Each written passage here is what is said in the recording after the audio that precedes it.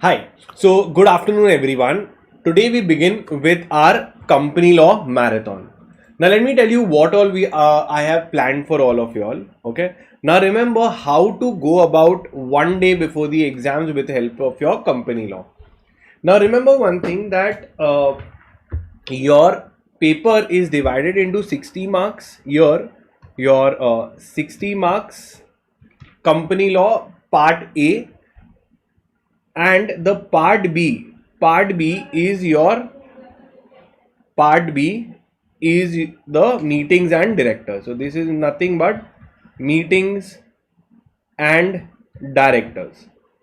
Now remember, with which part should you start now? How should you go about? So if you don't have already a planned strategy, then you can follow my strategy. I would say to do the part B, which is very important, to do it in the end. Sir, why like that? This, what happens is, you already have done it multiple times. In lesser time also you can complete it. Meeting directors should now be by hearted. You must be having your own notes also for it. Normally students do part B first, and it is so vast that they don't get time for part A, and part A has so many more chapters. Okay, so what I have what I would suggest to you is that by 7:30 p.m. you should complete your part A. Okay, or maximum by 8 p.m. you should complete your part A, and then you start your part B. Part B, considering you already know meeting directors provisions, you can already complete. In my marathon, I will be helping you complete your part A, and part B you can do it from the dream batch. Okay, in the dream batch, I have given you all access. I made one folder for directors where all the chapters of directors gets over, and second, even I have a separate folder for meetings where all the chapter for meetings get over section wise. So after that, after I have completed part A, you can study from the dream batch, which the links are in the description. Okay, or you can check it on our website also. You can, or in our app, you can complete part B easily in 3 to 4 hours, and then you are sorted for examination. And one important thing is, there is one more video which I have shared with you all, which is a company law exemption marathon. Okay, company law exemption marathon. In that marathon you will be able to learn sections, okay, draft formats, and I have also shared your scanners with you. Now how do you get it? You just simply go to our website. Okay, now pay attention to this. What do? You go to our website, jahangirtutorials.com. okay, so this is our website. You can go here,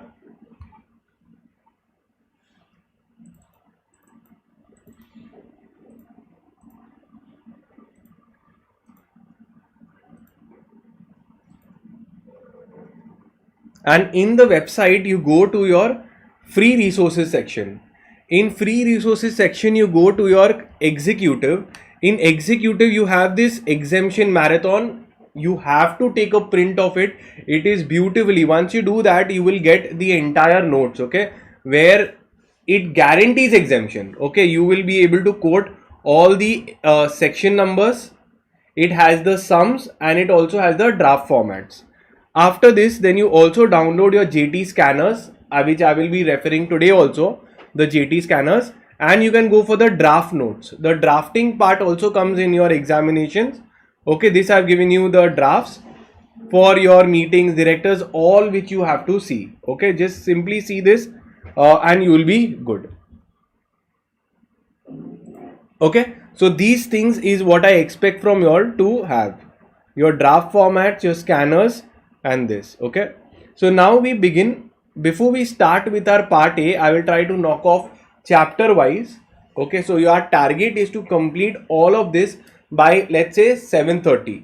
After we do that, we are in a very good position to complete part B, since we have already done it and we already have the videos on it. It will easily get over. So this is our target. If we start part B, we might not be able to complete part A for sure, because part B will take a lot of time. Okay, so let's start. Now when I start, I will be first taking the amendment sheet. Okay, I will be taking the amendment sheets first. The amendment sheet, I have shared it in the WhatsApp and Telegram groups. Okay, the amendment sheet I've shared in the WhatsApp and Telegram groups. You can check it out. Okay, so not many amendments are there. You can do those. Chalo, I think the amendments is very minor, so you can read it by yourself only. We'll directly start with your lesson number 1 and start knocking it off. Now remember one more thing, that I will not be teaching every single point, only I will make you mark in these chapters what is important from exam point of view, and I will cover those topics in short so that you can build a answer beautifully on it. Okay, so good to go. Can I have GTG in the chat box? Can I have GTG in the chat box? Everyone, can I have GTG in the chat box? I will start. You open your module. I believe you have done the exemption marathon. You know all the sections. Now we will go through each chapter. We will target in 6 hours approximately. We'll cover all of this. Okay, by 7:30 we should be done with part A completely, and part B then you can start. Okay, GTG, great. Let's start. Okay, so we will start the introduction. The lesson number 1, you can open your modules, whichever notes you have, and we will complete. Okay, now relax nicely. We will do, I will make you mark also whatever is important from exam point of view. Chalo, great, thank you. Okay, during that time, during my lecture, if you want to refer some other thing also, some material just to complete on a faster note, you can do it, or you can keep revising meeting directors during my lecture whenever I give break, so that by 8 o'clock you're even done with meeting directors. Okay, now let's start.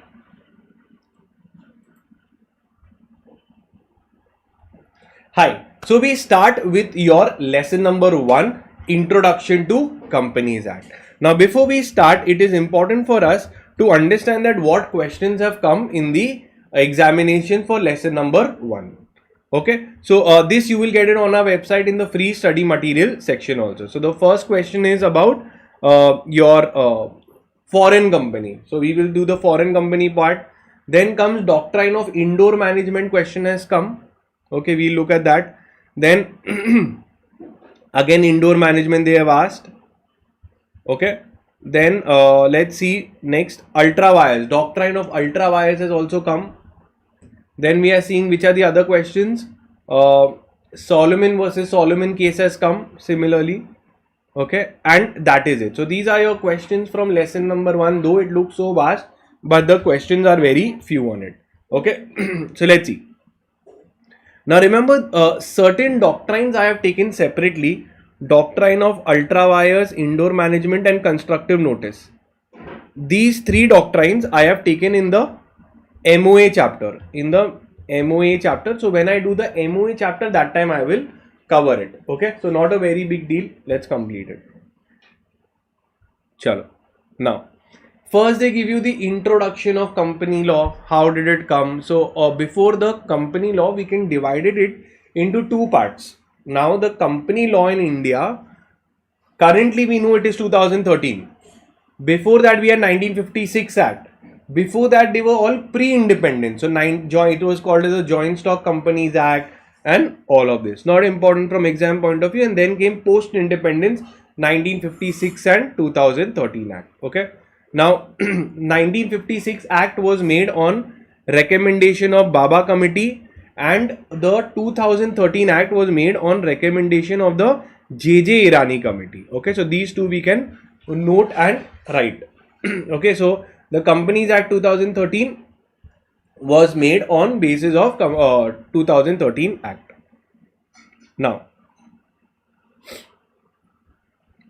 let's see. So what all is important? Certain doctrines are there. Let me, these doctrines I'll cover in the MOA AOA chapter, because that's how it is connected. Okay. MOA, or let's do it and complete it. Okay. So we'll do the MOA AOA chapter now only and complete it. Okay.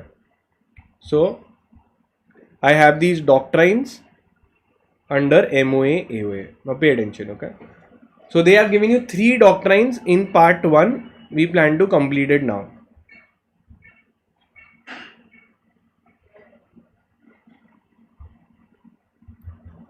Okay, so we're just seeing doctrines they had asked, and it is every time it has come in the exam. Okay, so which are the doctrines? Ultra wires, you can note it down, we'll be doing it. Okay, doctrine of ultra wires, doctrine of indoor management, very simple parts. Okay, then doctrine of constructive notice, 3 doctrines are there. Then there is one provision called as doctrine of alter ego also. Then doctrine of lifting the corporate wheel, all of this we should be able to build a 5-mark answer with few case laws. Okay, that will be one concept. So after the doctrine, then we'll come to this other part. Till that we will just complete the doctrines. Sir, which doctrines have been mentioned? Very simple. Okay, so you will note it down. So in your lesson number 1, one of these doctrines definitely come. So we are starting with lesson number 1, the importance, and we saw these were all asked in the past exam questions from the JT scanner. So we will do it nicely. First we start about doctrine of ultra wires. Okay, ultra means beyond. I'll tell you all in short first. Ultra means beyond, and wires means powers. So company, in short they say company cannot act beyond the powers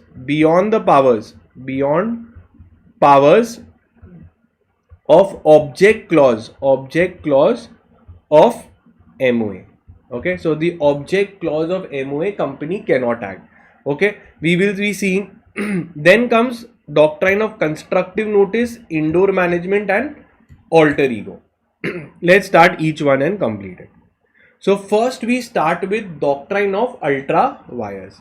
Now what is the meaning of the term ultra wires? We need to build a 5-mark answer and then we are sorted. Okay, so doctrine of ultra wires comes from the Latin word. Ultra means beyond and wires means power of authority. In short, company cannot do any act which is ultra wires, which is beyond the powers of what? Of the object clause of MOA.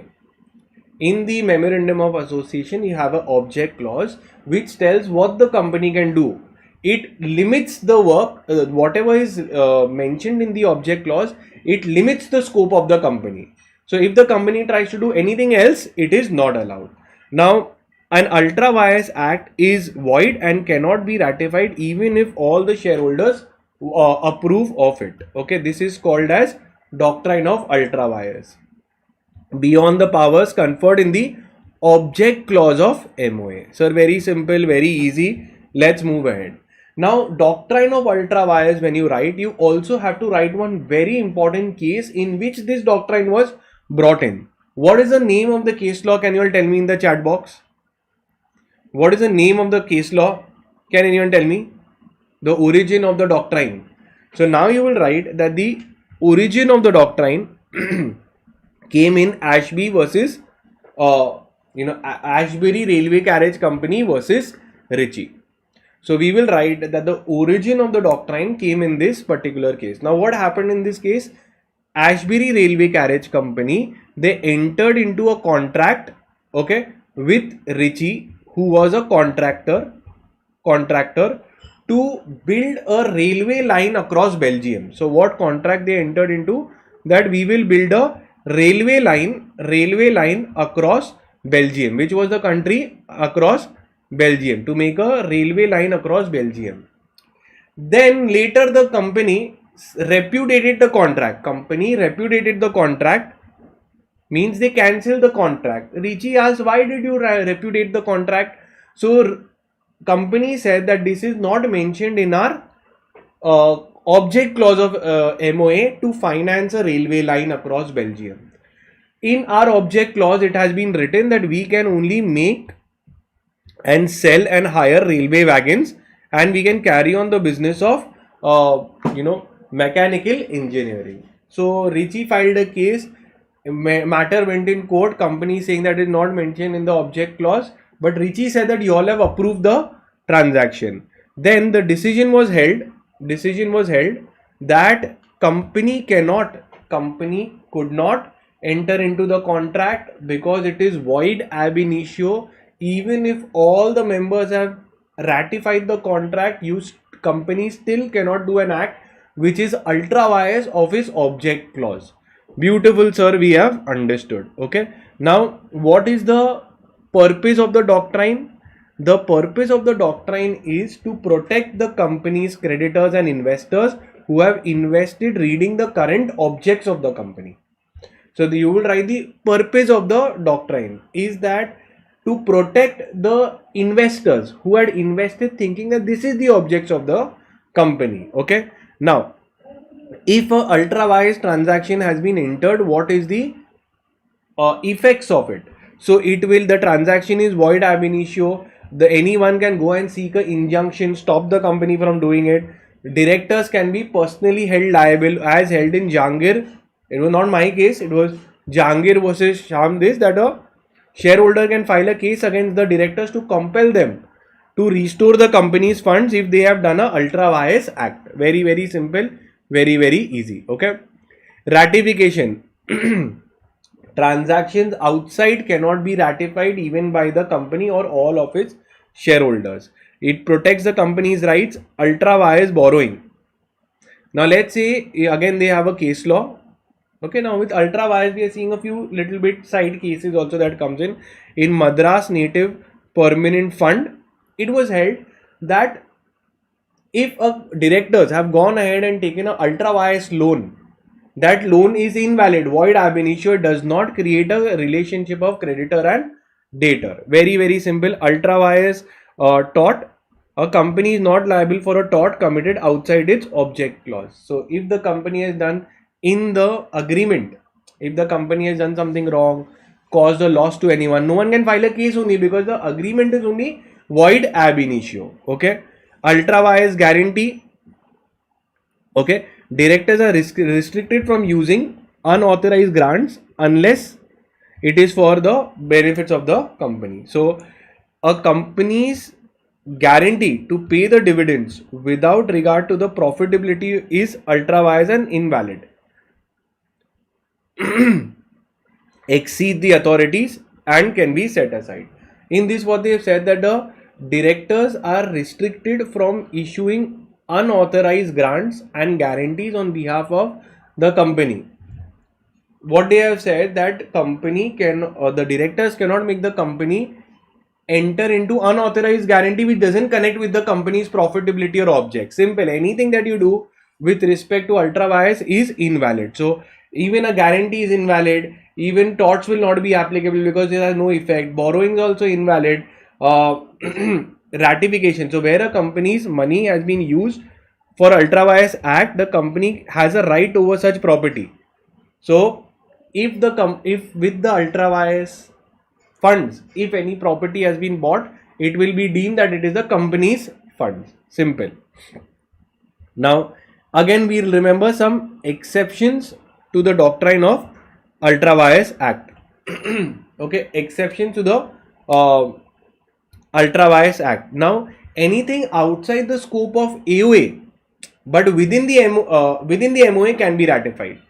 So what they have said that anything which is ultra vires of MOA can be ratified. So ratification act outside the director's authority but within the company scope can be ratified. Acts within the company's objective. So what they are saying ultimately it is within the object, but ultra vires of AOA is not allowed. So ultra vires beyond the acts of the AOA can be ratified by the shareholder. Simple. Okay. Now we come to the next doctrine. So if ultra vires comes, what all will we write? We will write the meaning of the term ultra vires beyond the powers. We will write that it has been founded in Ashbury versus Railway Carriage Company.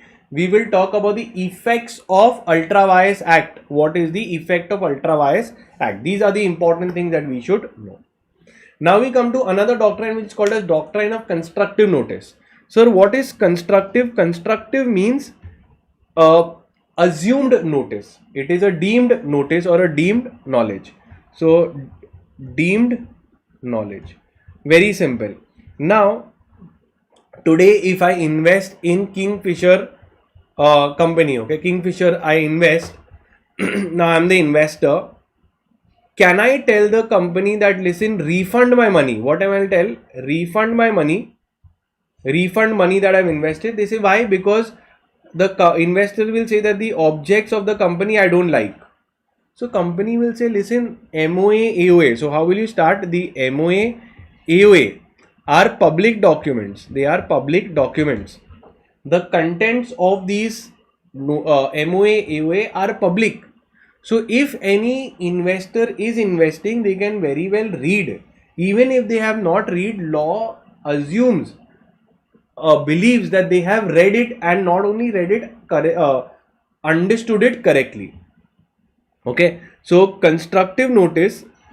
So therefore it protects. So will the refund be given? Answer is no. It protects whom? It protects company from investors.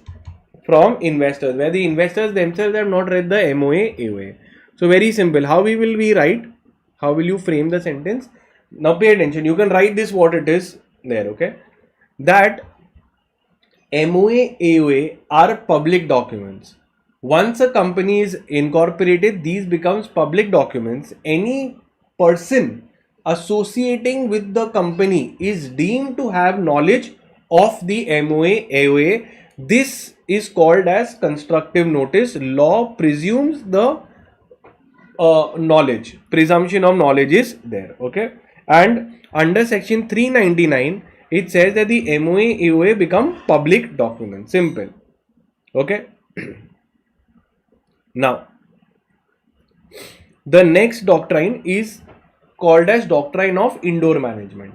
Now, it comes as an extension of constructive notice. Sir, what does it mean? It means that constructive notice is called as a presumption of knowledge. So you will write the start that on incorporation as per section 399, the MOA, AOA of the company becomes public documents. Any person associating with the company is presumed, deemed to have knowledge of the contents. They are not only presumed to have the knowledge, presumed to have read the contents, but also that they have correctly understood the contents. Done. Now for this you'll write about constructive notice. Then you will write further, however, a shareholder is not required to know anything more. A shareholder is not required to know what is happening indoors within the company. The shareholder is not required to know what is happening indoors. And for this also we have a case which is Royal British Bank versus Turquoise. Royal British Bank versus Turquoise. Let's see what is the case. Okay, doctrine of indoor management. It says you start about constructive notice that someone needs to know about the MOA, but we will not need to know that if the MOA has said that special resolution is required. Outsiders can presume or believe that all the formalities of law have been completed because they don't have any opportunity of knowing internally whether internal functioning is done properly or no. So this protects the investors from companies. So if a company is not done anything internally well or properly, investor will be protected. So there was a case of Royal British Bank versus Turquoise where he gave the money, bonds were issued without proper resolution. The person said that, listen, the indoor management was not proper, give me refund. The law gave a refund to the person because indoor management was not proper. Let's read how we will frame it. Okay, so first you write about constructive notice, then you will say that a shareholder is not presumed to have any more knowledge. A presumption will not be of the irregularities that happen internally. Okay, it is also called as a Turquoise rule. It protects the outsiders against actions done by the company. Let's see. Royal British Bank versus Turquoise. Directors were authorized to borrow money on passing resolution. The directors gave the bond to Turquoise. Turquoise bought the bonds but without power. So what happened is, without the proper authority, bonds were given. So Turquoise sued the company and refund was given to him because the court held that outsiders are bound to know about external position of the company, but they cannot know about the indoor management of the company. Simple. Okay. Now you have to understand some exceptions have been given for doctrine of indoor management. Exceptions to the doctrine of indoor management. Let's see. Okay. Now let's see what they have given. First is this also headings we have to remember. Okay, headings you have to remember. That first thing is, if the outsider had the knowledge of the indoor mismanagement, then he cannot be protected. Where the outsider had the knowledge of the irregularity, he cannot get protection. So there was a case of Harvard versus Patent. The company's articles authorize the director to borrow up till this amount.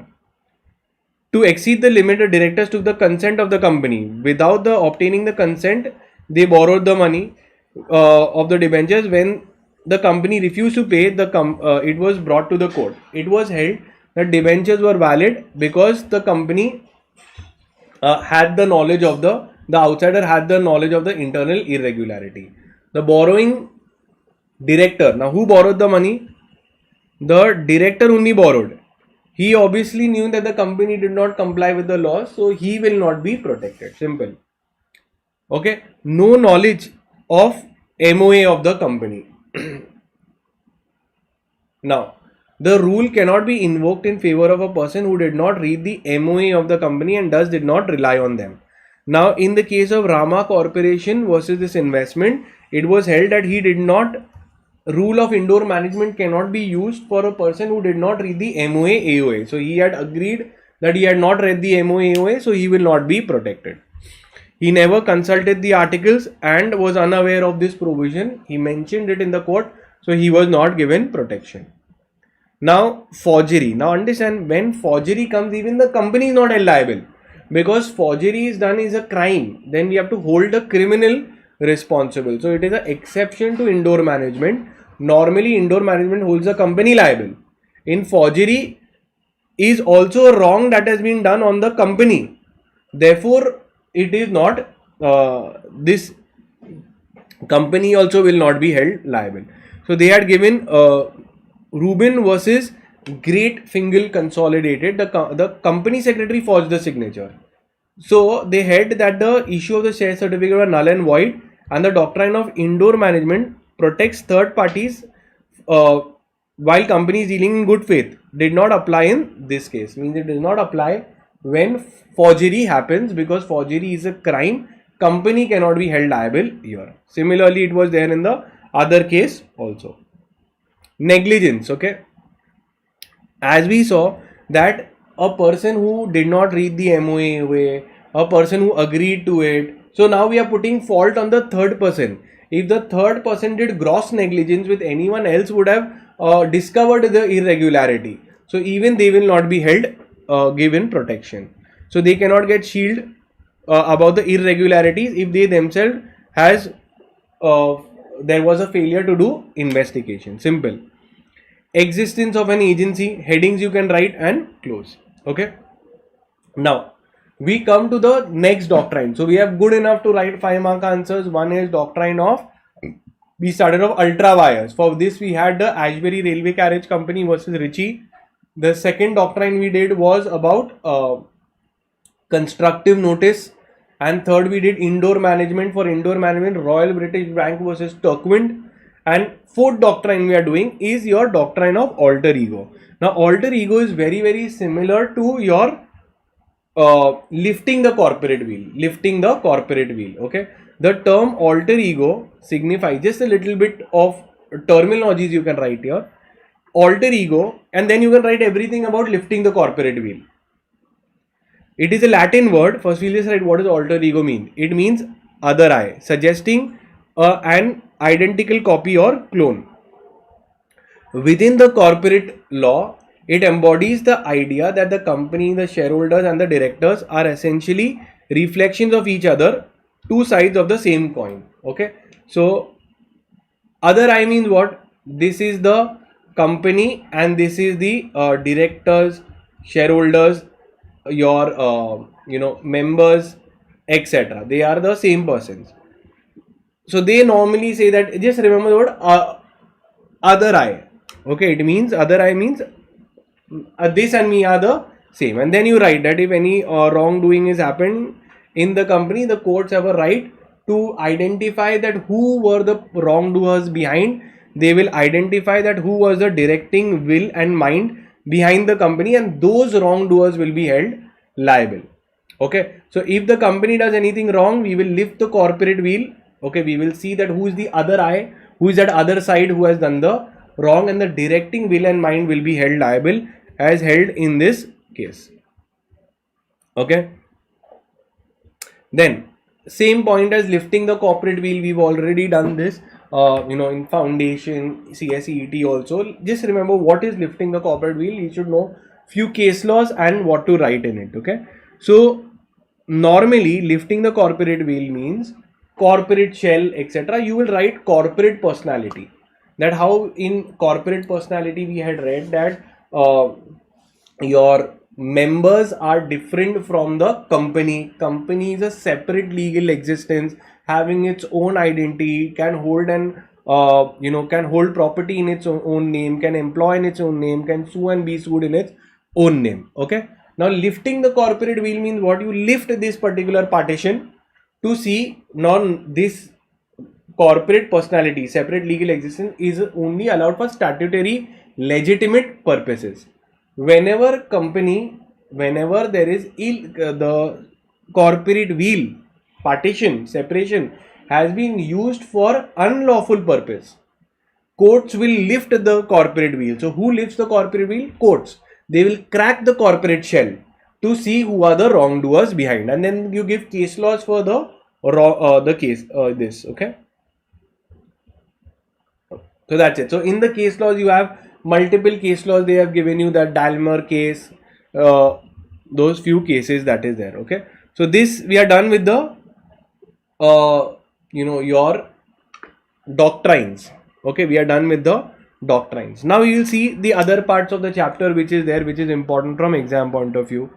Okay, now so in the first part we saw nothing much they have asked except for the doctrines. Okay, so these types of companies will be repeated in the other chapter.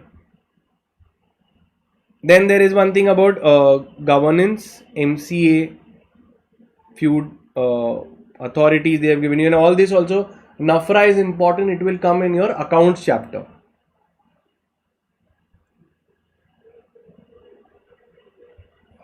Okay, then just this also headings we can do, not very important. That your MCA 21, a project was launched to digitalize the corporate filing, and now all the filings with ROC are made in a online manner, where we have to give it is called as the MCA 2000 project.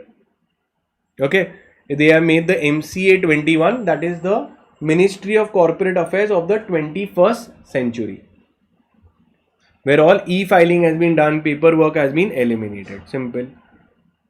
What all services have been given on MCA site has been mentioned: filing, name filing, incorporation, etc. E-forms. Now all the forms now have become e-forms, and they are all authenticated through digital signatures.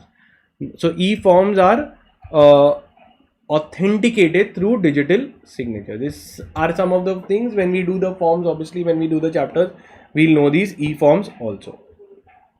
Okay, so that is it. We have completed the first part of the chapter and done. Okay, so these are the doctrines that are the most important in the lesson 1. Okay, done. So you all can go through it once. Now you start with the second thing. Okay, cool. So now let's begin with your second part. Let's begin with your lesson number 2. Okay, so we are seeing what is important from exam point of view and accordingly doing the important things there. Okay, now we are going to see the other thing, your lesson number 2. Now before we do lesson number 2, we look at the past exam questions, so we know where to focus, where not to focus, and then I will take you all through giving you all the case laws, the section number, which you all can keep noting it down and flipping from your module and your own notes, which you must have definitely prepared. Let's start. Okay, so when we go to the scanner, okay, now we are going to see which all part they are asking. So can you recollect the sections? 287, okay, is your subsidiary. They have asked a question on subsidiary. Now types of company we are doing, okay. Then what is section 54? Come on, everyone, what is section 54? Have you all done the marathon I told you all? There is one marathon of company law exemption marathon that you should do. So then they have done your section number 54. So before I start, okay, GTG in the chat box. Just write clear in the chat box, so I will pick up my second chapter and finish it off for you. GTG in the chat box, so I will pick up the second chapter. I plan to complete the full module, and while doing the module, I'm looking at the past exam questions, so we know where the ICSI has put importance. Write clear or GTG in the chat box quickly so I can start. Okay, great. Let's begin. Okay, let's start. You keep your notes open. Yeah. Chalo, let's start. Hi. So we start with your lesson 2, which talks about your legal status and types of registered companies. Now let's look at the past exam questions first. So while doing the chapter revision, we will know which points to focus on. So as we see the section numbers, you should be able to locate. So section 2 subsection 87, they've asked about subsidiary. Then one section they have asked is about section 54, which is about sweat equity of shares. Okay, the lock-in period is 3 years, all those things they have given you. Okay. Then the thresholds for sweat equity, which is actually very important, it is known. Then they've asked about let's see, following points are there for private and public company. So some features of private and public company they have asked, and then it is done. Okay, so these are some of the very baby questions that they have asked. Let's complete it and I'll give you the importance also as and when we do. Okay, so now first is the meaning of the term company. Company comes from the word cum, which is a Latin word which means coming together, and panis means bread. And panis means bread. So you come together to have bread. So this was the meaning. What used to happen is when people earlier in olden times, they used to have dinner together or festive gathering. That is when they used to discuss business. So that is the origin. However, now company has a different meaning altogether, and it is now given in your section 2 subsection 20. Section 2 subsection 20 says that a company is incorporated under Companies Act 2013 or any other previous law as per section 2 subsection 20. Simple. So any company incorporated under this act or any previous law is a company. So according to you, you all tell me, Google Limited, is it a company? Yes or no? Answer is it is not a company. Not a company. Sir, why? The reason is this is a foreign company and they have said incorporated. So have they been incorporated here? Answer is no. They are incorporated. It's a foreign company. It is incorporated in their home country in USA. So we are only talking of companies which are born here are. So basically they want to mention it's a Indian company. Okay. So what will Google Limited be called then if it is not a company as per the definition of 2 subsection 20? It will be called under section 2 subsection 11, which is a body corporate. Sir, what is a body corporate? A body corporate is any entity registered under any act which has a separate legal existence. Finish. So Google is registered under any act, foreign act, and having separate legal existence. So it is a body corporate. Done. Sir, beautifully explained. Let's move ahead. Okay.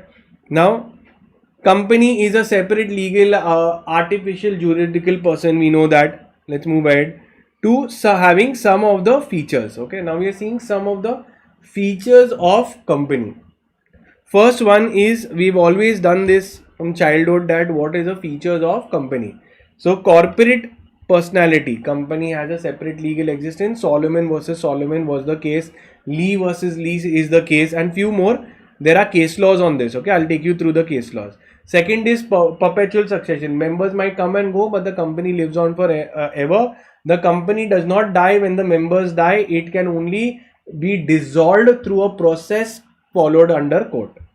Company has its own property. Transferability of shares is there. It can be transferred. Now again, transferability of shares for private company, there is a restriction on transfer of shares, and company can sue and be sued. So let's do it. Okay.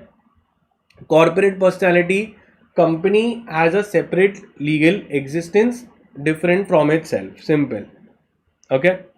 Now in this you have to write the case law of Solomon versus Solomon. Now I'll tell you the case law in short. You don't need to know all this. That and Lee versus Lee farming is also another important case law. Then New Horizon case is also important. New Horizon case, and that's it. Okay, so 3 important case laws are there. Let's look at it. Let's look at the 3 important case laws.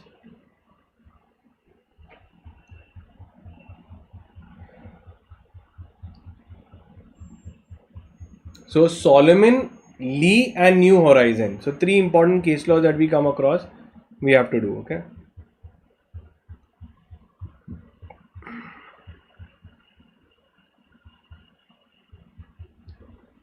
Here. Okay. So Solomon versus Solomon. So it's a landmark judgment of UK. It's a UK judgment. Okay. And what they had told that Solomon was a boot manufacturer, was a boot leather merchant manufacturer. Okay. And he sold his business. He first made a company and he sold his business to that company. Now company was Solomon Limited. So separate in the eyes of law. Now when the company soon ran into losses, it went into liquidation. Now at the time of liquidation, this was the status of the affairs of the company. The assets were of 6,000 and the liabilities was of total 17,000. So obviously not a very good scenario that asset side is only 6,000 pounds. Okay, it's a UK case, and the liabilities are 17,000 pounds. So obviously not everybody is going to get the money. Assets are only 6,000. So now they said that listen, out of this, the secured creditor was Solomon only. So Solomon had bought certain bonds of 10k, of 10,000 pound he had bought. So he had some floating debentures of which was secured.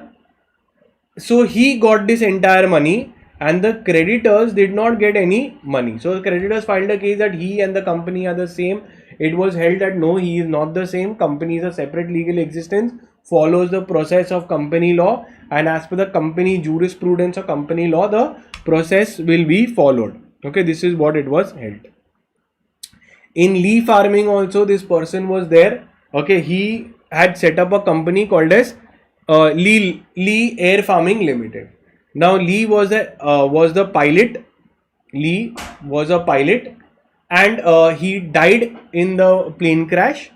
And he asked, his wife came and asked for, it's a New Zealand case. It's a case of New Zealand. They asked for compensation. Now the court said, the people said that listen, he and the company are the same. How can one be the employer and employee at the same time?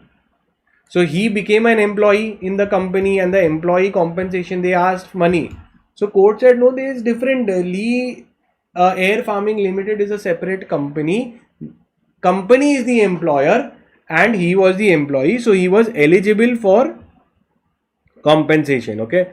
So Lee Farming is a company is a case of New Zealand. Is a case of New Zealand. His wife claimed for compensation under the New Zealand Workmen Compensation Act. So they said that how he can get, how he is the, they said he is not the employer, company is the employer. Okay. So it was held that Lee was entitled for compensation. And the last case was New Horizon Limited versus Union of India. So what happened in this case? It was held that the experience of a shareholder can be regarded as the experience of the company. Now what happened is, there was a tender issued And in this they had said that the technical experience is needed of few years. Okay, they asked, so what happened is, understand, there was company A and there was company B. They both had technical experience. They both form a company AB. And this company AB was a new company. They applied for tender. So the tender evaluation company said that we will not accept a new company, doesn't have experience. So they said, "Arey, look at the पीछे तो देखो, look behind. The shareholders have immense experience." So the court said that yes, the experience of the shareholder can be taken as the experience of the company, because the shareholder will bring his expertise, his database, his sales management group here. So it will be allowed. So in New Horizon, the experience of shareholder is counted as the experience of the company. Simple. So we did the three beautiful case laws also we did. Okay, so all three are done. Now moving forward to one Kadir International case also we will see. Okay, Kadir International. So again, there was a case of Kadir International which is also very, very important. Sir, what is this Kadir International construction case? So in this, what did they say? Listen, that this, now normally we know that if a person is an indigent person. Sir, what is indigent person? Indigent person means a poor person. So if a poor person is there, he can apply for that. I don't have money, please give me, now if a person is really poor, cannot afford a lawyer, so what happens? He will apply to the court that I am an indigent person, please give me a lawyer appointed and the payment will be done by court. So can a company apply as an indigent poor person? So the answer was yes. Even a company can be poor. Insolvent companies are there, na? Even they can apply for indigent persons. Pay attention. I mean, they can also say, I am poor, please appoint a lawyer for me. The question arose before the court whether a company is entitled to sue as an indigent person. The answer is, they say person includes any company also. Therefore, the company may also file a suit as a indigent person. Sir, beautifully explained. Let's go to the next thing. Perpetual succession. So perpetual succession means membership of the company might keep changing, but does not affect the company's continuity. A company is incorporated and can only die through a dissolution process followed by law. There was a Justice Grover case. Okay, always his name is coming. Okay, Justice Grover. He said that members may come and go, but the company will continue at all times. So during war, all the members of the private company died, but the company will still survive, because company can only be killed through a process established by law, that is a dissolution process. Company can have a separate property. Okay, company has a separate property as compared to the members. So now this they have given a Bachcha Guzdar versus income tax officers, right? Bachcha Guzdar versus income tax office. So what did they say? Very, very simple. That it was with respect to an agricultural company. Agricultural company in income tax is exempt, yes or no? Agricultural income under section 10 of the Income Tax Act is exempt. Now in this case, a partial exemption was given, that the company had an exemption of 60% of their profits and sales will be exempted. So Supreme Court held that though the income of the tea company entitled to be exempted under 60%. Okay, so it has a partial exemption. Company had a partial exemption. Does that mean that its members who get dividend, their taxes will also be exempt? Answer is no. Company is different. Company is an agricultural company. Company has an exemption. So the same will not be regarded as agricultural income for the individual or the shareholder, and therefore it can be taxed. That is what it has been said. Very, very simple. Let's go ahead. Okay. Few more case laws are there. You can read up, not very important. Then comes transferability of the shares. So shares are transferable and in just like a movable property. So movable property can also be transferred. This can also be transferred. Public company freely transferable. Private company there's a restriction on transfer of property. As per section 44 of the Companies Act, it is said that shares are movable property, just like you move are movable property. Okay, simple. Private company shares can also be transferred.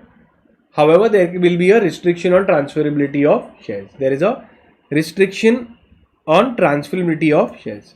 Restriction on the right to transfer. It doesn't mean a prohibition.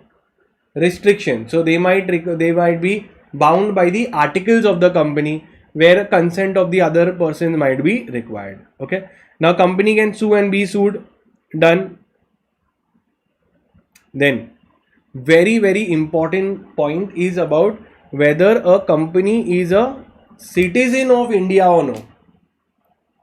So my question is, can a company have a domicile? Can the company have a what else we can say? Can the company be a resident and or national? Can a company have a nationality? And can a company have a citizenship? So these three questions were raised. That is a company a citizen? Can a company have a domicile? Means the establishment, the place of establishment. Just like we'll say you are domiciled of your country. So can a company have a domicile? Yes or no? Answer is yes. Can a company be a resident of a country, and can a company have a nationality? Answer is absolutely yes. We have Indian companies, we have USA companies, they all have a nationality. But can a company have citizenship as per the Citizenship Act 1955? Answer is no. Okay. So a citizenship is not allowed. So citizenship, as per the Citizenship Act, it's clearly mentioned that only a natural person can be treated as a citizen. Okay. And only natural person and not juristic persons. So State Trading Corporation versus CTO. Your Cooper, RC Cooper is the most important case on this. Whether a company can file as a writ petition can be filed. Writ petition can be filed because writ petitions are normally available to the citizens of India only, na? Can a writ petition be filed? Yes or no? Under Article 32. So that can be filed. See, citizenship for voting is not allowed. But if I disallow a company from doing business, it affects the fundamental rights of the owners who are citizens of India. So if I am a citizen of India and my company is being not allowed to do business, so it affects my Article 19(1)(g) also, right to do business. So that is there. Can the company have nationality and residence? So in Bennett column, yes. Okay. And in this they have said in RC Cooper, you have to remember the case RC Cooper, that yes, they can file a writ petition because it is ultimately the beneficiaries are citizens of India. Okay, simple. Then comes limited liability. Okay, so company can be formed as per section 3. When you read section 3, there are 3 types classes of company. One is OPC, private and public. So all these 3 companies, OPC, private, public, could be either with limited liability or unlimited liability. Limited could be by shares or by guarantee. Sir, what does it mean limited by shares? So your liability is limited till the unpaid amount on shares, and limited by guarantee means what? Your liability is limited till the amount has been guaranteed by you at the time of paying of winding up. Simple. Okay. So we saw that not much questions have come from here. Okay. From these chapters. Types of registered companies. So now we see different types of registered companies that are there. So we saw that foreign company, they are asking very important, okay, and government company question. So we'll see what is the type of companies. Now, one is a statutory company. So do you know about any statutory company? Do you know about any statutory company? So it is actually a statutory body, we could say. It is more a statutory body like your railways, waterways, etc. You forget about all this. Your ICSI, flip your module and see, there in the right is written that it is a statutory body established by an act of parliament. This is what it is. It is a body incorporated by an act of parliament. It is called as statutory body or company. Registered means they are registered under the Companies Act 2013. Simple, like all Reliance, Tatas, they all are here. Unregistered company means what? They include partnership firms, anything else which is not a company. Unregistered company means it is not registered or covered under the Companies Act 2013. Simple. Private, public, simple. Now I told you before that as per section 3, now this is given under your section 3 subsection 1. So what does it say 3 subsection 1? And this they have given you your so they have given you your subsection 1 and then they give you your subsection 2. Section 3 subsection 2. So what is this? They say that every single company registered in India will fall under 3 categories. A company can be formed for lawful purpose, either a OPC, private, public. Okay, and these companies could be either limited by shares or by guarantee. Simple. Or it could also be unlimited company. So they had asked once that can a OPC be set up with unlimited liability?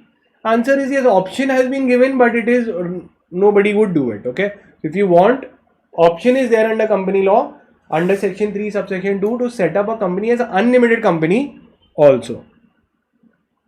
Now classification of companies has been given. Let's see, we will do. So we did registered and statutory, limited by shares, limited by guarantee, unlimited companies. Okay. Now if you have set up a company as liability is unlimited, okay, means the company and the members have no liability limit on their this. So you can set up as an unlimited company also. Now all these will come, the types of companies, each one will come in depth. Okay. So we have let's see. So still we'll do. We saw in the in short, let's keep going while doing it also. Later also it will come. So section 8 or a non-for-profit company. So any company which has the objects of promoting any arts, commerce, science, welfare, religion, environment, and which is not going to distribute profits among its members. So they are not allowed to distribute profits. Can apply to the central government, and central government will give you a license. A section 8 company need not have the word limited or private limited against it. Now since central government normally grants section 8 companies, they cannot change their object without asking central government. They cannot wind up except asking central government and getting a income tax NOC. Now when I say the definition of government company, so government company is where the government, whether be central, state or both combined, is holding how much? Not less than 51%. See the language that they've written, not less than, I could say minimum 51%. Who is holding? Government, central, state or combined.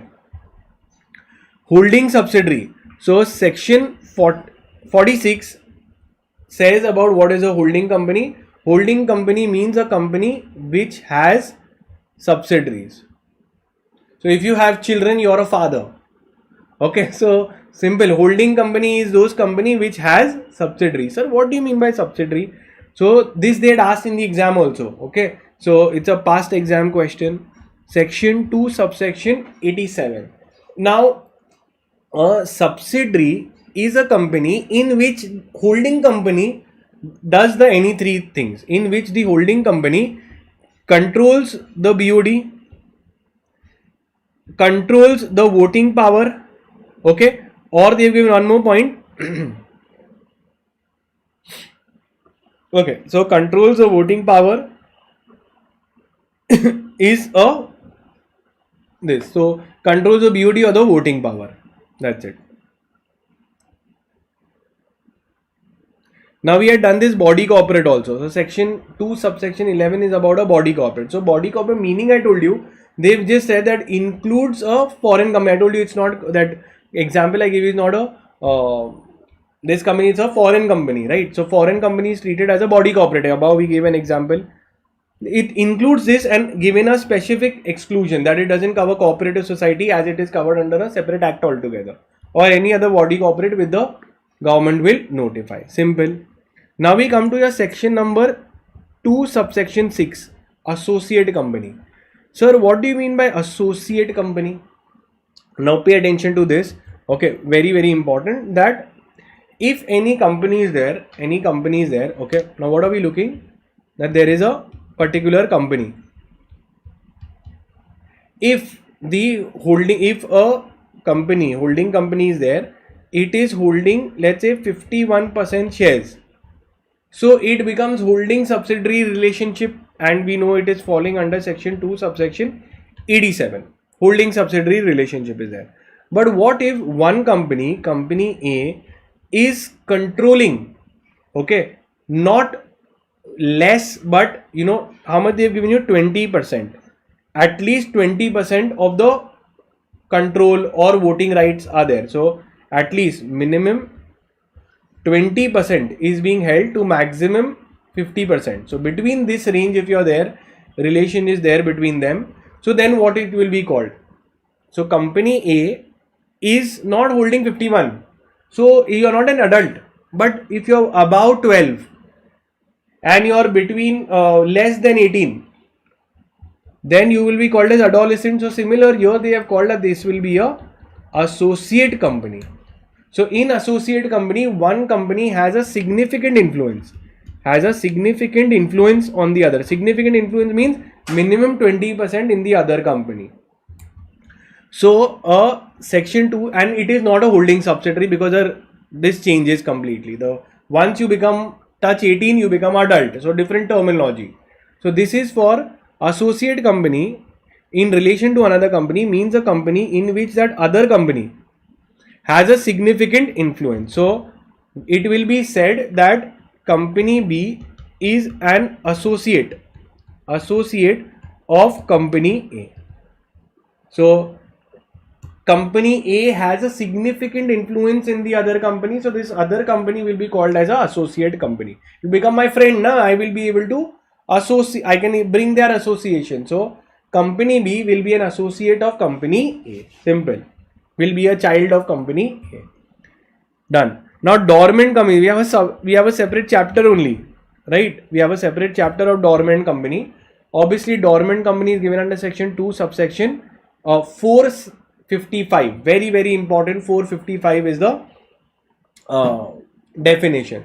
Now what is a dormant company? A dormant company means a company incorporated for a future project which is not going to carry on any business operation or not have any significant accounting transaction. So a company which is not going to have any significant accounting transaction, which has been formed for a future project or to hold intellectual property, and not going to have anything for 2 years, or not has not filed any financial statements for the past 2 years, can apply for a dormant status. Dormant means we are sleeping, the future project it is there. When it will start, we'll apply for an application for activation again. Now we come to your section small company. So this also they have asked, section 2 subsection, which is the section for dormant company, small company. Everyone in the chat box, what is the section for small company? Section for small company. So section 2 subsection 85. Sir, what is the threshold? 4 crores and 40 crores. 4 crores is the paid up capital and turnover is the 40 crores. So beautifully explained. So small company means a private company. See what they'll write, that it is means a company other than a public company. So can a public company be a small company? Answer is no. Only a private company can be a small company which has a paid up capital, turnover, you write what I have given you, that threshold you write, okay, and which is not, and nothing in this will apply to, means these are all not small company. So these are all not small company. So a company which is holding subsidiary, a company which is a Section 8 company, or a company under a special act, these are not small companies. So Section 8 company is not a small company. Holding subsidiary, if it is there, they cannot be. If a company has holding subsidiary, you're not small. And under a special act, you're not small. So these are all not small companies. Simple. Then they will domestic means Indian company only. Simple. Okay. So as per section 2 subsection 22A of the Income Tax Act, domestic company means an Indian company. Okay. Where all the declarations, etc., and the payment incorporation will be done in India. Simple. Now, private company, we know section 2 subsection 68. Now, there are three companies, okay, OPC, private and public. Tell me all the section 2 definitions quickly. Section 2 definitions I want you all to tell. Section 2 definitions. What we'll write? We'll write the section 2 definitions. First is your section 2 subsection 62, section 2 subsection 68, and section 2 subsection 71. Okay, so this is all the definition that we will write. So what is a private company? A private company is a company which by its articles, so you'll write which by its articles restricts the transfer of shares, okay, which limits the number of members to 200, so max 200 members, and while calculating the members, past and present employees are excluded. So very, very important, in the exam they have asked that how many what is the maximum number of members that can be there in a private company. So maximum is 200 and maximum members is 200. And next you have to also remember that while calculating the limit of 200, past employees and present employees are to be excluded. Simple. Okay. Then we come to public company. Okay. So what is a public company? A public company which is not a private company. And also one point they have added that a private company which is a subsidiary of a public company. If this is a public company, the holding company, this private company will also be deemed to be public company. Simple. Done. Now, characteristics, etc. So we saw that not many questions are here because it's among the basics of chapters. Then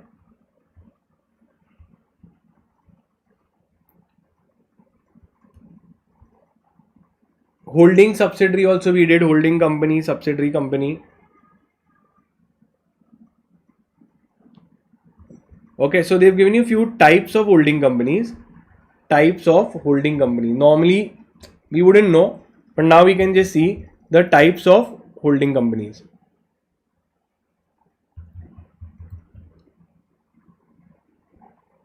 We go to types of holding companies.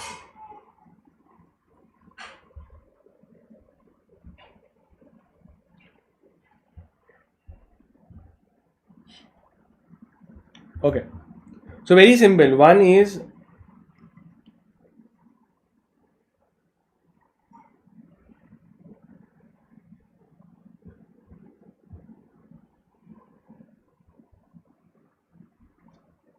we'll see. So read it up, not that important.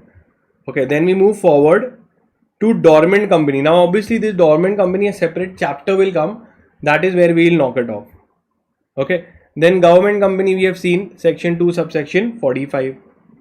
Government have at least 51% shares.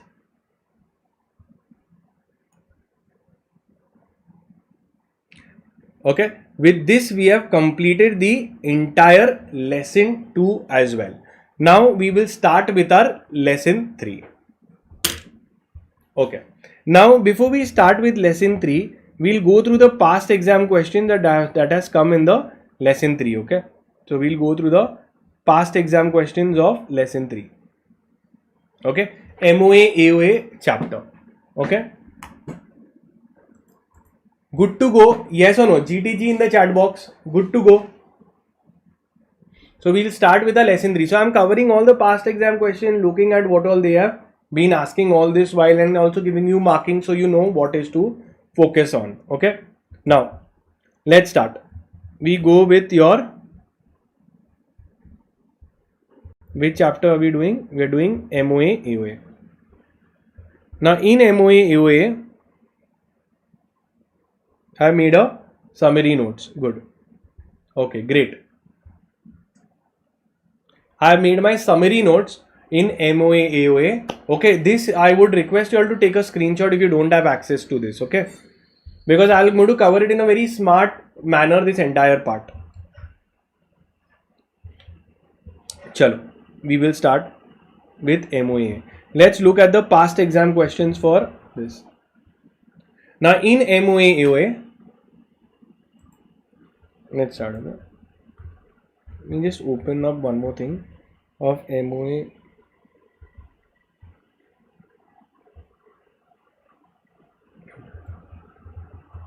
Okay. Hi. So we start with your lesson number 3, MOA AOA and its alteration. Now let's understand the definitions given, etc. This I will first take you all to the entire summary of the chapter.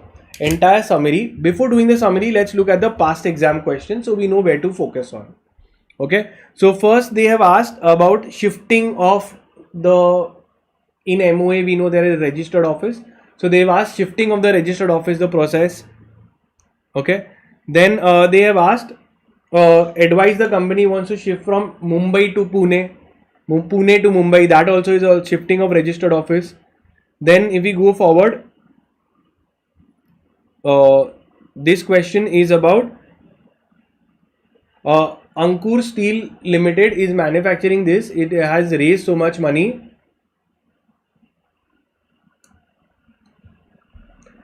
Now what is the process of amending the object clause is what they have asked. Okay, so the process of amending the object clause, and the second one is section 13 subsection 8, that a company which has raised from public, okay, has unutilized amount and shall not change its object unless a special resolution and exit opportunity has been given. So we'll be seeing section 13 also. Then if we see the next question is a procedure to be followed for alteration of object clause. So I think this is their most favorite question from this chapter. 3 times they've asked the same thing about alteration of object clause, alteration of registered office clause. Then in this they've asked section 5 subsection 3. Do you know what is section 5 subsection 3 related to? It is related to your entrenchment provision. It is related to what? Entrenchment provision. I'll tell you what it is when we do it. Then doctrine of alter ego already we had done, and that is it. Okay, so these we know the focus points that is there. So now let's start with the chapter. So memorandum and articles and its alteration. Now very first thing is your MOA of the company. Okay, MOA of the company has various clauses. Your name clause, registered office, liability clause, capital clause, and the subscription, the subscribers clause.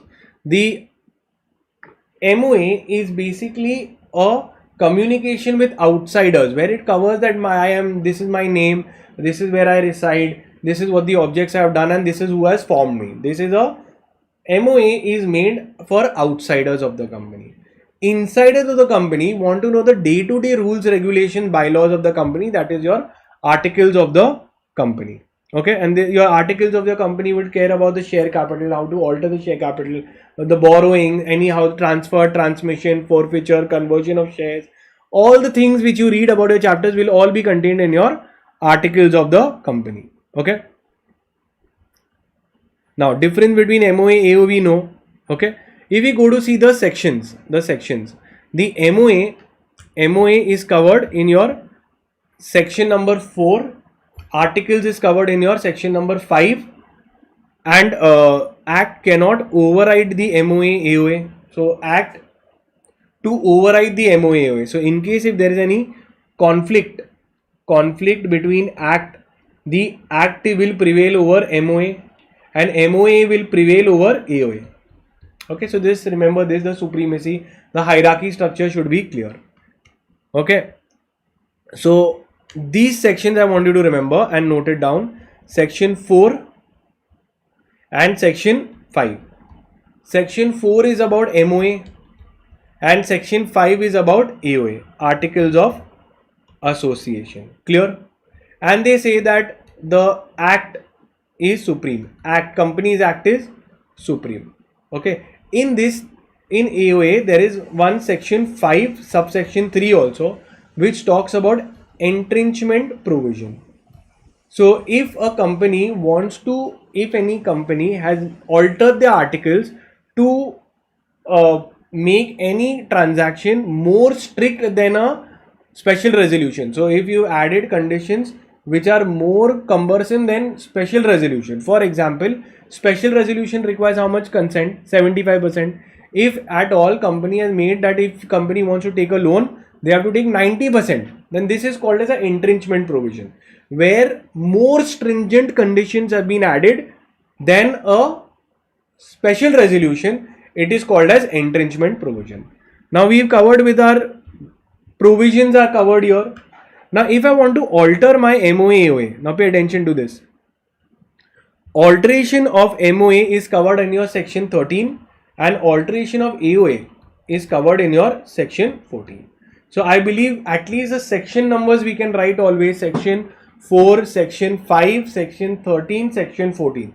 Alteration of, to alter your AOA, this is your alteration of MOA and this is your alteration of your AOA. Simple little points.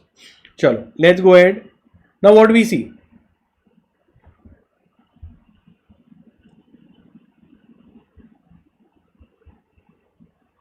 Yeah. Now, if you go to see that you want to alter some of the points, now pay attention to this, okay? Now, first I'm doing a summary, then I will take you to the depth provisions, okay? That if company wants to alter the MOA, then there are which clause of MOA you want to alter. Whether you want to alter your name clause, registered office, we saw registered office clause has come many times. Then object clause also has come many times. If you want to alter any of this, then what is the provision? So even the name clause actually is important, but they've never asked. So this is to alter all these clauses. Can anyone tell me normally which resolution will be required? I'm going to teach you some hacks, so you will always be able to reply. So mostly whenever it is there, a special resolution is required. Wherever special resolution is required, MGT 14 will have to be filed with the ROC. Okay. Then if I want to alter my AOA, it is the most simplest method. What you have to do, alteration of AOA, it is under your section. Which section I told you? Section number 14. To alter a AOA, you require special resolution, and special resolution is needed. Then you have to file MGT 14 with the government. Now remember, I'll teach you one hack where you will be able to solve all the procedures. So don't worry, just wait till I complete. Now, first, these are the form numbers that you have to know. So what are we doing now? We are first doing a small summary where I'm taking you through everything. Okay. If you remember these forms, you will be sorted. So first one is, this is the registered office clause. Sir, is it the registered office for initially at the time of incorporation or change? Answer is both. Okay. For even change, you have to file INC 22. Registered office. Clear till here? Now, INC 23 is if you are going from outside of registrar's office from one place to another or going to another state, then you require RD approval.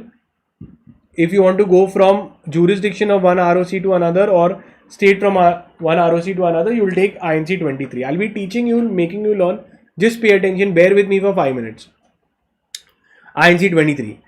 This is for, okay. Now remember, this is for change of name. Now, change of name is your name change. Now, this is if your name change is there. So, if your name change is there, you have to take central government approval to change your name. So, central government approval is needed in INC 24, and in INC 25, you will get a new certificate of incorporation from the ROC with the name change. So if there is a name change, I require INC 24, application is made, and in INC 25 the certificate of incorporation is given. Now whenever you are shifting the registered office from one place to another, now pay attention to this, whenever you are shifting the registered office from one place to another, you have to make from one state to another, you have to give an advertisement in the newspaper. Advertisement in the newspaper that you are shifting, that is one state to another. Then INC 26 is for advertisement in the newspaper, and INC 28 we know is a order copy. Any NCLT gives any order pursuant to name change or anything, that is filed with the ROC. So if I remember, if I try to recollect which are the form numbers, so we are doing INC 22, 23, okay, and 26. These are all related to name change, registered office. So this is for registered office change intimation. This is for RD approval for name change, for registered office change, and this is a newspaper advertisement. Sir, which sections they will all come in? Section number 12 is for registered office, 13 is for amending your MOA. And when I see your next one, INC 24 and 25. So this is for name change. Name change you require CG approval. And your INC 25 is for what? A certificate of incorporation that you get on name change. Okay, done. So these forms you remember, you will be pretty much safe. Okay. Now, this is the most important part. This is the most important part which I want you to note down. Okay. I want you to take a screenshot of this also. Now, process of alteration. Okay. So if the company wants to alter the MOA, if the company wants to alter its MOA name clause, then what? So always remember, compliance required special resolution is always there. So if you learn, I will teach you one procedure where you can fit in everything. Okay. So first is, question has come that company wants to change its name. Tell the procedure for changing. So you will say change of name clause comes under MOA. So this will be a alteration of MOA. It will come, all of this alteration of MOA will come under section number 13. You will take a special resolution, CG approval, get a certificate of incorporation under INC 25. And also remember that regulation number 45, 46, you have to keep in mind that few provisions are there of LODR, those 45, 46 you have to keep in mind.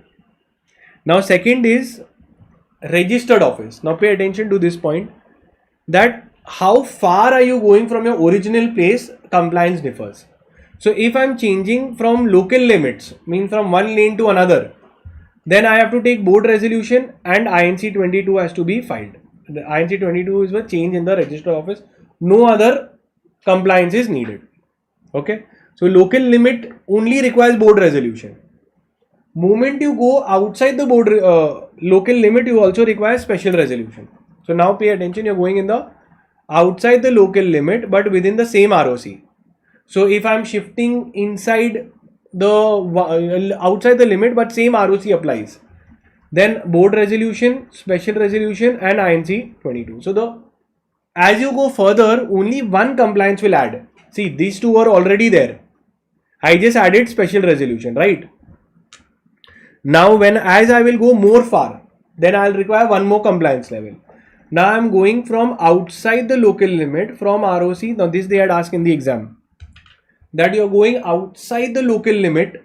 Okay, you're going outside the local limit from and within the same state. Within the same state, like they had given the perfect example of from Mumbai you're going to Pune. So since it is Maharashtra is a very big state, there are two ROCs. For Mumbai there's separate, Pune there's separate. So if you're going outside the local limits from one ROC to another ROC of the same state, then compliance, one additional compliance will be done, RD approval and INC 23. Rest above all will be same, board resolution, special resolution and INC 22. So very easy. Then the last one is the biggest further change that you're going, furthermost you're going. So if I'm going from one state to another, highest compliance, so nothing to worry. Earlier points you will write board resolution, special resolution, MGT 14, INC 22. Now I will add new pointers. And this point is also there. RD or CG approval was also there. INC 23. Now only two more points will be added, which is if you are going from one state to another, additional compliance will be a public advertisement has to be done where objections will be invited from creditors, deposit holders, debenture holder. If anybody wants, they can object. INC 26. And the RD will give you a consent. Then the CG approval, where you get order of CG, has to be given to ROC in INC 28. CG approval to ROC will go in INC 28. So remember this is the most important compliance. So all the points are same. Board resolution, special resolution, INC 22, INC 23, CG approval, and two more compliances will come. Public notice, and once the CG gives approval, I will inform ROC in INC 28. Simple. This is the compliance. Rest, once you remember this one technique, I will teach you to build everything else. Okay. Now, the next is called as your object clause. Object clause is your special resolution. Simple concept done. Now, when you change your object clause, this also they'd ask in the past exam question, that if I'm changing, shifting the object clause, I want to change the objects from manufacturing, I want to go into trading. So in that case, if I have raised money from public and there is some unutilized funds, then I have to give exit opportunity to the dissenting shareholders. Okay, if the money has been raised from public and it is unutilized. So what is the point? That object clause, if there is some, I have raised money and there is unutilized money, then exit opportunity needs to be given. And capital clause requires ordinary resolution. So if you see, almost everything else requires special resolution. Okay. Capital clause, if you are altering, then you require SH7 to be filed. It comes under your section 61, where you file SH7 to alter the share capital. So alter the share capital if you are increasing, subdividing, all those points will come. Liability clause again requires special resolution, MGT 14. Alteration of share capital, AOA, again very simple. You will give your MGT 14 and build your answer. Now remember this, one common, how you will build your answer also I'm going to teach you. Pay attention to this, okay? Now, we saw that almost all the procedures above required special resolution. Yes or no? Object clause, shifting of the registered office, capital clause, name clause, everywhere we required special resolution. Now you will write the process. Now pay attention to this, take a screenshot if you want. First we will write that the articles of the company should authorize. Second, you will write that if it is a listed company, you will inform stock exchange 4 times. Sir, 4 times? Before the board meeting, after the board meeting. After the special resolution has been, before the special general meeting, after the general meeting. So you will inform stock exchange, okay, board meeting, general meeting. So both before and after. And this is according to your SEBI LODR regulation number 29 and 30. Okay, so you will inform. Newspaper advertisement will be made with respect to the notice of the meeting. Now you will say that board meeting. So just remember, before special resolution, I have to take a board resolution, board meeting. Before that, I'll see that articles is there. Board meeting will be done. Notice will be given in notice of board meeting will be given in section 173, 7 days notice. Then you have a general meeting, 102, 21 days clear days notice. Pass a general, pass a resolution in general meeting. If it is a special resolution, you will file a INC, MGT 14 will be filed. Then prepare the minutes of the meeting, circulate for the board approvals, comply with SS1 and SS2. SS1 is for a board meeting and SS2 is for general meeting. Okay, and then you specify compliance specific things. Means if it is shifting the register office, the extra forms. If it is a name change, central government approval is needed. Then those specific points. So at least these 9 common procedures you have to write. So your answer is built. Anything that they ask you, you will be able to attempt. Clear till here? So if any procedure comes, once you know the about table, then you will be able to say, you start with the articles, then say board meeting, then say general meeting, then say inform stock exchange, then say public advertisement. Then once the meeting has been done, resolution has been filed, secretarial standards to be followed, minutes of the meeting has to be circulated, and your entire chapter is done. Okay. So this is the procedure also I've given in short. One, you can make this common procedure. Okay. If you all want this entire thing for me to circulate in the after I'm done with the lecture or in the chat box, let me know that please circulate. I will circulate this entire sheet to you, so the entire chapter will get done. Okay. With this, we've completed the entire MOA AOA chapter. Okay. Entire MOA AOA has been done. Okay. In name change, only one remember that your with respect to name. Okay. This is some important things which I want to tell you. With respect to name, they have said that you cannot use certain kinds of name. Okay. Certain kinds of names are not allowed. Certain kinds of names are undesirable. So in section 4, pay attention. Section 4 subsection 1. Now pay attention to a few more points that I'm telling you. That section 4, what does it relate to? MOA. So section 4 subsection 1 has clauses. Name clause, all this we have done. Okay, name clause and all these clauses. 4 subsection 2 talks that certain names are prohibited.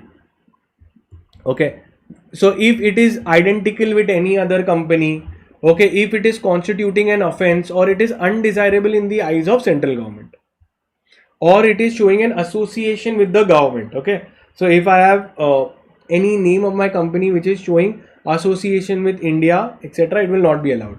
And they've given you few rules to tell you what is not allowed, what is allowed. Okay, and can I use, but there is Indian Gas, there is Bharat Gas, so they can do it with the approval of the central government. Okay, so now let's look at this rule 8, 8A, 80B, which I feel is important. Okay, now they have told that rule 8, okay, which I feel that it is, you can write it in the exam, then everything else we've covered.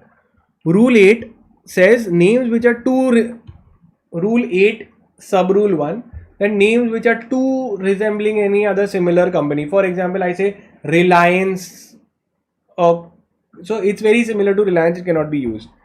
Okay, if the following matters are to be disregarded while comparing the name. So if just names is like of apostrophe S and co, etc., will be disallowed. For example, Green Innovation Private Limited and Green Innovation Limited. So we should ignore these words. Who will ignore?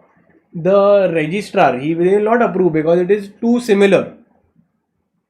If it is only one is a plural, one is a singular. So Green Technology Limited is same as Green's Technology Limited. You just added one S. So this is also undesirable. Next is spacing is there, or punctuation marks. So ABC Limited is same as A.B.C. Okay.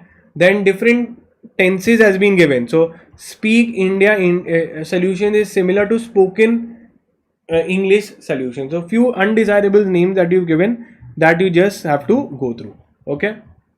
Undesirable names which have been prohibited under the Emblems Act, which is violating a trademark. It is similar to a LLP, which is offensive, which is containing British India. All this is disallowed. Okay. And rule number 8B says the following words shall not be used in the name of a company. So commission, authority, Rashtrapati, minister, Khadi, central government. So these are all undesirable, not allowed. With that, we have completed the entire chapter on MOA AOA. Okay, so that is it, guys. MOA AOA we have entirely covered what comes in the exam. Okay, so now we'll go to the next chapter. Now we'll go to the next chapter. Now we'll go in the next chapter. Let's see which one it is.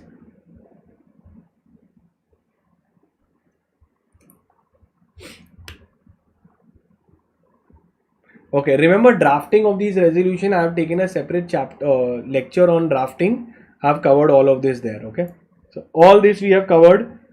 If you've done the common procedures, you can build it everywhere. Okay.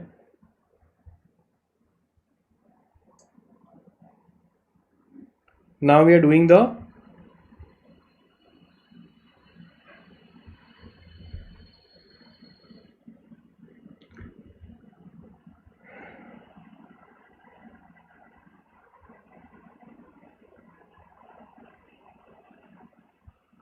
next chapter, which is share and share capital. Clear till here? Till here, I want clear in the chat box. So once you write clear, then I will move ahead to the next part and complete it. Okay. In the chat box, is it clear? Yes or no? Write clear in the chat box.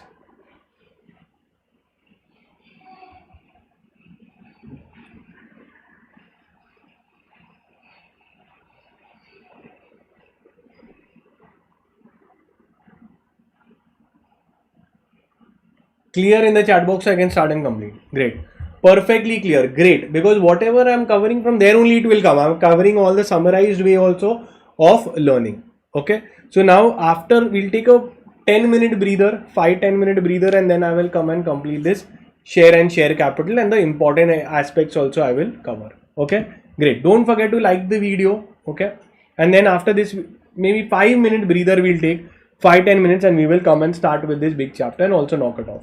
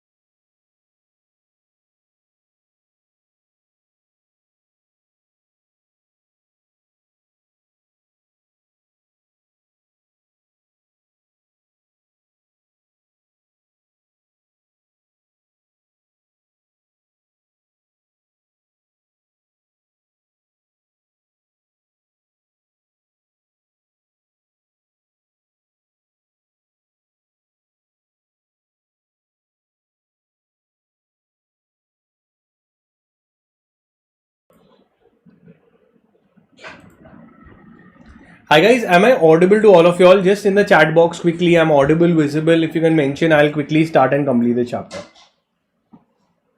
Okay. Okay. So the procedure sheet, I will share it in the WhatsApp group. Please be in any one of the WhatsApp groups. I will share it. Okay. Am I audible, visible quickly in the chat box so I can start and complete? Okay. Just waiting for your confirmation before I can start.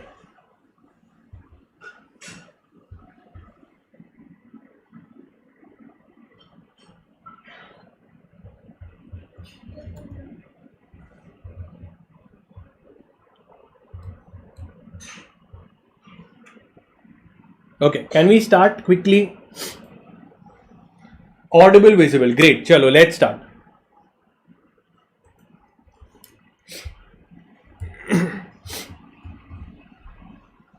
Hi. So we start with a chapter called as Share and Share Capital. Now, before we start, it is always advisable and we will look into the past exam questions so we know that what all is to be focused while studying this particular chapter. So when we see this particular chapter, we see section 42 subsection 2, which talks about your private placement, okay, to whom it can be given. So that is important. Made to a selected group of person, that is 200, and excluding QIBs and employees. So this is we have to keep in mind. Section 42 they have asked. Then if I see section number 31, sir, what is section 31? 31 is about shelf prospectus, which gives you a validity for 1 year. During that time you can make multiple issues. Great. Then we'll see the next topic that has come in the past exam question is section number 70. Sir, what is 70? Buyback. 68, 69, 70 is buyback, prohibition on buyback. Then if you go to flip your section number 88. So what is 88? 88 is about maintenance of certain books and registers. And 88 subsection 4 is a foreign register. Section 63, issue of bonus shares. Okay. Then they have asked in the past exam they have asked about section number 42. So multiple time they have asked private placement. We already know that it is important. Okay. Then 68 is buyback. Then they've asked about 63 bonus shares again. Okay. Then if I go further is MCA, and that is it. Okay. So these are the important topics and the recent past exam question of new syllabus. Chalo, let's begin. So we start with your share and share capital of the company.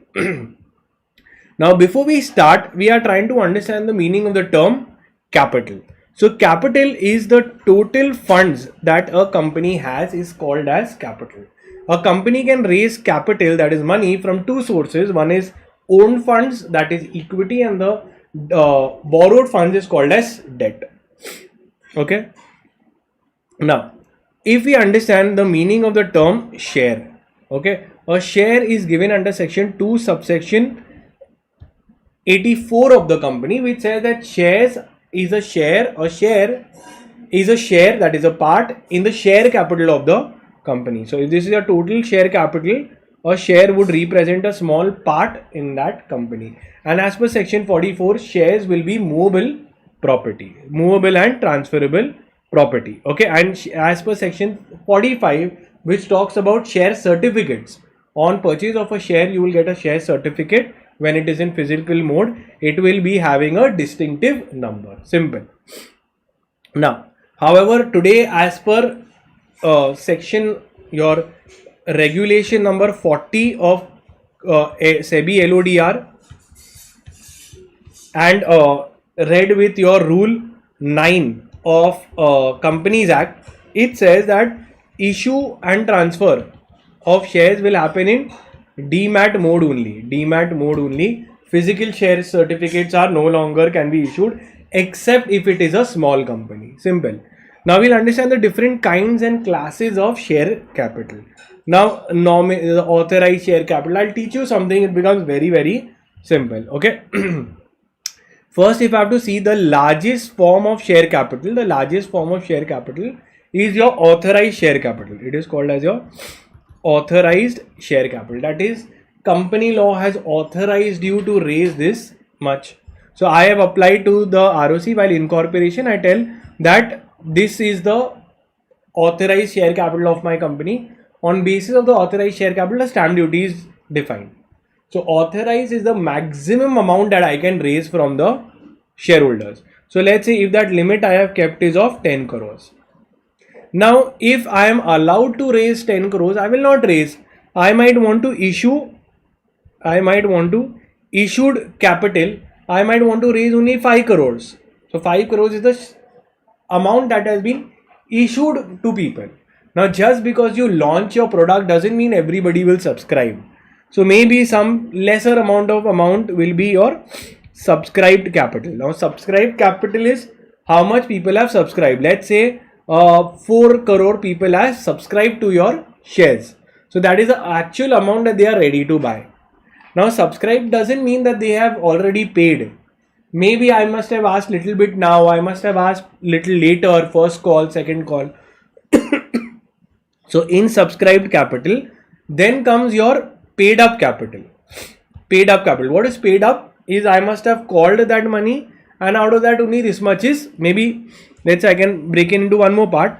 Called capital. Okay, your called up capital. Sir, what is called up? The amount that has been asked, required by the company for payment. For example, I have just called up, the shareholders have issued calls only to pay 2 crore rupees.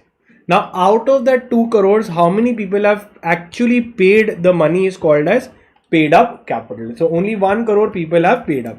So paid up capital is very important from a company point of view, because that is the amount that has actually come in the company's pocket. Authorized capital can also be called as nominal capital or registered capital of the company. Let's say we are done with the concept. Okay, so you have authorized or nominal amount, issued capital, subscribed, called up, and in the end you have your paid up share capital. Now when we go further, we see your types of share capital. Now section 43 says that there are two kinds of share capital of the company. Okay, one is equity shares and the other one is preference. So there are only two classes of share capital. So how many classes of shares that can be there? Only two classes of shares that can be there as per section 43. Equity and preference. Preference have a preference over the equity at the time of repayment of dividend and at the time of winding up of company. Equity capital can further be divided into equal voting rights or differential voting rights. Now normally all the equity shares issued are obviously with equal voting rights. However, I can have some difference in voting rights, that is called as DVRs. Now what are the conditions for issue of DVRs is very, very important, and this is what can come in your exam, which we will see the conditions. Okay. Now share capital, as I told you, preference, there are types of preference shares. Okay, convertible, non-convertible, redeemable, irredeemable, participating, which participates in surplus fund, and non-participating preference shares. Okay, and equal voting rights or differential voting rights. Okay, we'll see.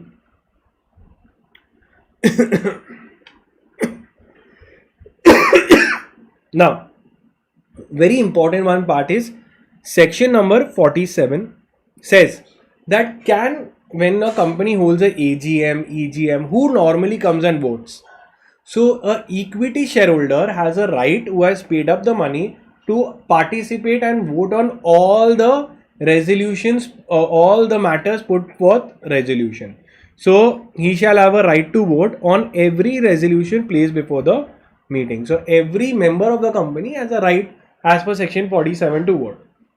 Preference shareholders cannot vote in general meeting. They vote in their own class meetings, in their own shareholders, preference shareholders meeting they can vote.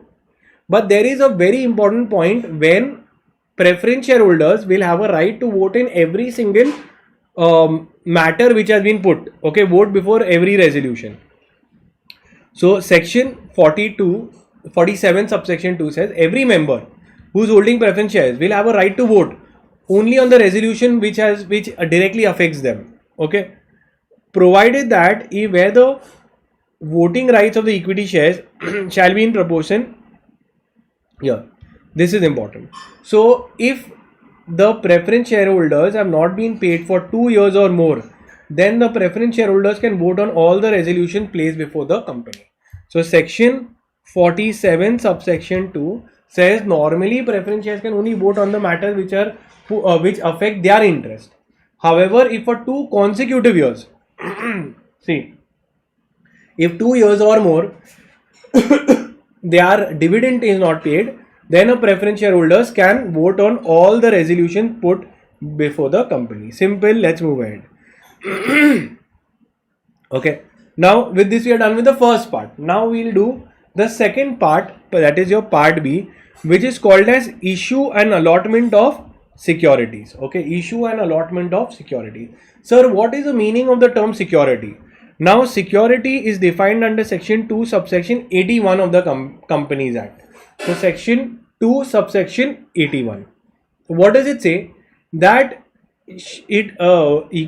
securities is the wide concept, includes every kind of thing. So shares, mutual funds, units of AIF, units of debentures, voting rights, everything will be covered. Okay, so every single thing gets covered in your everything. So it's very open-ended. Units of CIS, units of mutual funds, any investment vehicle, government securities, okay, all come here. Now we see the term prospectus. Okay. Now what do you mean by the term prospectus? So you have to remember the term section 2 subsection 70. What does section 2 subsection 70 say? It has two, in the definition they have given you two other kinds of prospectus, that is under section 31 and under section 32. Sir, can you explain? I'll explain. Prospectus is a document by which a company invites to the public to subscribe to its securities. What is a prospectus? A prospectus is a document by which invitation is made to public. So always prospectus is a document where invitation is made to the public to subscribe to the securities of the company. And two kinds of prospectus they have mentioned under section 31 and under section 32. So what is 31? 31 is about shelf prospectus, and red herring prospectus is given under section 32. So in the exam they had asked one of this. Okay, so section 270 is covered. 270 talks about two prospectus. So what is shelf and what is red herring prospectus? So shelf prospectus, remember the definition. Meaning shelf prospectus is a prospectus for multiple issues. It is a prospectus for multiple issues. So once a shelf prospectus is filed, from the moment it is filed, the company gets 1 year. Okay, during the validity period, which is generally 1 year, which within that they can make multiple public issues. Now when they make that, they don't have to file every time they go to public. A prospectus is not filed, but they will have to file something called as an information memorandum. What they will file? They will file something called as an information memorandum. Simple. Sir, what is a red herring prospectus? A red herring prospectus is a prospectus which doesn't contain the price or the number of securities. It contains a price band and it is issued in the book building process. So after the price band, bidding will be done, and on basis of the bidding, the final prospectus will be filed. So red herring prospectus is issued to determine the price of your security based on market demand. So very simple, we've understood red herring prospectus, shelf prospectus, these are the important one. Abridged prospectus, sir, what does it mean? So here you have your section 31. This is your section 32.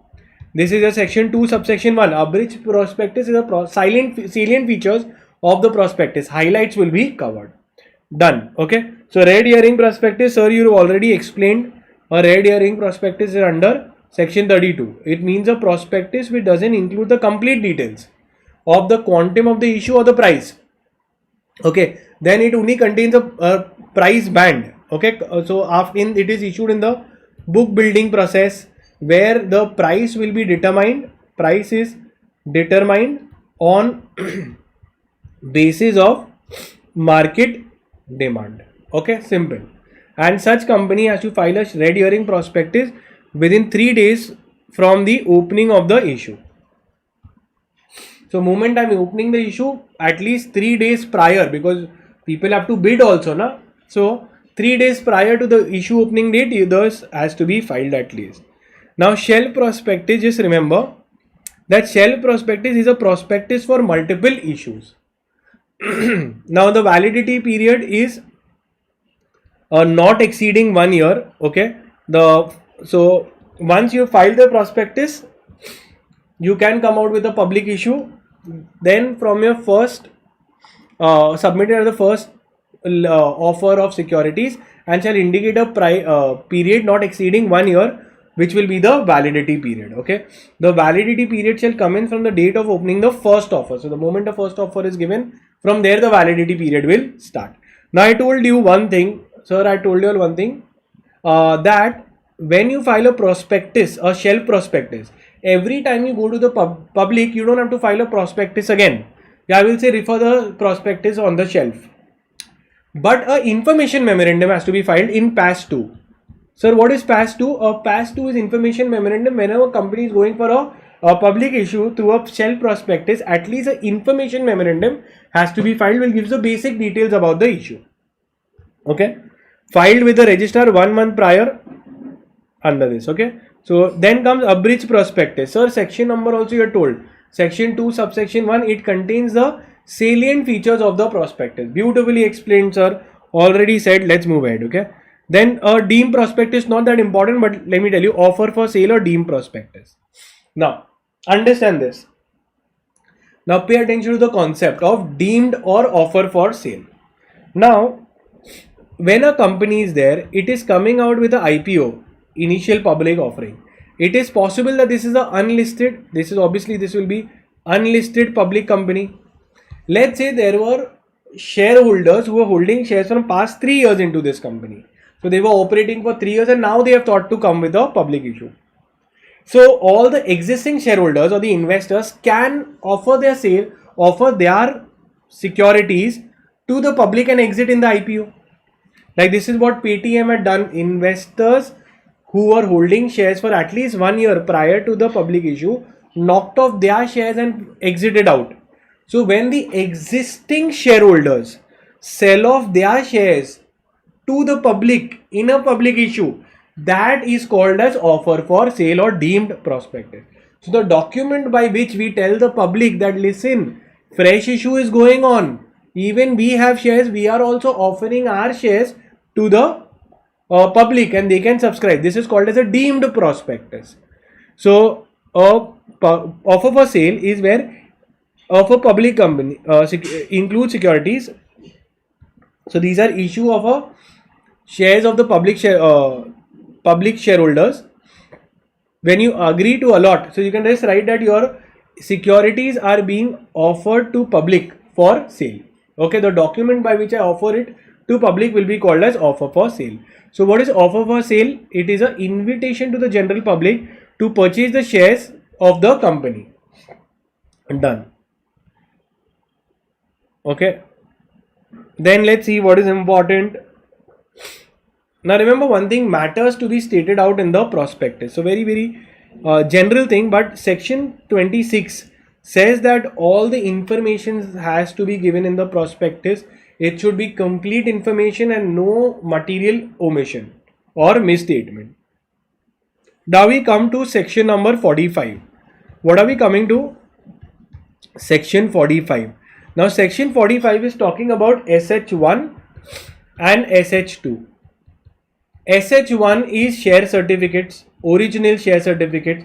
This they talk about duplicate share certificates. SH2 is your duplicate share certificates. Okay, so a share certificate will have a distinctive number that has been mentioned in your section number 45. Who can sign a share certificate? Very important. Okay, who can sign a share certificate? So a share certificate is issued under a common seal, if any. Okay, so if a company does not have a common seal, so normally common seal, it is issued under a common seal. But is common seal mandatory? Answer is no. Company might not have a common seal. Then how they will authenticate any documents? So either two directors authorize, or one director and CS. Okay, they will authorize. Then it is a prima facie document that you are the owner of the share.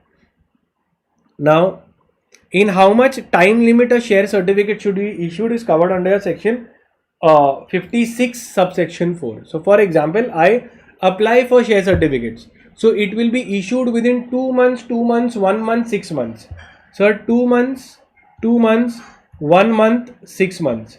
So if it is at the time of incorporation, so within 2 months it should be issued from the date of incorporation to the subscribers. If today I am buying, so within 2 months from the date of allotment, share certificates will be issued.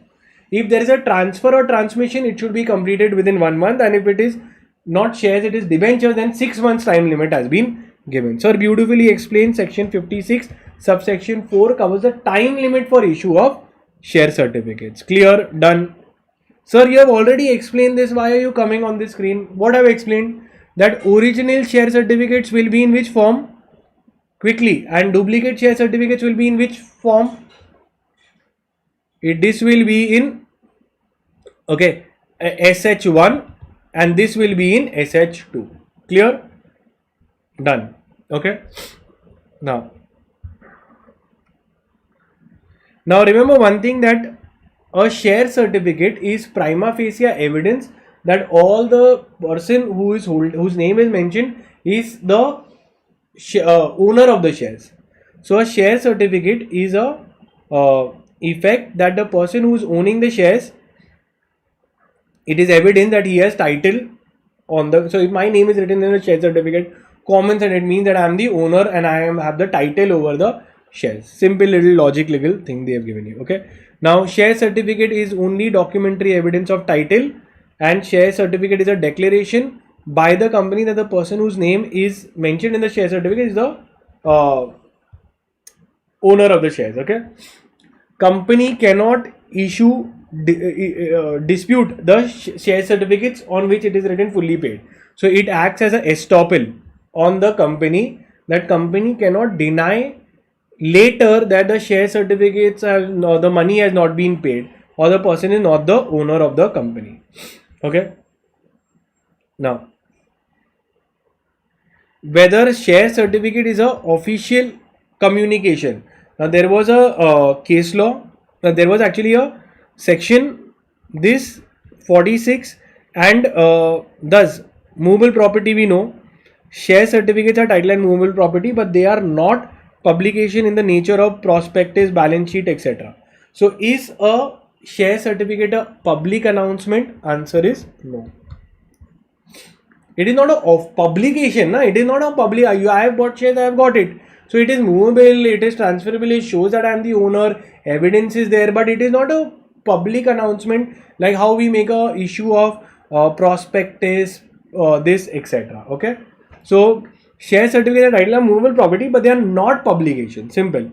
Now this we've already done, that the share certificate acts as a estoppel as to title and payment. Means company cannot later deny that payment is not done or he is not the owner if issued.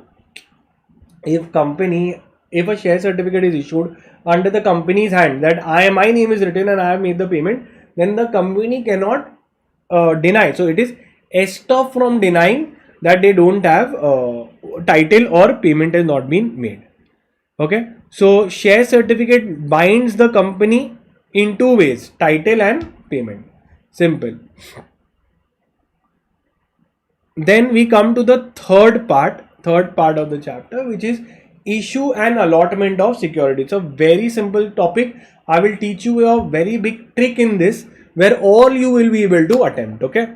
So now we will be doing your part C. Okay, which is your issue and allotment of securities. Now, first thing is your section number 23. Section 23 says that a public company can come out with as a public issue, private placement, or right issue and bonus. So section 23 just saying that issue can be made. So section 23 says that a company can come out with a public offer. Public company can come out with a public offer, obviously IPO. They can definitely do a private placement, and they can issue bonus issue and right issue also. You tell me a private company from these three, what they can't do. So obviously a private company cannot make a public issue. Rest, private placement and right issue they can do. So that will come next.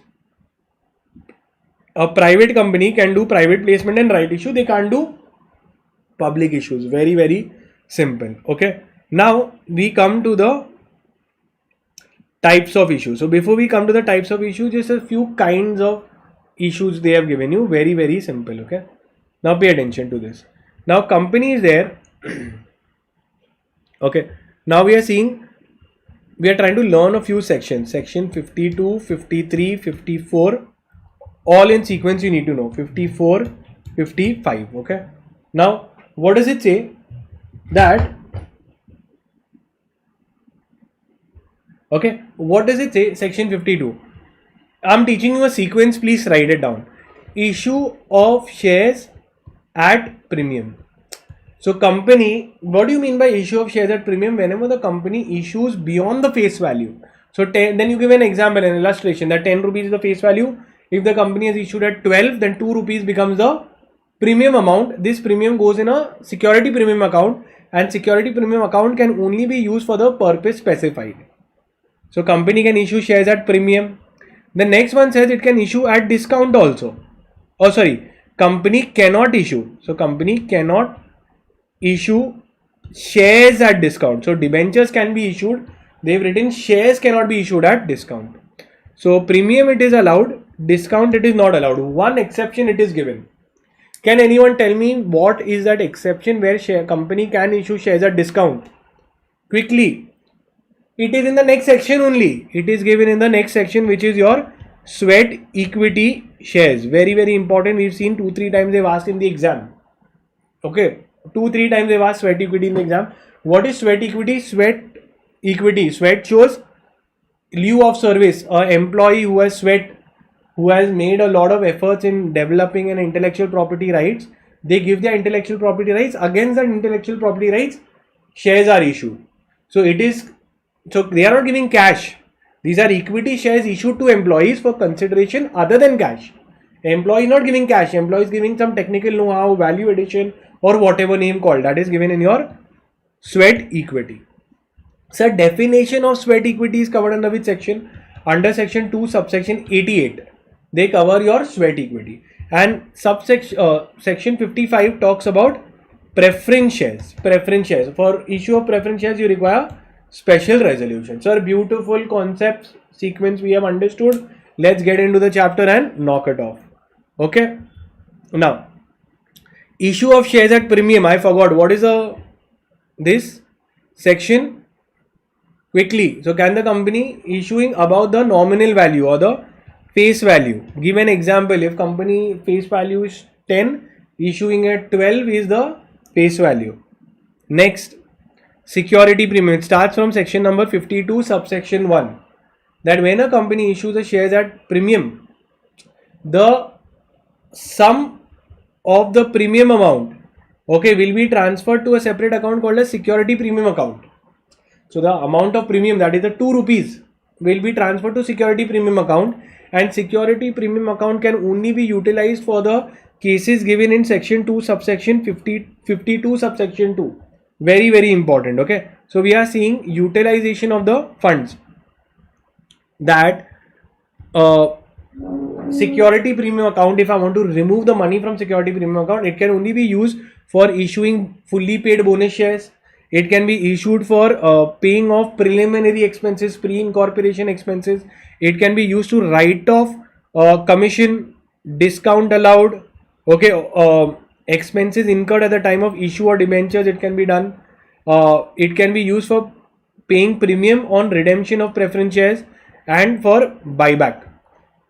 So this is very important. Apart from this, security premium cannot be used for any other purpose. So if you see section 68 buyback, Preference shares, section 55. Pre-incorporation expense and section 63. Bonus shares. For only these purposes, security premium account can be used. Okay. Then we go to the next section. Sir, what is the next section? Section 53. Section 53 is issue of shares at discount. Can the company issue shares at discount? Answer is no, get lost. Company cannot issue shares at discount. Sir, what about debentures? Debentures they can, na? They've written shares cannot be issued. And one exception has been given, that is your next one, that is your sweat equity, which will come when we do it. Now, concept of allotment of securities. Okay. Now, what is the meaning of the term allotment? Okay. Now, to section 54 will come later, but now they study the concept of allotment.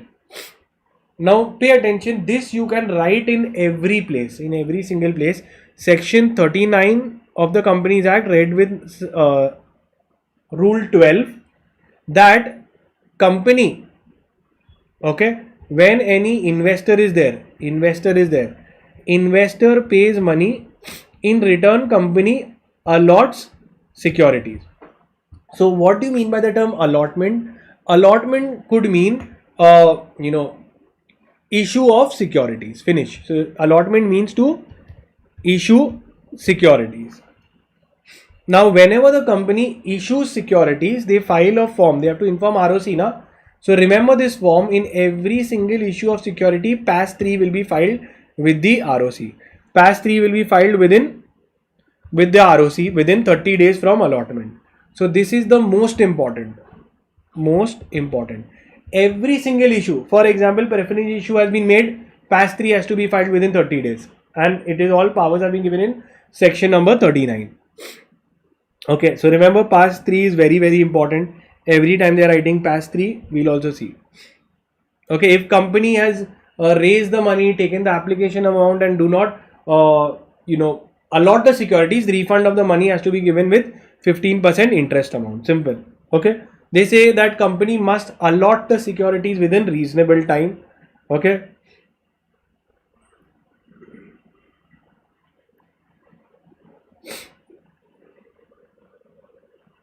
Okay, now allotment.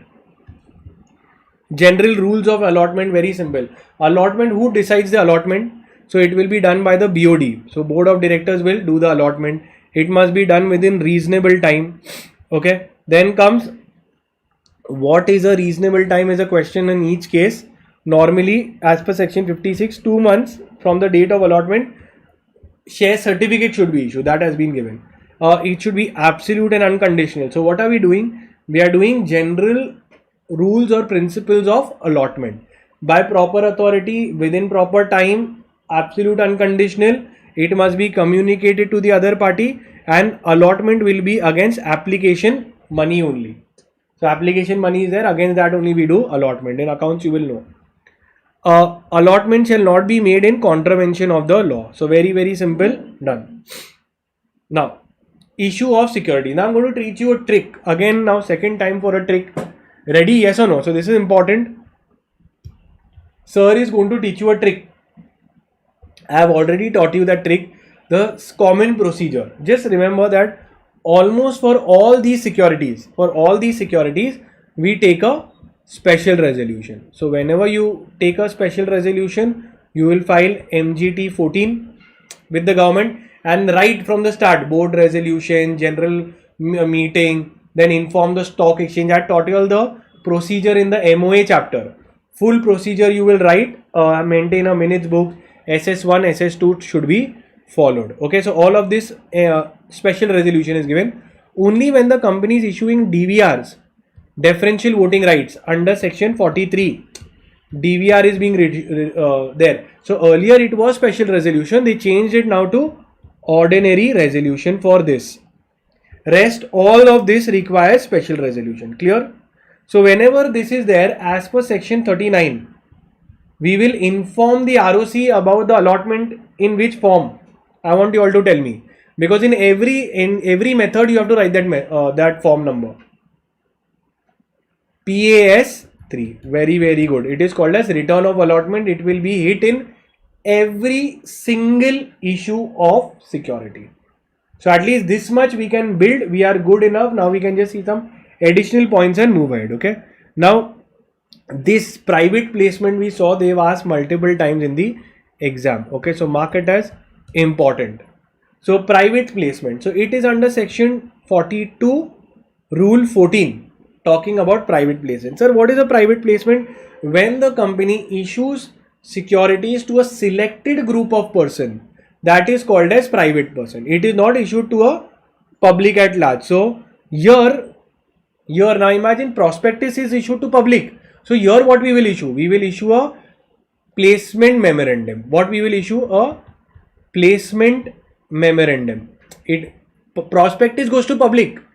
So here in definition has been given when you make a invitation to a selected group of person, when a offer is made of securities to a selected group of person where the company knows in advance to who they are giving, it is called as private placement. So sir, can I give it to 100 people, 300 people, 400 people or 1-2? So the maximum limit that they have given is 200 people.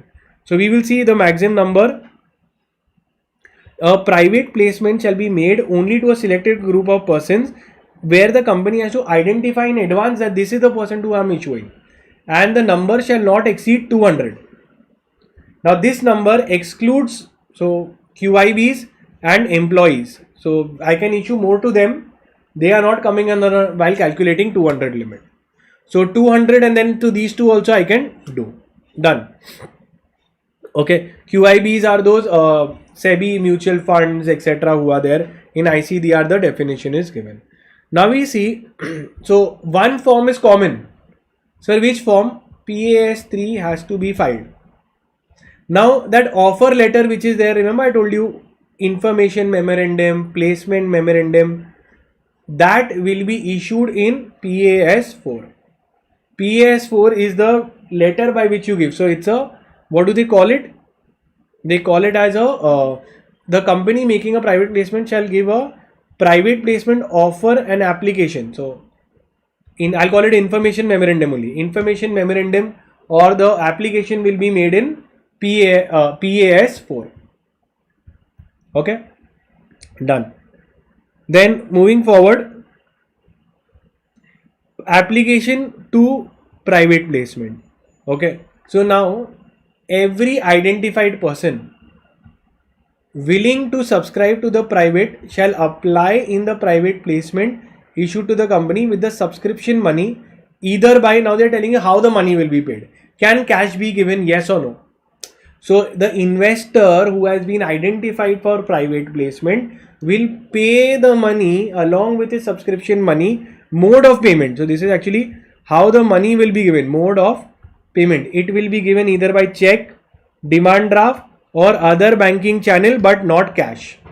So hard cash cannot be issued. Banking method is allowed. Okay. Now time limit for allotment. Okay. So in how much time the company has to allot? Allotted within 60 days from receipt of the application money. If not allotted, refund the within 15 days from the expiry of 60 days. Otherwise you have a 12% interest rate. Okay. So the time limit for allotment is what? Normally 60 days I have to allot the securities from the receipt of application money. If not allotted, then I'll repay the application money along with the within 15 days along. So till 15 days no interest is there. After 15 days I will have to pay so allotment has to be made within 60 days from receipt of the application money. I receive the application money in 60 days I will allot. If I couldn't allot, then I will give 12% interest from the expiry of the 60th day. Now comes subscription money to be kept in a separate account. Now this is also very important. Practically there had come a question that a private placement was being done, an investor made the payment. Now we have to open a separate bank account. See, they've written that to get this money, you can't put in the company's normal bank account. So money received on application received by the company shall be kept in a separate bank account, that too in a scheduled bank, and that money cannot be utilized except for allotment or refund. Either we allot with that money, we allot the securities, or if you're not allotting, we will make the refund of that money. Common sense.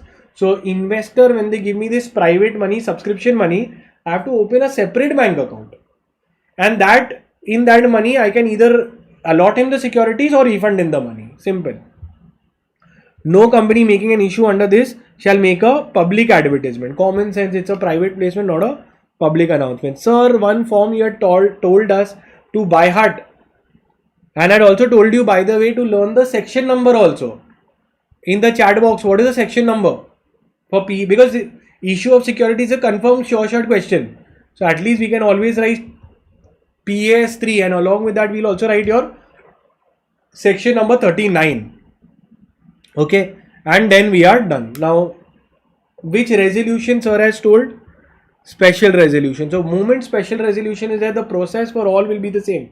Article should authorize, board resolution should be taken as per 117(3), then general meeting should be called, inform the stock exchange. Okay, all those points are there, and then the same thing is there. Now see this, you will maintain the records of private placement offers that you have done. A proper register and record will be maintained in PAS 5. Filing of the form PAS 3 within 15 days of allotment year, for this case MGT 14. Now remember here, in private placement, I want you to note it down, private placement. Which section? Section number 42. In this, which form numbers have been hit? PAS 3, 4 and 5. All three have been hit. Return of allotment.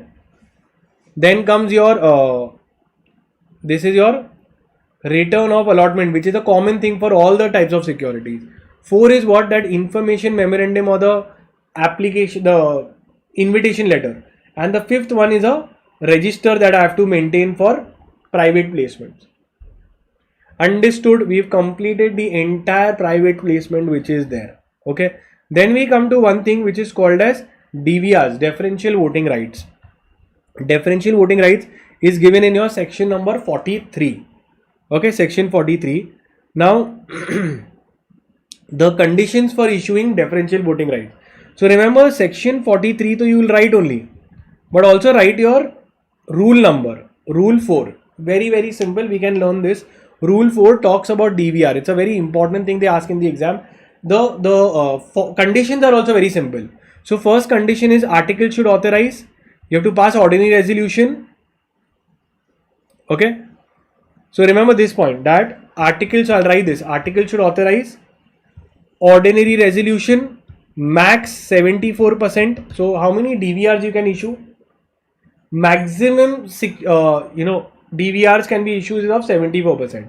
So the voting power in the shares with DVRs shall not exceed 74%. If everybody is having differential voting right, the purpose is defeated.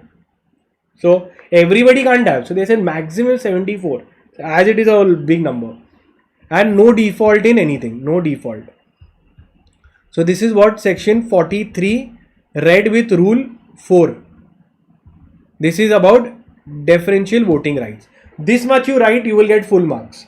Okay, no default in payment of anything, financial statements, okay, payment of any other thing, okay.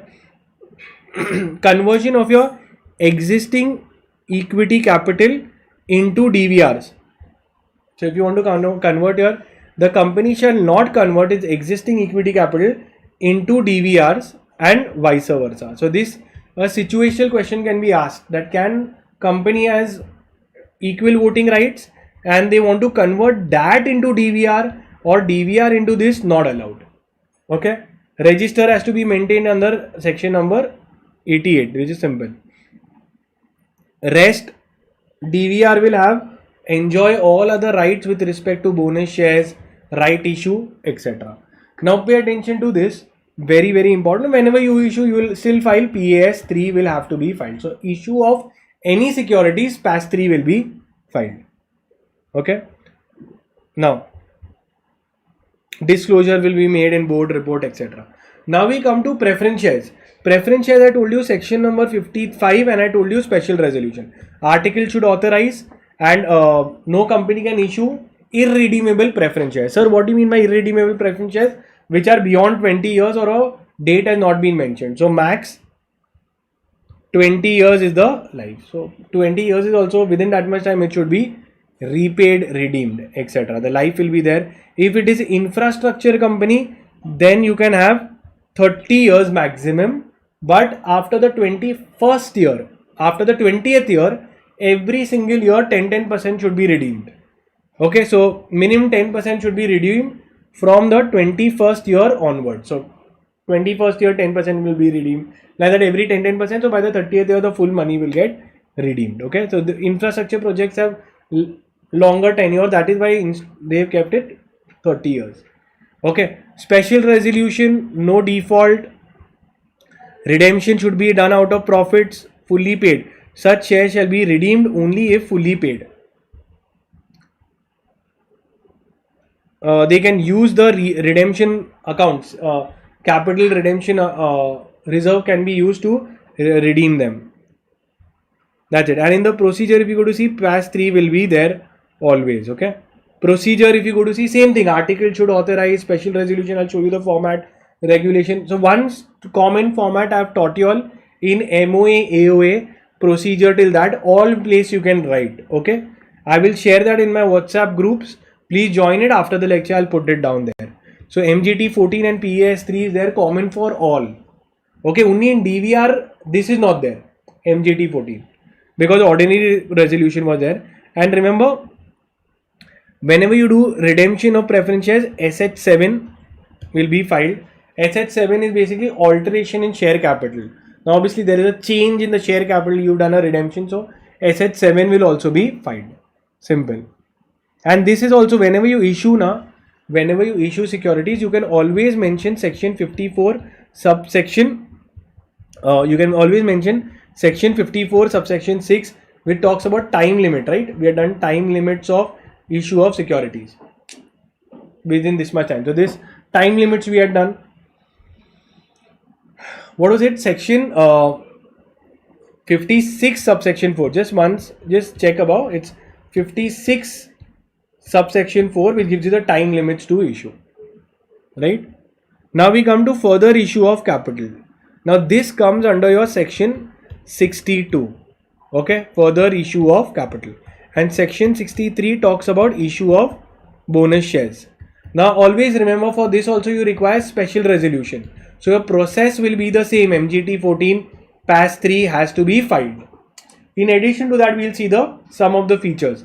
Right issue is to equity existing shareholders. If they want, they can subscribe to those securities, which rights they get, or they can renunciate and the board will decide what to do, or they can transfer it to someone else. Employee stock option scheme, a scheme can be made for the employees. Preferential issue, very much a very selected group of persons. Now remember, in private placement and preferential allotment is almost the same, only minor differences are there. In this, cash is allowed, in this only equity shares will be done, which we will see a table that you can learn. The concept is of private placement, preferential allotment is almost the same. Now section 62A, B and C, this is right issue, this is ESOPs, employee stock option, and this is any other person. This is private, not private, they call it as preferential allotment. Preferential allotment. So a company may issue to its existing shareholders on proportionate basis by giving a letter of offer to them, that listen, you have an offer to buy it at discounted or predetermined prices. You can tell us whether you want it, you want to transfer it, or you don't want it. Then the board will decide what to do. Okay, special resolution. Here also you require special resolution. Okay, and here also you require special resolution. And you see, one interesting thing for preferential allotment they given, it can be for cash. This is the biggest difference between private placement under section 42 and section 62(1)(c) of preferential allotment.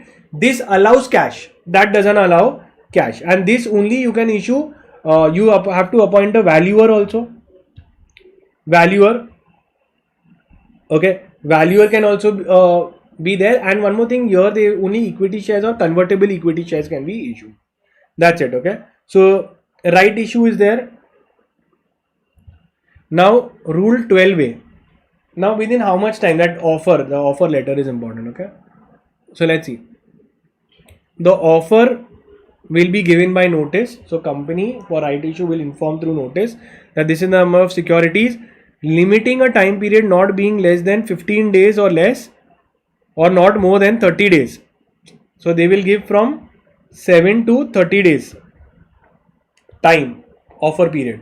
So rule 12A of the company share capital and debenture rules said that the time limit for which the offer shall be made to the shareholder shall not be less than 7 days and can be maximum 30 days. So offer period to subscribe the right issue will be there. They can decide to renunciate, give up their rights, or to transfer to someone else. The board will decide what is to be done for the shares which are not being accepted. Then when we go to ESOPs, again it is special resolution. For types of resolution, and just remember one small little, mostly it is special resolution. For here they are saying special resolution. For private company it can be ordinary resolution. So note that. Employee stock options, okay, is given under section 62(1)(b), means an option given to the employees, including directors not holding more than 10%, okay, to subscribe to the securities at a predetermined price. Predetermined price. They don't say discounted price. They say predetermined price. Type of resolution for public companies special, and for ordinary private company for special resolution. Who are the employees to whom we can issue? Permanent employees. Directors can also be given, but for independent directors you cannot issue.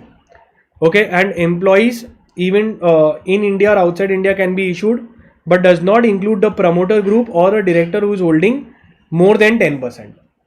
So this is important. Who are the employees? Promoter is not covered, and a person who is holding more than 10% shares, director who is holding more than 10% shares cannot be participating in ESOPs.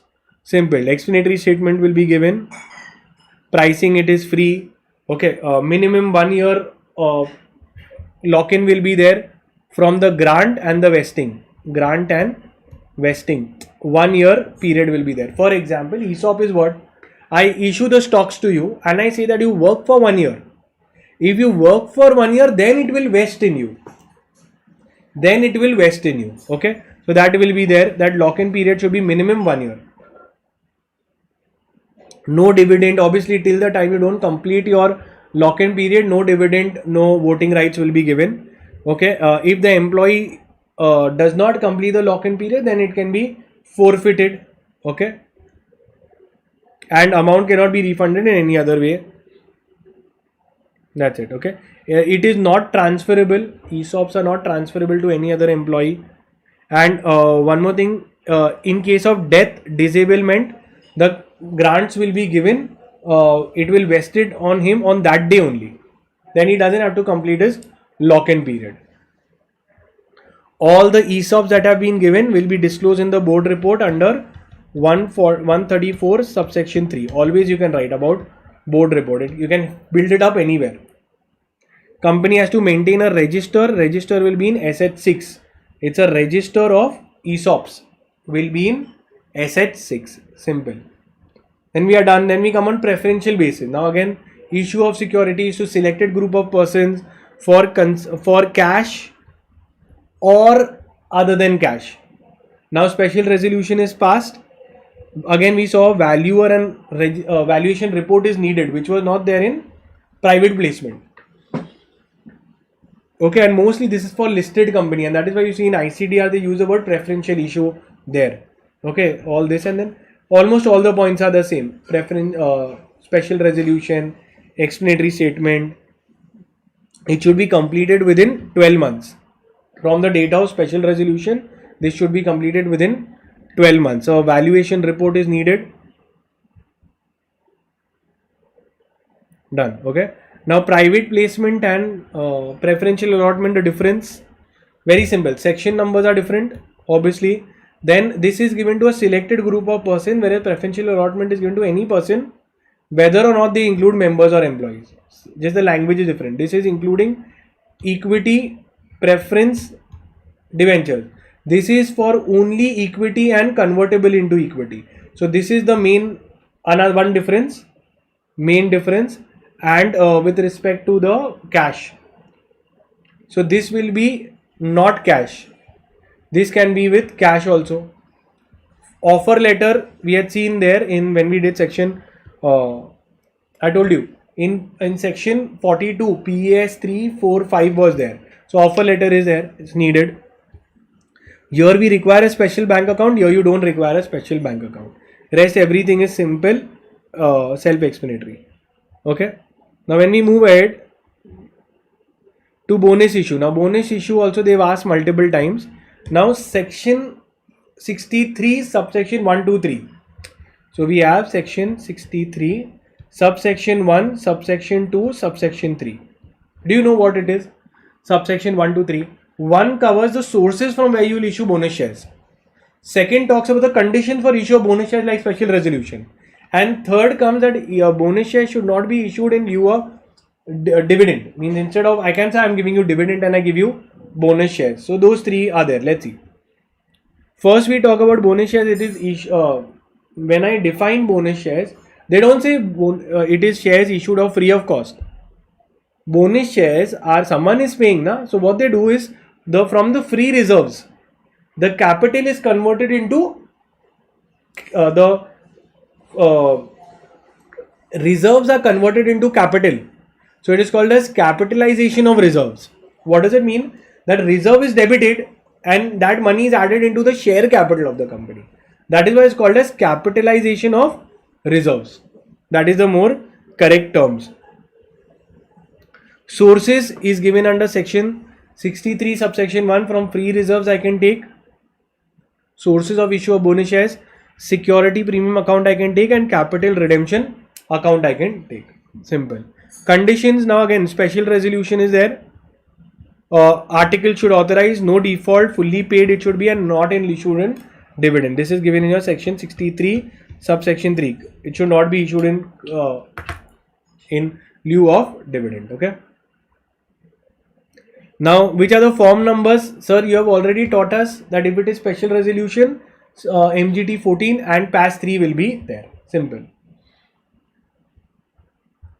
Okay, then we come to sweat equity. Extremely important. 100 times they have asked in the exam. So I have already covered the meaning of it. Section 2 subsection 88 and read with your rule 8, read with your section 54.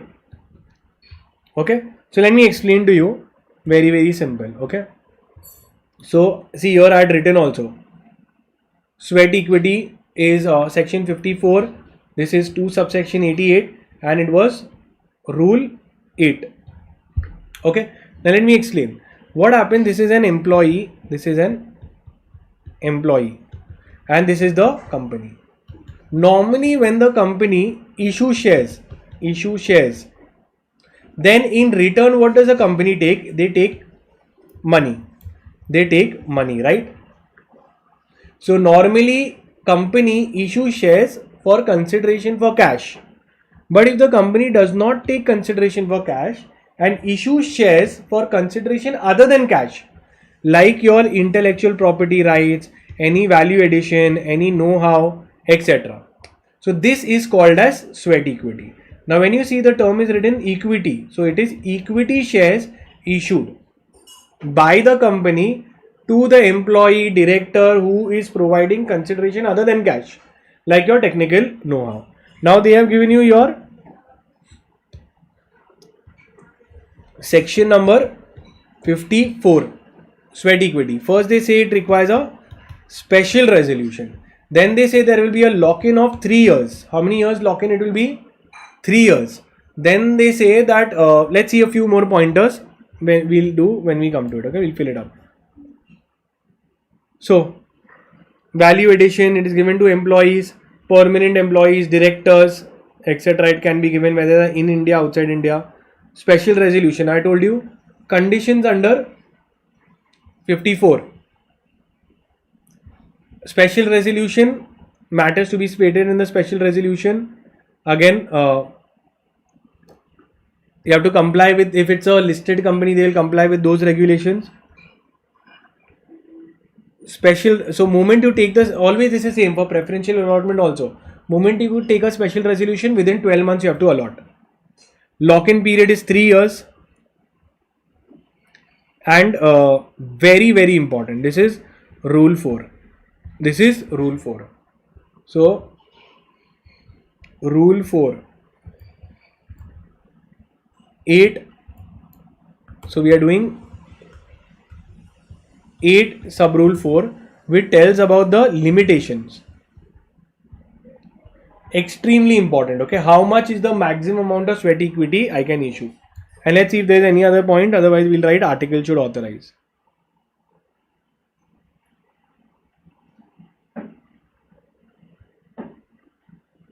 Okay, board report, maintenance of register. So you can just write SH3.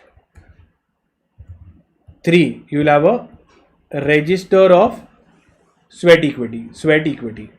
Okay. Now let's look at the quantum, which is more important. Maintenance of register will be in SH3. All the disclosures will come in the board report at why you are giving, what know-how we are getting. Then equity shares, it can be either shown for accounting purpose as in the first valuer will be appointed, valuation report will be taken. Okay, just to identify that the technology that is giving is how valuable it is. Okay, so that, and the accounting standards have to be followed. Now sweat equity, whether they form a part of managerial remuneration. Obviously you're giving this, so it will form the amount of sweat equity of shares shall be treated as a part of managerial remuneration, and the following, if the following conditions are fulfilled. It is issued to the any of the director or manager, and the consideration other than cash does not take the form of an asset and is carried to the balance sheet. Very simple, I'll explain. Now when sweat equity will be counted as remuneration only, counted as managerial remuneration under section 197 and 198, managerial remuneration. They have those limits, right? How much managerial remuneration can be given maximum. So it will be taken if it is given to a director and manager, one, and second is the asset that they give, the IPR that they give is not taken in the asset side of balance sheet. See, if it would be an important software or intellectual property, it would be taken in the asset side of balance sheet, na, IPR. So where it is going in profit and loss, because the auditor must have said it's not very great technology. So in that case, we'll add it in is managerial remuneration. Okay. Now this is the most important. Okay, this is the most important part. Very simple, but most important. That limitation on issue of sweat equity of shares. So in a year, how much sweat equity I can issue? So not exceeding 15% of the paid up capital of the year, or not exceeding 5 crores, whichever is higher. So this much, more than this I cannot do in a year. 15% of 5 crores. So 15% or 5 crores max in a year. So this year also I do, next year also I do, next year. They say no. A lifetime, during the entire lifetime, at no point in time in the life of the company can it exceed 25% of the paid up equity capital of the company. Clear? So limitation on issue of share sweat equity is 15, 5 and 25. So 15% or 5 crores, whichever is higher in a year, and this is an all-time limit, 25%. Market is super important. Okay. Now sweat equity is also done. Okay. Now we go to your alteration of share capital. Very, very simple, very easy. Now section 61 talks about alteration of share capital. Whenever company is doing alteration of share capital, they have to file SH7 with the ROC. SH7 is filed under section 64 with the ROC. Now what is alteration of share capital? If the company has done any of this, okay, for this they require ordinary resolution. Just remember, ordinary resolution is needed for alteration of share capital. A, B, C, D, E. So if the company wants to increase the share capital, or the company wants to cancel the shares which nobody has taken up, or consolidation or subdivision, consolidation of shares or subdivision of shares they want to do, or convert their shares into stock. So if any of these things they want to do, it is called as alteration of their share capital, and ordinary resolution is taken. Simple. SH7 is filed pursuant to your section number 64. Then we come to buyback. Now buyback is given, again very important, buyback provisions is given under section 68, 69, 70. 68 talks about various conditions that this is to be done, what is the ratio, debt equity ratio, then certain form numbers will be given. 69 says that how much ever buyback you're doing, that much amount will go to CRR, capital redemption reserve amount will be transferred. And this talks about prohibition of buyback. Okay, and always remember that this is given under rule number 17. Comes in your exam, so it's khatra, is dangerous, that's why rule number 17. Simple. Let's see the condition. That section 68 says that the company may purchase its securities from the free reserves, security premium account, or proceeds of any other issue. Okay, this is the sources from which. Now in buyback what happens? Company is purchasing its own securities. So they are telling the members, you give me my securities back, take the money. So money from where company will give? Free reserves, security premium, or proceeds of any other issue. Conditions for buyback. AOA should be taken. Very important. There are sums also that comes which you have to do. I have done it separately. Quantum of buyback. How much the buyback company can do. So BOD can do, board of directors can do maximum buyback. Maximum buyback by BOD is 10% of paid up equity capital. So equity is important. Okay. And whereas how much the company can do a buyback? Company can do 25% of paid up capital. Now this capital includes equity and preference plus free reserves. Clear? And this is only equity. This is equity and preference. That is it. The simple little calculation that is there. Done. Okay. The quantum of buyback, how much company can do, is 25%. We saw. Debt equity ratio should not exceed 2:1. Company should be fully paid up shares, only then they can do a buyback. Now if they've done a buyback, then they have to take a breather of how much? 1 year. So at least 1 year gap should be taken while doing a buyback. So from the last buyback, completion of last buyback, 1 year they have to wait. Buyback should be completed within 1 year from the passing of special resolution. I told you buyback also requires special resolution if the company is doing. Board, if within their limit, they will do a board resolution. Methods of buyback, you can buy back from your shareholders, open market, or employees. Now moment the buyback is done, within a span of 7 days from the completion of buyback, they will extinguish the certificates. Tear off the certificates and throw it. Prohibition of further issue. So company cannot make a further issue of share. Now they bought back their shares. Further issue cannot be done. Okay, of the same kind within a period of 6 months, except by way of bonus issue. Bonus issue is allowed. ESOPs are allowed. Okay, conversion of preference into equity is allowed. Period of offer of buyback. Okay, 15 to 30 days. So the buyback shall remain offer for buyback shall be open for 15 to 30 days. So that much time I can give you, minimum 15 days, maximum 30 days. You can tell whether you want to give your shares to me or no. The register for buyback will be in SH10. I'll teach you all the forms together. Now you'll see SH8 is letter of offer, declaration of solvency, return of buyback, and completion or buyback and verification will be done within this much time period, I'll tell you. Payment of money should be done, etc. Okay. Now pay attention to these SH forms. Now for buyback, which is given in your section 68, you have your SH 8, 9, 10, 11 and 15.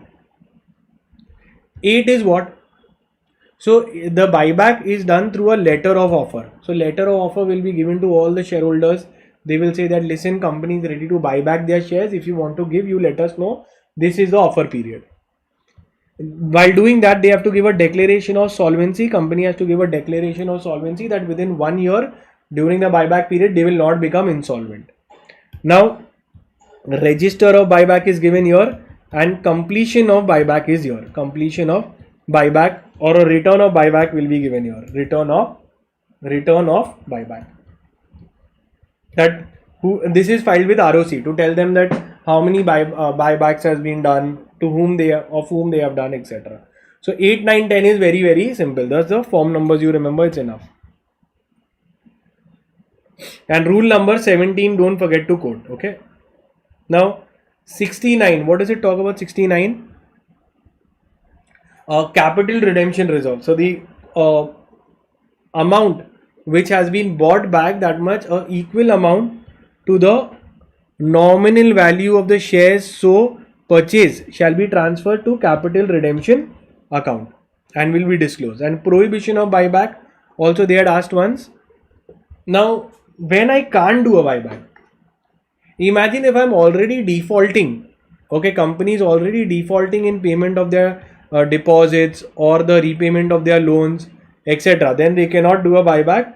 Buyback is not prohibited if the default is rectified. Then you can do a buyback. And buyback through subsidiary or investment company cannot be done as well. Okay. We're done with this.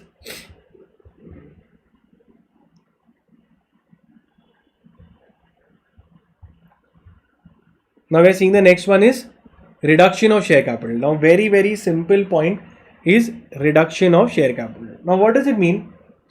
Company, let's understand, okay. A company is there, they have share capital. Let's say the company has a paid up share capital of 10,000 crores. Wouldn't a creditor be okay with giving a loan to them? Because the company, they have so much share capital. So the creditors rely that company has the capital, so against that they don't mind giving a loan. Now what the company is doing, company wants to reduce their reduction of share capital. So reduction of share capital is not very nice looked upon. They will say what nonsense, why you want to reduce your share capital? So in reduction they say how do you want to reduce? So they will say we'll refund some money, we'll refund money. You get a heart attack. You say what money you've taken, you want to refund it to the shareholders. Yeah. So that is how I'll reduce my share capital. Second, what is the other mode of refunding? So they say that we will extinguish their liability. Extinguish their liability. So creditors get a shock because the company's now value will reduce. So what do they say? So what is it said? That listen, to do this, to do reduction of share capital, we have your section 66, reduction of share capital. In reduction of share capital, you require a special resolution. You require NCLT approval. NCLT approval. And NCLT will call a creditors meeting to see that their interest has been met.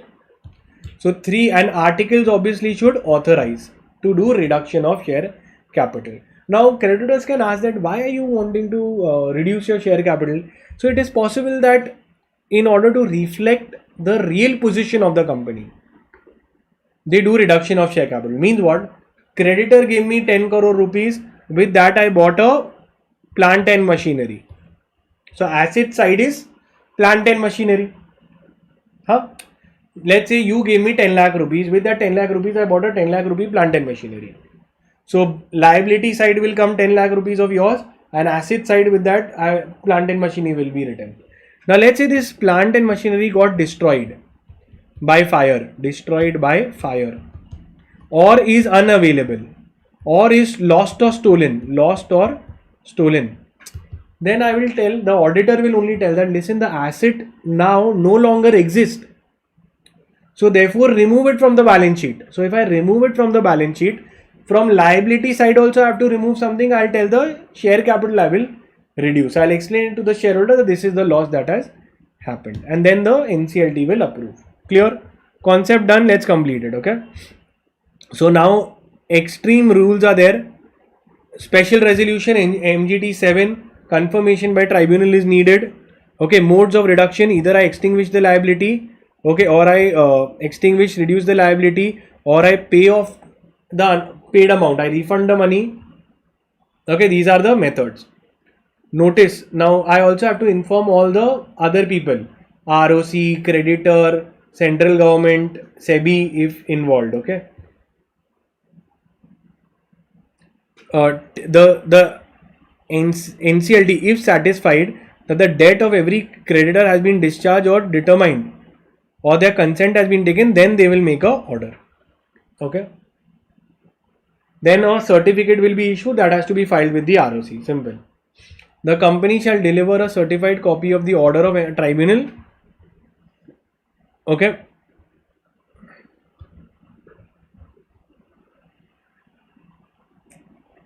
Done. Then comes diminution of diminution of share capital. Again, very important. Now what happens is, when we do a reduction of share capital under section 66, we require approval of tribunal of NCLT. Now there is another kind of reduction of share capital which does not require NCLT approval.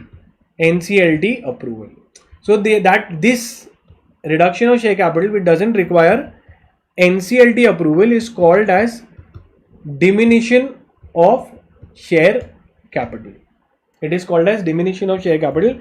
Example of this is redemption of preference shares, buyback, purchase by a member on court order, okay, surrender, forfeiture, okay, surrender, buyback, all this will come. Okay, redemption of preference shares. So these are all cases which you can learn which come under diminution of share capital. For all this also reduces share capital, but you don't require approval of NCLT. Like for example, buyback, it reduces. When you redeem the preference shareholders, it reduces the share capital, but you don't require approval of NCLT. Simple. Okay, surrender, forfeiture, examples have been given. Now comes transferability of shares. Now in transferability of shares, remember this, first you have to understand private companies transferable, okay, restriction on transfer is there, public companies freely transferable, very general stuff. I'll tell you what is important. A table will be given here. Now whenever transfer is done, stamp duty will have to be paid. Okay, so stamp duty is to be paid 0.0001% for transfer of debentures. Not important. Now 58 we had done. Remember the time limit for issue of share certificates, etc. 59 is about rectification of the register of members. So if any person is aggrieved of any of the changes made in the register of members where his name has been added, or his without sufficient cause, or his name has been removed without sufficient cause, then that person can go to NCLT. So grounds for appeal, when you can go in appeal to NCLT to rectify the register of members. Section 59. Name has been entered wrongfully, name has been omitted wrongfully, there is a default or unnecessary delay in entering or removing the name. In that case, the aggrieved person can go to NCLT within the specified time.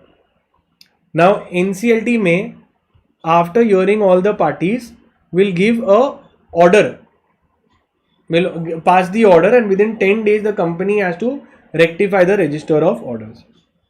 So once NCLT orders, company has to rectify it within 10 days.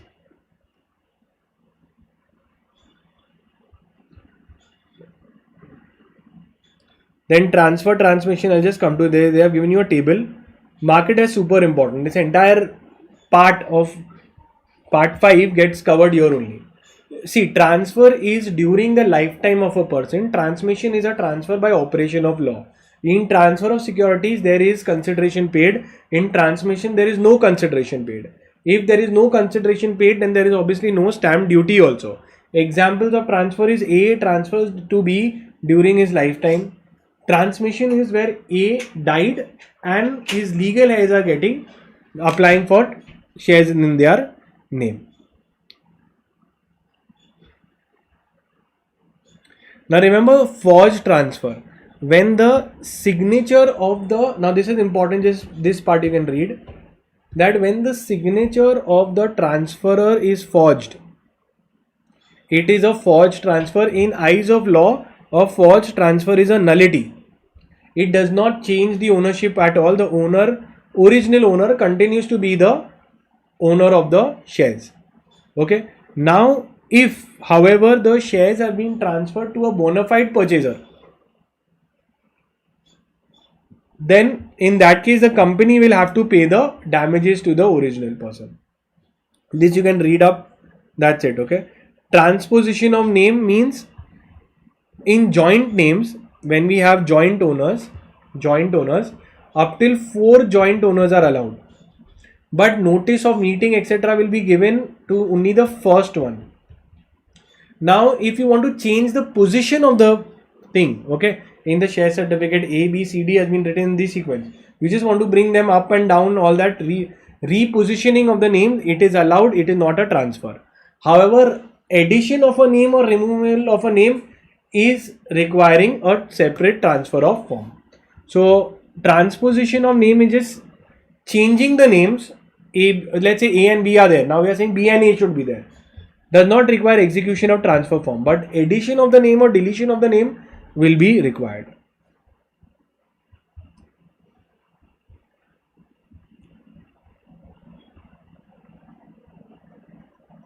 Then again, this is with depository, electronic share, demat shares. There are 2 depositories in India, CDSL and NSDL. Online it is done. Now even on online there is a stamp duty leviable. Dematerialization and rematerialization. So if you see the transfer, that if a investor is there today, investor doesn't go directly to depository. So who is a depository? A depository is an organization that holds securities in electronic form. So investor goes to depository participant. The depository participant goes to the depository. So they go to a DRF form, depository dematerialization request form, which is given here. They will revert back, they will speak to the listed company and then they will inform. Then depository will inform DP, DP will inform investor. So this is the entire process. If it is already demat and the person wants to make it into material form, so he'll give a rematerialization request form. Process is the same, communication to the next person is the same manner only. Okay.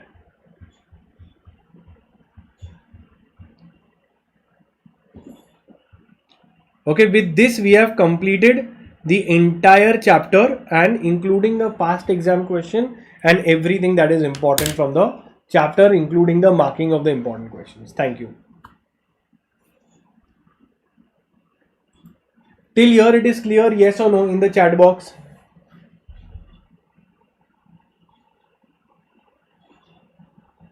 Right. Clear? Till here, write clear in the chat box so I can go to the next part. Quickly write clear in the chat box so I can take up and finish off the next chapter and finish it. I'll go to members and shareholders. Quickly, members and shareholders we will take and complete it. Members and shareholders, quickly we'll finish this part also. Just write clear in the chat box. So we start and complete this part. Very good. Okay. So we take a 5-minute break. 5 minutes. Then we come and we complete this chapter also. Remember till 8:30 also, if you complete your part A, then part B easily you can complete it by morning. Okay. because it is, and in the dream batch I've beautifully arranged it. You can study meeting directors, you must have already been known. This I'm doing it for you all. Okay, so 5 minutes break and we come back and we complete the next chapter. Okay, clear. And if you've not liked the video, please like the video till now. Okay.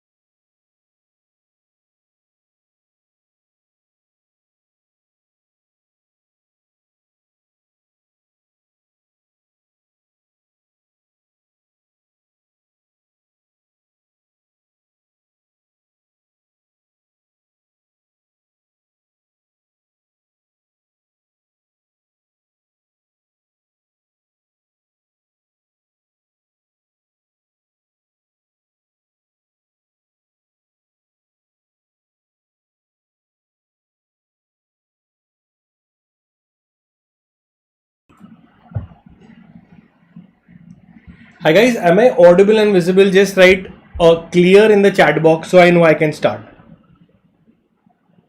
Okay, just write the word clear in the chat box so I can quickly start and complete the chapter for you. Okay, just if others are not responding, you please message in the chat box and close it. Okay, I'm teaching from the module only, so there's no question of notes. There is one where all the procedures are written, which you can build any of your answer. That I will rotate it in the WhatsApp group after my lecture. Okay, great. Let's start. Thank you. Sure. Hi. So we start with our lesson 5, which is your members and shareholders. Now, in the members and shareholders, I will teach you a trick because of which the entire chapter will get over. So just wait along. First, we will see what are the past exam questions that have come from this chapter. So they have asked your definition section, that it was in the December 2024 attempt, the definition of the term member. Then further we go, they have asked section 244. Okay, so 244, in case of a company having share capital, following members are eligible to apply for relief under operation and mismanagement. So operation mismanagement is covered, the minimum number of people that need to go to the NCLT to remove the operation mismanagement. It's 1/10 or 100, whichever is less. Okay, so this is very simple. Then comes your in December 2023, they had asked a member who is a minor, who is only incompetent, cannot become a member. Agreement with minor. So minor becoming a member is a question. Then in your exam, they further asked difference between member and shareholder. They've asked difference between member and shareholder. Very, very simple. Then again, they've asked section 90 subsection 5. So what is section 90 subsection 5? They've asked significant beneficial owner. Very, very important provision. Okay, almost certain to come in your exam. Then let's see further. Ben forms are there. Okay, for Ben 1, 2, 3, 4 are there. Then we have section number 56, transfer transmission of shares. Okay, then we have your insolvent as a member, very simple, and that's it. Okay, so these are the questions of the new syllabus that they have asked. Let's begin. So now we begin with our lesson, members and shareholders. Now this chapter is a very, very simple chapter. I will teach you some tricks and everything will get completed. Okay, now first thing is the definition of the term member. Now the definition is something you have to learn and definitely write in your examination. So section 2 subsection 55 talks about the definition of the term member. Now this, when we learn this, the answer is same when we write for modes of becoming a member. Modes of becoming a member. Now I don't want you to read. I want you to think and tell me how I can become a member of a company. How I can become a member of a company. So one thing is, either I must be a subscriber at the initial stages, subscriber to MOA. I must have subscribed to the memorandum as a subscription clause, so I must have done that. Or I must have agreed in writing. In writing, I must have agreed during IPO. So there must be a application form. Application form I must have filled. Or there must be a transfer of shares. Should share transfer deed was executed. Or there must be a transmission. So if someone would have died also, so their legal heirs will apply for a transmission, that I am the legal heir of the company, or I have a nomination form, transfer it in my name. So these people will come forward and they will tell. And the last one more method is there, which is called as in demat form. So you are mentioned as a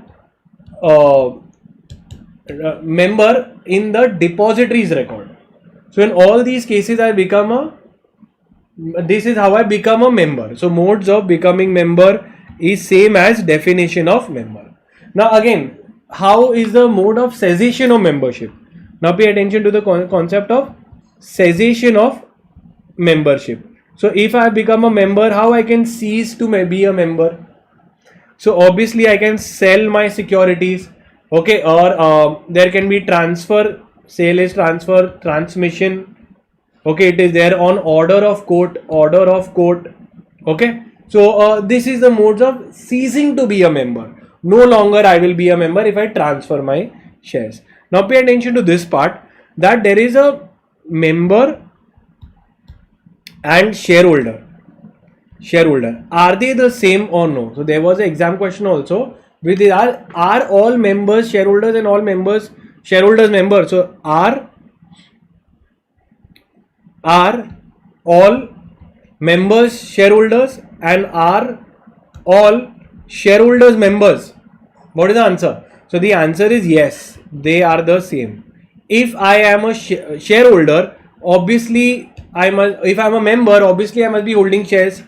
If I am a member, I must be holding shares of the company, and if I am having shares, I will become a member of the company. So this is in normal situations, normal circumstances, this will be true. So normal circumstances, all members. So the first line that you have to write, that all members are shareholders and all shareholders are members. However, there are certain instances where it is not the same. Okay, so there are certain circumstances, certain scenarios where members is not equal to shareholder. Okay, very simple. So if you have recently bought or sold, okay, so imagine if I've just bought the shares, so I will be a shareholder, I have the shares. But for member, your name has to be written. So member is basically, name is written as member in register of members, in a register of members. So if I have just bought the shares, I will become a shareholder, but till the time the entry is not made, I am no longer a member of the company. Or vice versa, if I have just sold my shares, I am a member because my name is mentioned, but I am no longer a shareholder because I have sold. So it could only be due to a time gap, this difference could be there. If a person has just died, okay, if there is a death, so a dead person cannot hold shares, so his nominee will get the shares. So he is no longer a shareholder, but till his name is written in the register of member, he will be there. So only in such situations a person will be a shareholder but not a member. Even these are the only instances where it will be the case. Now, owner of a share warrant is basically a share certificate in which there is no name mentioned, then the bearer is the owner. So member, his name is not mentioned in the register of members, so he'll be a shareholder or holder of share warrant, but he's not a member because his name is not written. So member simply means name should be written in the register of members. In normal circumstances, this is the same. Okay, now that's it. Now let's go ahead and complete it. I've completed almost the full chapter. See, this you have to learn, that you have become a subscriber to the MOA, you have agreed in writing, or you are a beneficial owner in the name of the depository. So beautifully explained. You've cracked the entire definition. Definition of member, essentials of member, there must be an agreement. Now all this is repeated. I'll tell you what is important. Okay, a member will normally have a contract, and the contract will fulfill the criteria of Indian Contract Act. Simple. Now one more answer we finished is modes of acquiring membership. Remember this, I've told you modes of acquiring membership. How do you become a member? So same points I will write.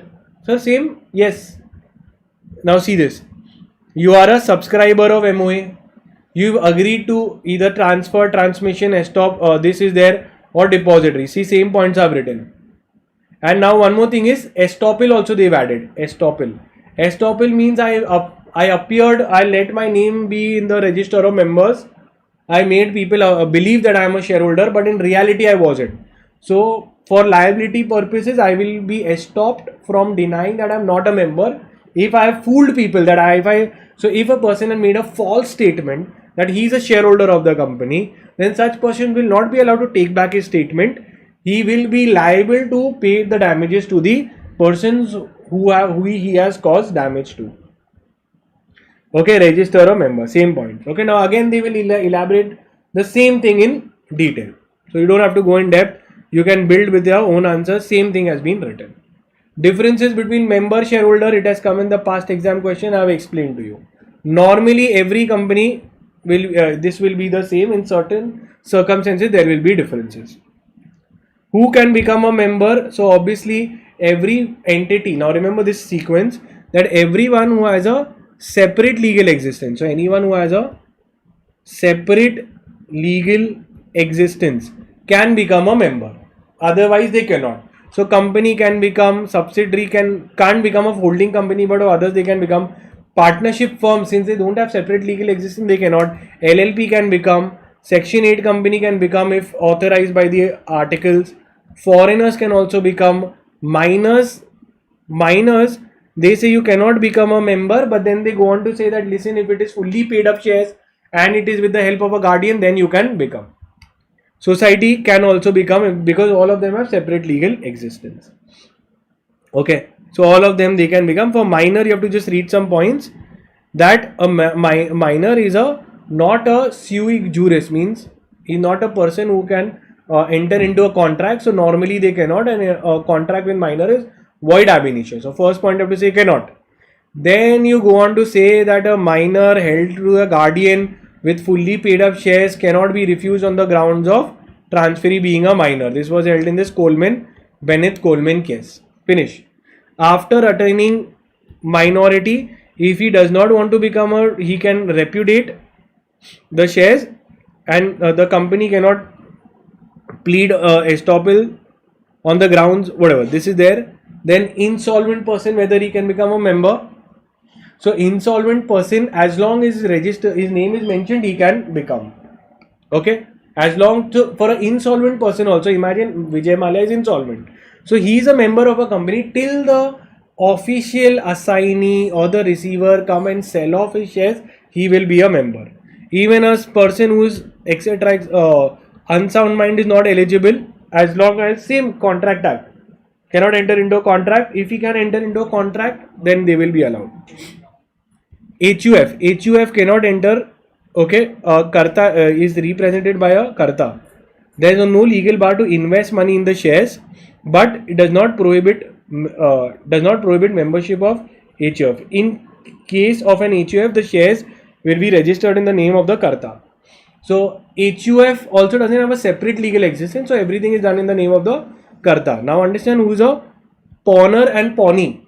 So just remember pledger and pledgee. So I have pledged my shares. So just remember there is a pledge of shares. Sir, what do you mean by pledge? Pledge is where movable property kept as security. So movable property here is your shares. So shares I have kept as security. If I couldn't repay the loan, then pledgee will come and sell off the shares. So till the pledgee or the pawnee comes and sells, so it's like the creditor. So till the creditor comes and take action, it will be the pledger only who will be the owner of the shares. Pawnee cannot be treated as holder till his name is entered in the register of members. Receiver also his name. So basically all the people, they have to get their name in the register of members, then they will be allowed. Okay, that is it. Society can also become. Simple points. Persons acting in fictitious name. So this is obviously this is a illegal transaction, Benami transaction. It is leading to penalty. Trade union also, if they have a separate legal existence, they can hold. Joint members also they can do, but if more than one persons apply, then each of them will be treated as an applicant, but the name in joint members, only those whose names are appearing first name person will be entitled to all the benefits and attending the meetings, etc. Right to vote, etc. will be of the first named mention in the share certificate. Minimum number of members, we know how much it is. Very simple. Minimum number of persons is 1 to 3. So 1, 2, and in public company 7. Okay, that is minimum number of directors. So this is the minimum number of members will be 1 to 7. Now cessation of membership. If I want to cease to be a member, I will transfer. Either it is forfeited, surrendered, death, insolvency, redemption, cancelled, bought back, winding up, all these cases I can choose. Now there is another concept called as expulsion of member. Can the BOD, so the question comes, can BOD expel a member? Expel a member. So imagine if you've paid the fees, you've paid the shares, can you be expelled, removed? Answer is no. So you'll write a line that a member cannot be expelled or cannot be expelled, removed from the register of members. It is against company jurisprudence. Directors have absolutely no right. It is the court who will take action. Okay. So they have said it is against company jurisprudence. It is opposed to company jurisprudence to have a clause to remove a member. Not allowed. And they had given a classic case also of, I don't think they mentioned it here, Air India versus Nilofer. There was a case, okay, where it was said an expulsion of member is not allowed. Simple. Any articles to remove a member is not allowed. Register of members, we know we've done it in your particular meetings chapter. So in meetings section 88 talks about register of members. Now pay attention. MGT 1, MGT management, okay, MGT 1, 2, 3, 4. MGT 1 is for register of members. This is register of other security holders. This is a register of you could say your register, foreign register. Let's see. In this meeting chapter I have covered, but I'll just tell you what is important from here. MGT 1. MGT 1 is a register of every register of members. Okay, so register of shareholders will be in MGT 1. MGT 2 will be other security holders like a debenture holders, etc. will come there. Company has to maintain the register of members, the list. MGT 2 I told you security.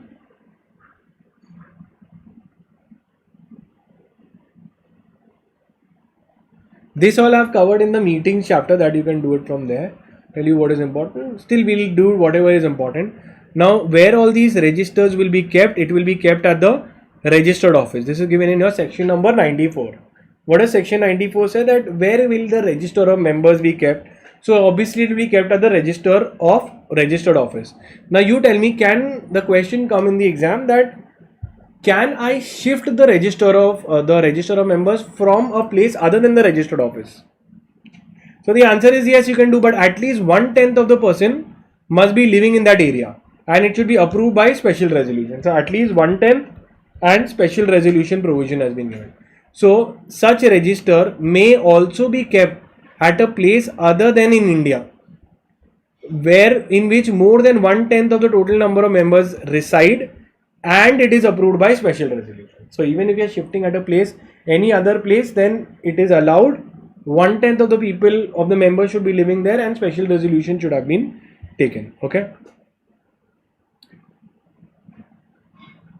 Now this is a very, very important point, which is called as foreign register. So what is a foreign register? Foreign register is where a company is empowered to set up a foreign register, which is set up outside India, and members who are there outside India in that particular country will be there. It is treated as a part of principal register. A duplicate register will be maintained here. Whenever entry will be made there in a certain time frame, entries will also come here. Okay. The company, when they are discontinuing also, they have to inform the ROC. When they are setting up also, they have to inform the ROC. So company may, if it is authorized by the article, can keep in a place outside India a register called as foreign register, where they will contain the names of all the persons residing outside India. Okay, the foreign register shall be deemed to be a part of the principal register of India and will be open for inspection. A duplicate register will also be maintained, and all the entries must be transferred within some time frame. Okay, we'll see the time frame. I told you it is MGT 3. In the start only I made you write. Moment you have set up, within 30 days you have to inform ROC. Even you have discontinued, within 30 days you have to inform ROC in MGT 3, which is about foreign register rule 7.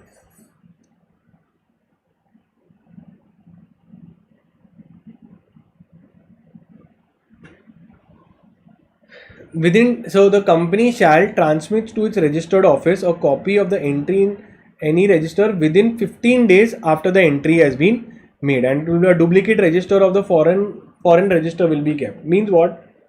Within 15 days, one entry has been done. Within 15 days, entry will be done here. An exact duplicate register will be maintained. Okay. Now, closing of register of members. This has come earlier also. Section number 91.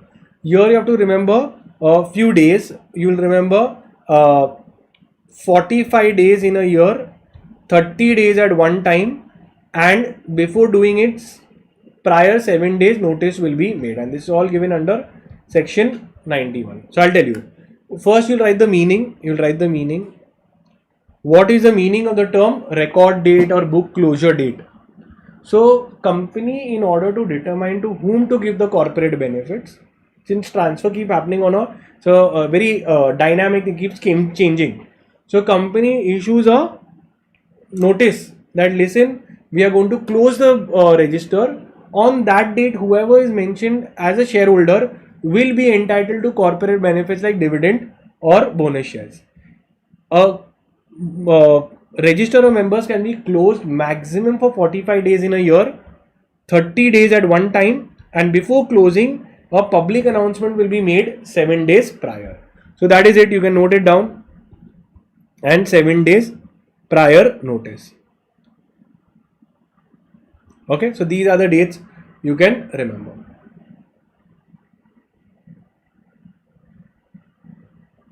Now, registers, for how long it should be preserved.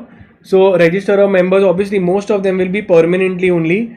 Other holders 8 years and foreign registers is 8 years. So, preservation of registers for members will be permanently. Okay, so permanently it is preserved, and for other security holders it will be preserved for 8 years. Okay, simple points you can note down. Now comes to this declaration of beneficial interest. Now pay attention to this point, section 89 and 89 1 2 3.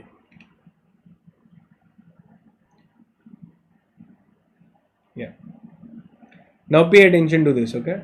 So what happens is section number 89, that it talks about one is a registered owner, the other one is a beneficial owner. So what happens is, in a company, if there is anyone whose name has been registered as a shareholder but does not have beneficial interest in the shares. So my name has been entered but I don't have beneficial interest. So then I will inform the company in MGT 4 that listen, my name has been put but I don't have the main interest. Money has been paid by someone else. So that will be then the MGT 5, the beneficial owner who has beneficial interest but his name is not registered. So he will inform in MGT 5, and once they will inform the company. Once the company comes to know, then in MGT 6 the company will inform ROC about the details and the declarations that they have got. Now imagine when this would come. Beneficial ownership. So for example, if I am paying the money but I say don't put my name, I don't stay in India, put my brother's name. So this fact has to be told to company that listen, I am the registered owner but my brother who is out of India is holding the share. So this will be done. This I have covered in the meetings chapter, so you can do it from there because it's actually from there. So MGT covered. Then even significant beneficial ownership. Okay, significant beneficial ownership. Market as super important. Okay, significant beneficial ownership, SBO. So significant beneficial ownership means what? that we want to know who is the individual who is holding the ultimate ownership. So provides that every individual, okay, who holds a beneficial interest of not less than 25%, which they made to 10%, 10%, okay, of the shares, voting rights, and has a significant influence, will be called as a significant beneficial owner. So here a SBO is given under section number 91. So SBO is an individual who holds significant beneficial ownership in a company. So when I say significant means what? In the act is written 25%, but they can always keep a limit. So then they have kept it 10%. So if I have, let's say there is an individual, he is holding shares in company A. There is a company B, and this is a company C. Okay, let's say he is holding 100% here. This company is holding 100% here. This company is holding 100% here. Example. So can I say that who's the individual holding it? So SBO is always an individual. So who is ultimately holding interest? So here we can see that Mr. A is the SBO. He is an individual who holds ultimate. Let's say if I'm talking of this company, I'll call it as a reporting company. Reporting company who has to report to ROC, for example. So he will be an SBO in all of them, including the reporting company C. So company C, he has to inform to company C that listen, I am the beneficial owner of the shares. Done. And for this there is a separate form numbers also they have given you, SBO. So you see the definition I've told you that in the 2019 amendment they have said a SBO definition they are seeing means a SBO in relation to a reporting company. So I've told you now what I've used the word reporting company.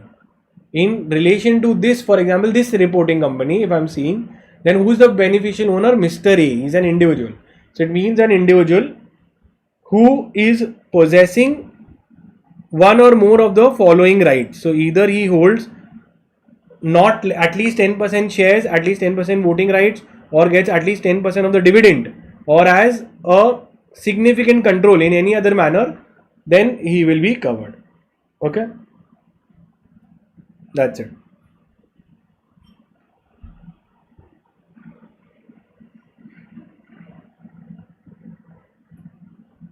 Okay, for all this I've covered in my thing. You can see now the declaration. Now there are Ben forms. Okay, Ben forms for declaration. So Ben 1, that initial disclosure. Every individual who has a significant influence this is required to file Ben 1 within 90 days from the date of commencement of this. So this is an old thing, not applicable now. Continue. So even now it is a Ben 1 to the reporting company who is acquiring within 30 days of SBO or change therein.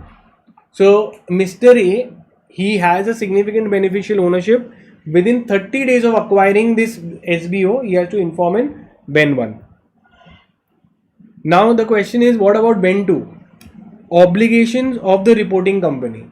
So upon receipt of a declaration from the SBO, the reporting company shall file Ben 2 with ROC.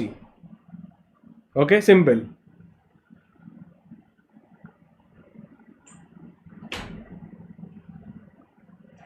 Then we are seeing Ben 4. Okay, that where the reporting company has given a notice to a member seeking information about who is a significant in the reporting company, it will be in Ben 4. So if a company feels that you are a significant beneficial owner, so company can give notice to person asking if they are seeking whether they are SBOs or not. So they'll ask, are you SBO or no? Tell me. Okay, Ben 4 forms. And consequences of non-reporting. So if you don't report, okay, if you don't inform, then your shares will be transferred permanently to the government. Okay, and it can be blocked forever.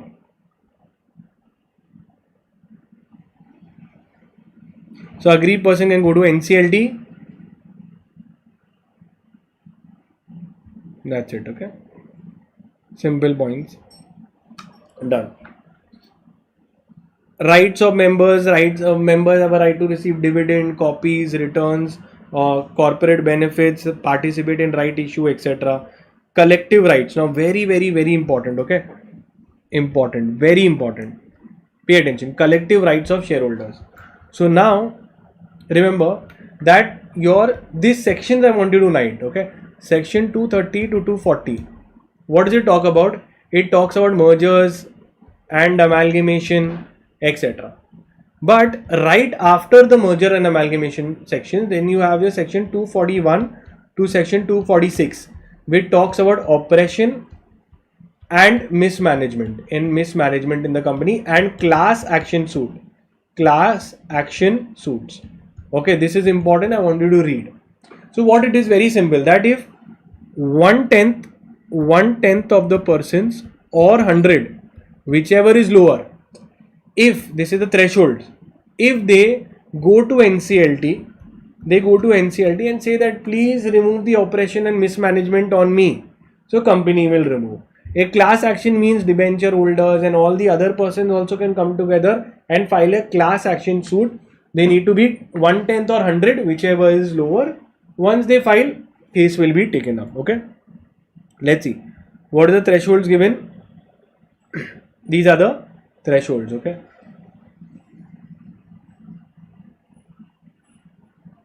So these thresholds you can remember that 100 or 1/10, whichever is less. Okay, they can file a case not less than 1/5 of the number of the members to apply to the board for operation mismanagement. Having share capital is here, not less than 1/10 of the share capital voting power, they can make an application. So just remember 241 and 246.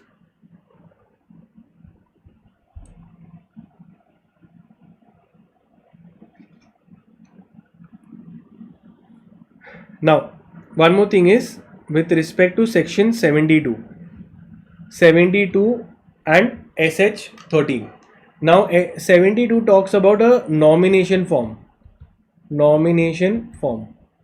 So, if any person, they can mention a member who is there, who is a shareholder, he can appoint someone else who will be in case of his death, this person will be becoming the owner. So, a person can nominate another person who will become the shareholder in case of his death. SH 13. Now this is again important.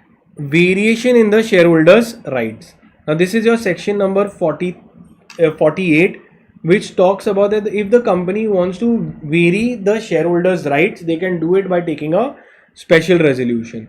However, if 1/10 with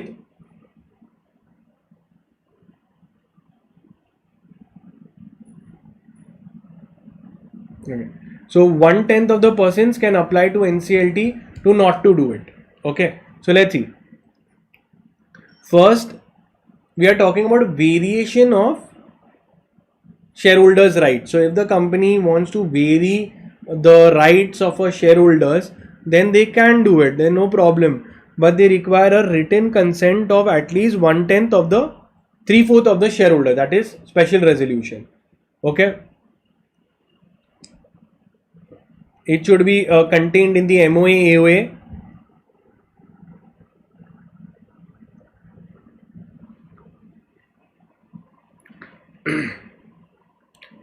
And if 1/10 of the shareholders are unhappy, they can go to the court. Okay. Shareholders agreement is an agreement between the shareholders, and very important point I'll take you, enforceability of shareholders agreement. Okay, very important. I'll tell you the main provision directly. Okay, I'll tell you the main provisions directly, which is given in all these cases. Gopal Rangarajan. Okay, it is not binding. All these points I'll tell you. Okay, these are all points. Note it down that a shareholders agreement. So a shareholders agreement meaning is a agreement between shareholders. So they have made some agreement. Whether it is enforceable or no, enforceable, that is valid or no. Okay. So this says that yes, it will be valid only if, condition is there, only if it is incorporated in articles of association. If a shareholders have made a separate agreement which has not been incorporated in the AOA, it is not binding. So it will only be enforceable valid if it is, only if it is incorporated in the articles of association. So this has been mentioned in the all these cases, Ranga Rajan, etc. Okay. See, what they've given is a restriction, any kind of agreement that we will not take a loan. We've had a separate agreement, but we didn't reduce it in an article, so it's not valid. So restriction which is not specified in the articles, it is not binding on the company or the shareholder. So this is the main thing. So ultimately they have said for it to be binding, it should be incorporated in the uh, particular articles of the company. Veto power is a power which can stop any changes. It is a veto means a power to stop any changes. So sometimes rights can be given to the investors, that the investors can veto a borrowing or M&A, etc. So this is the shareholders agreement. A shareholders agreement such as a veto power. For example, investor can have a veto to block a loan. If the company wants to take a loan and you have given the veto power to the shareholder investor, he can block it. But for this to be valid, again I told you, it should be in the articles. Rangarajan, they have said it should be binding only if it is coming in the articles of the company. Okay. With this, we've completed the entire chapter and all the important things, including the past exam questions. Clear?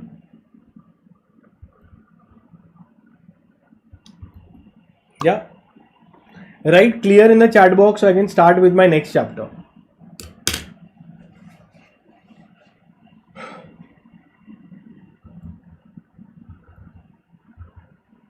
Just thinking.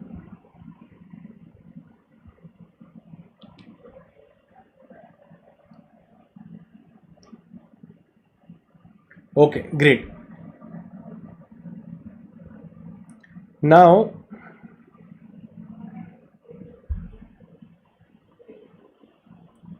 okay, great.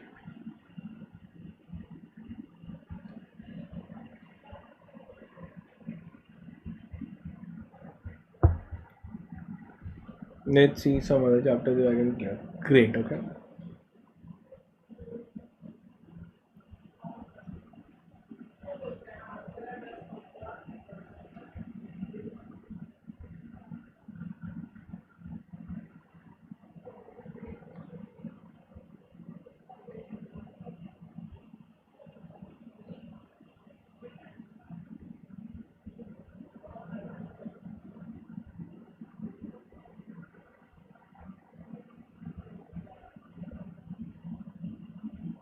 So I'll complete a fairly fast chapter which I can complete easily, okay, quickly.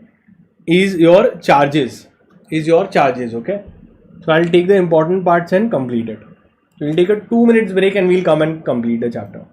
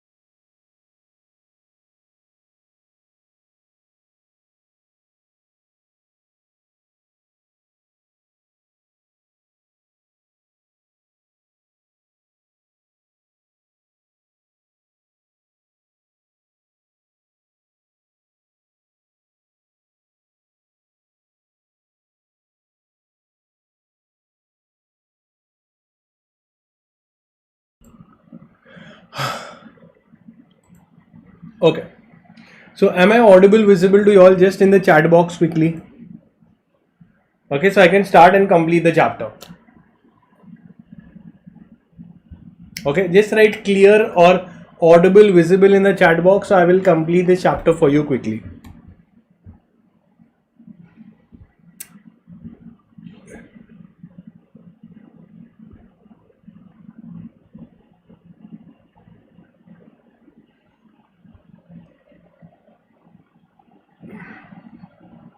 Just write audible, visible in the chat box so I can quickly complete. Okay, great. A and V, nice. A and V is a new shortcut that we are using. Okay, great. Chalo, let's start and complete.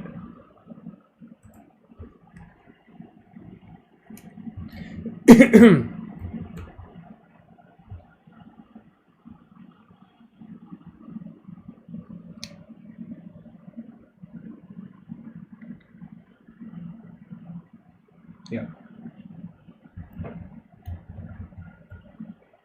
Hi, so we begin with the chapter called as charges. Before we start, let's get into the past exam questions to see which section numbers they have targeted. So they have asked section number 79, which is modification of charge, and then they have asked section 77, which is the most important section, registration of charge. Then they've asked section 82, which talks about satisfaction of charge. Okay, and that's it.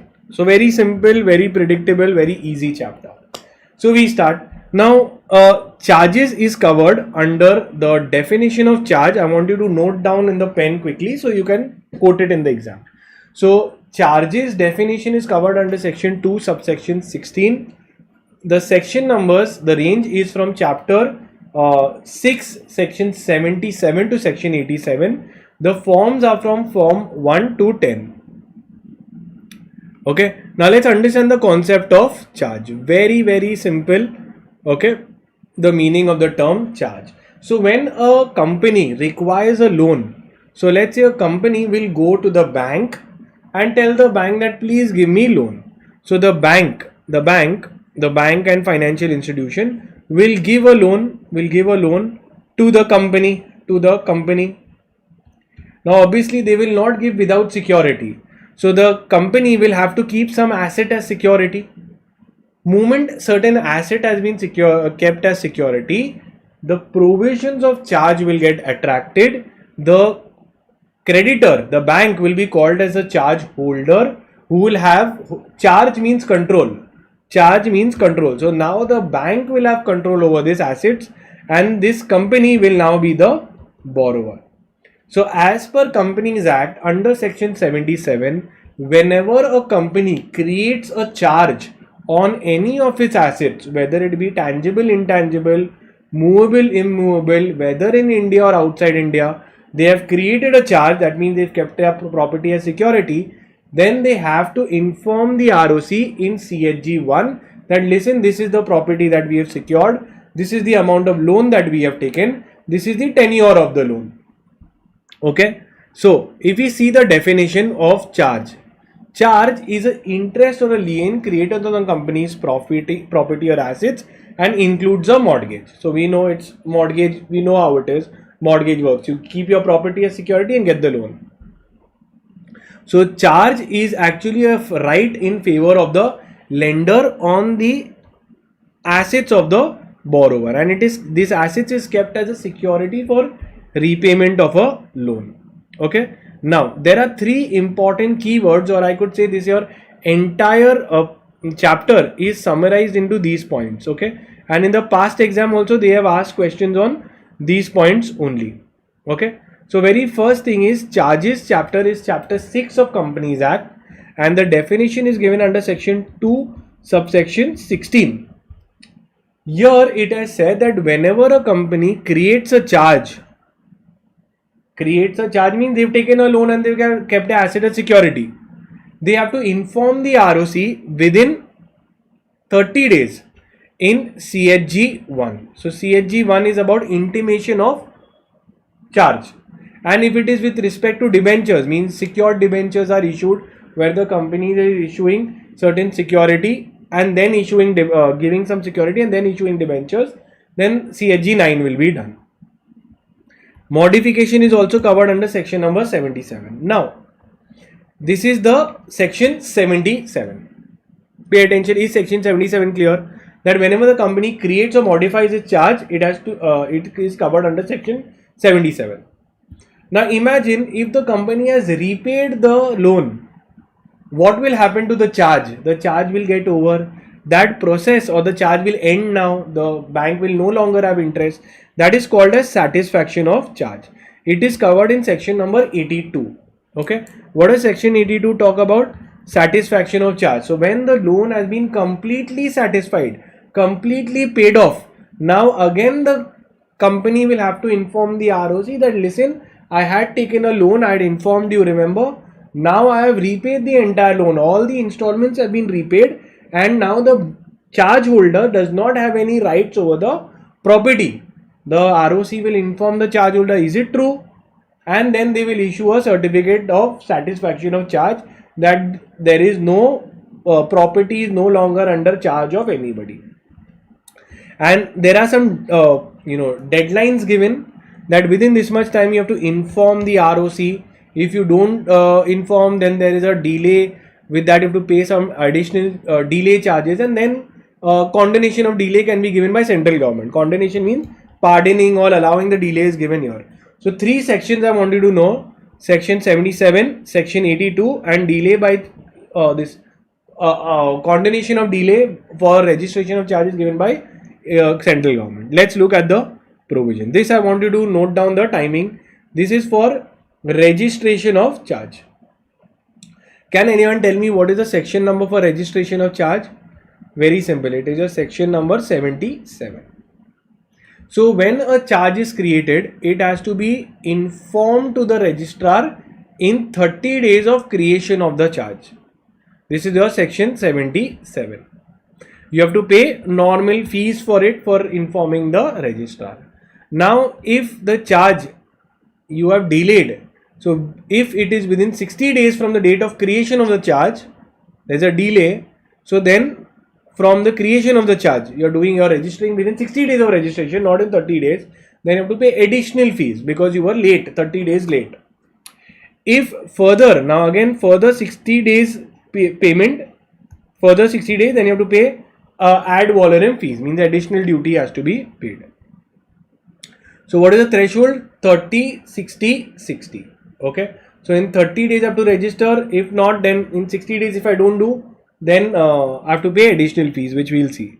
Now when we come to satisfaction of charge, sir, what do you mean by satisfaction? Satisfaction means when the charge or the loan amount has been completely paid off. That is called as satisfaction of charge. Now that also has to be informed within 30 days, then you have to pay only normal fees. But if you have not paid, you filing within 300 days from the satisfaction of charge, then you have to pay additional fees. And after 300 days, then condonation of delay under section 87.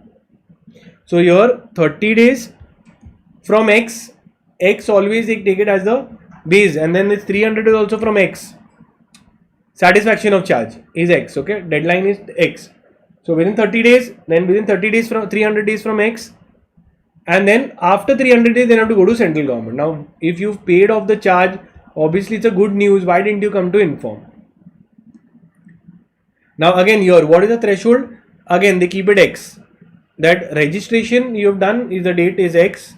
30 days you have to come to register. If not, then within 60 days if you come from date of X, then additional fees. And if after that, then you have to pay ad valorem fees, which is separate fees is to be paid on value of the charge amount. So it's going to be heavy charges that is going to be there. Okay. Now let's look at the form numbers. Very, very simple, very, very easy to learn. I'll make you learn all the form numbers in 2 minutes. Okay.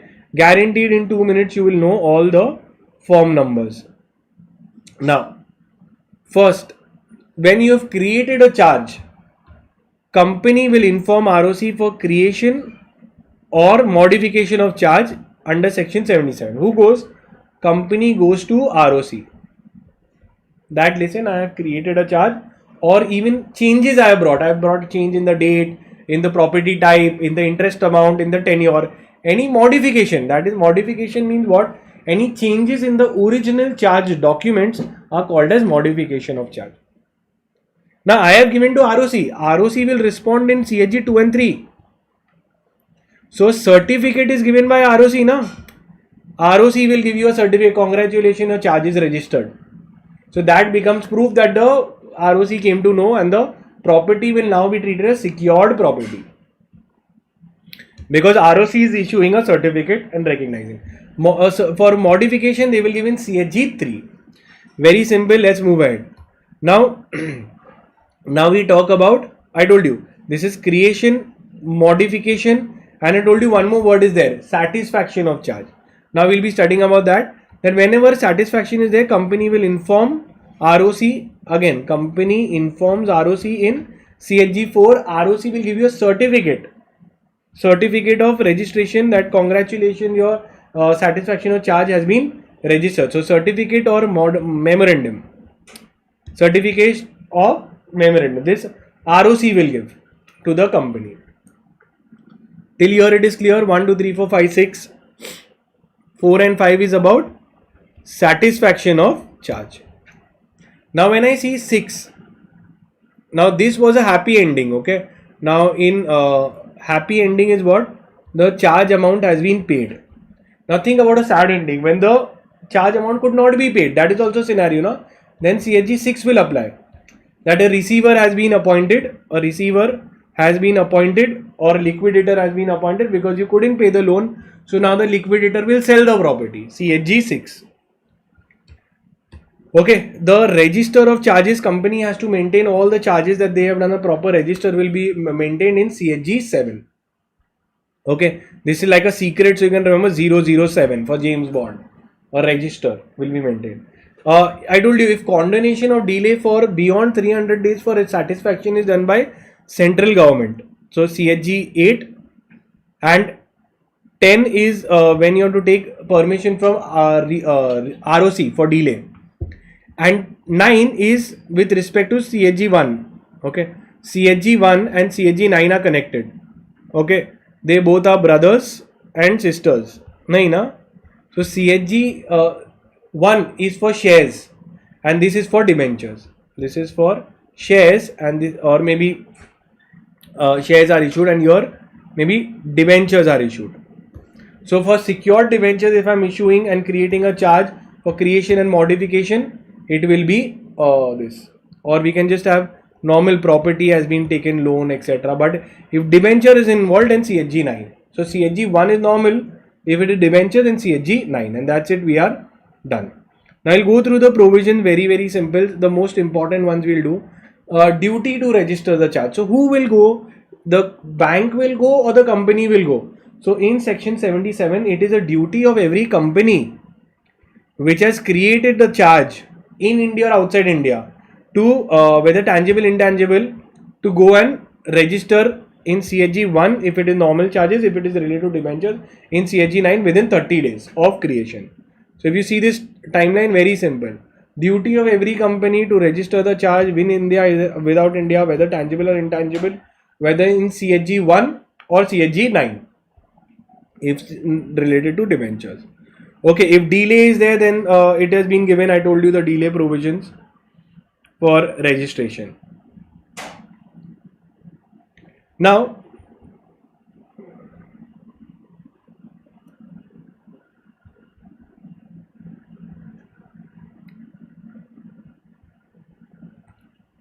CHG 2, section 77, subsection 2 says that when you have applied, then the ROC will give you a certificate in CHG 2 for congratulations, your charge has been registered in CHG 2. Congratulations, modification has been done in CHG 2. Okay. If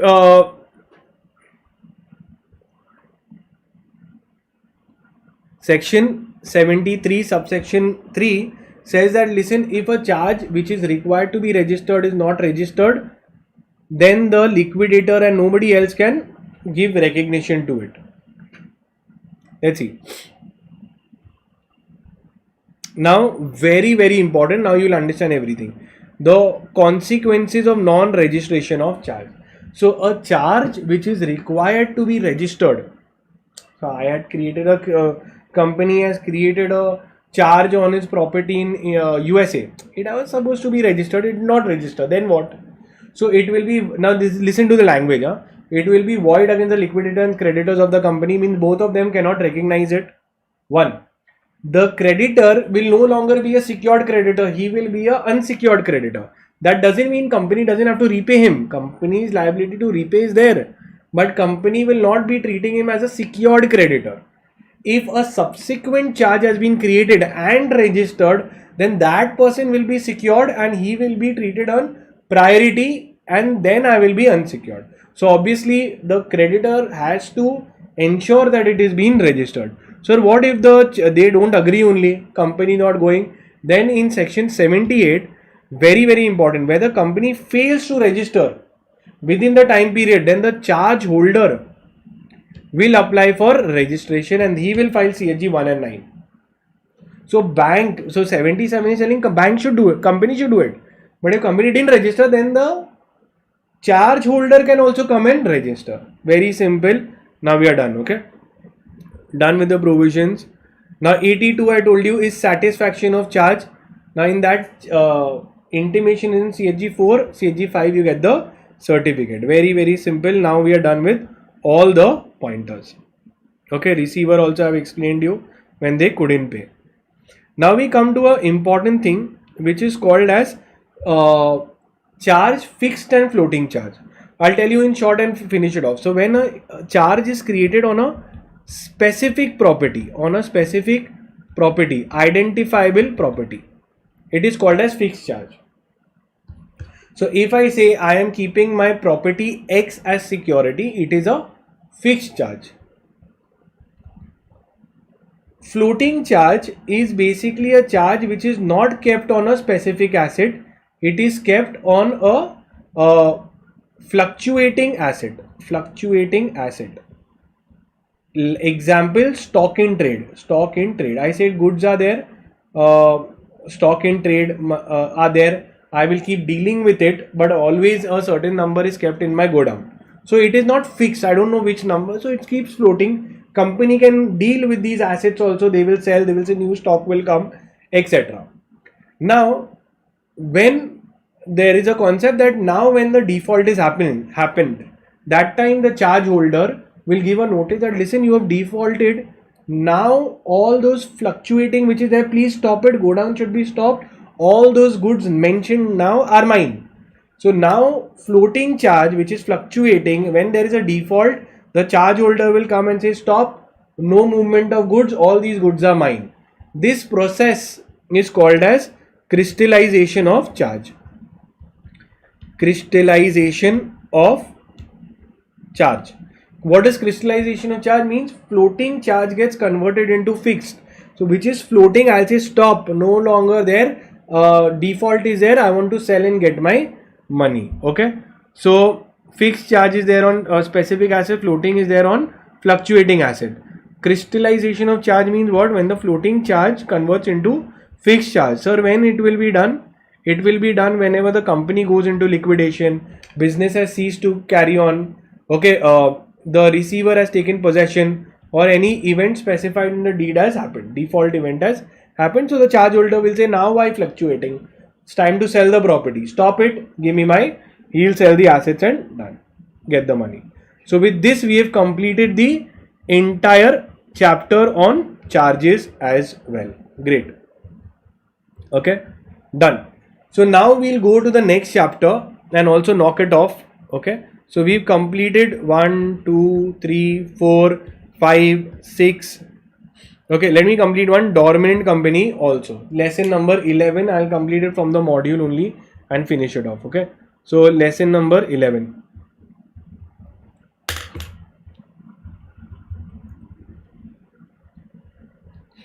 So lesson number 11 we'll do and complete it.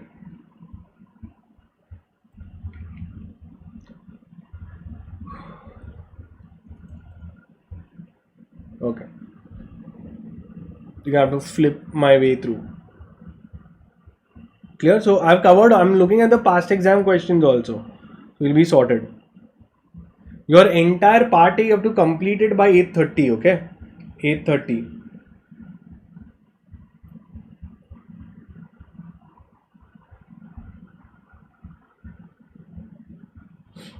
Or maybe 9, etc. And then you start with your part B. Part B always you have done it. 3 hours is more than enough to cover. 3 to 4 hours. The morning also you do is enough. Okay. Before sleeping do meetings. Then you will still be better.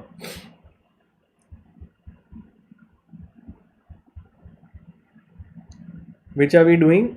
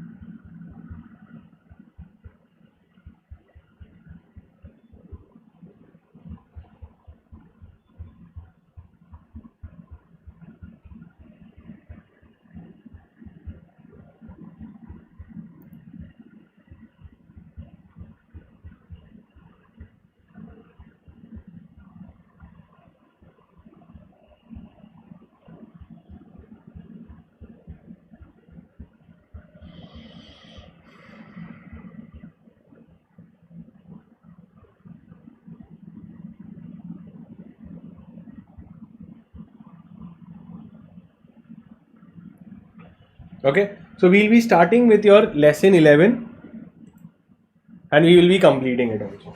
Okay, great. Let's start.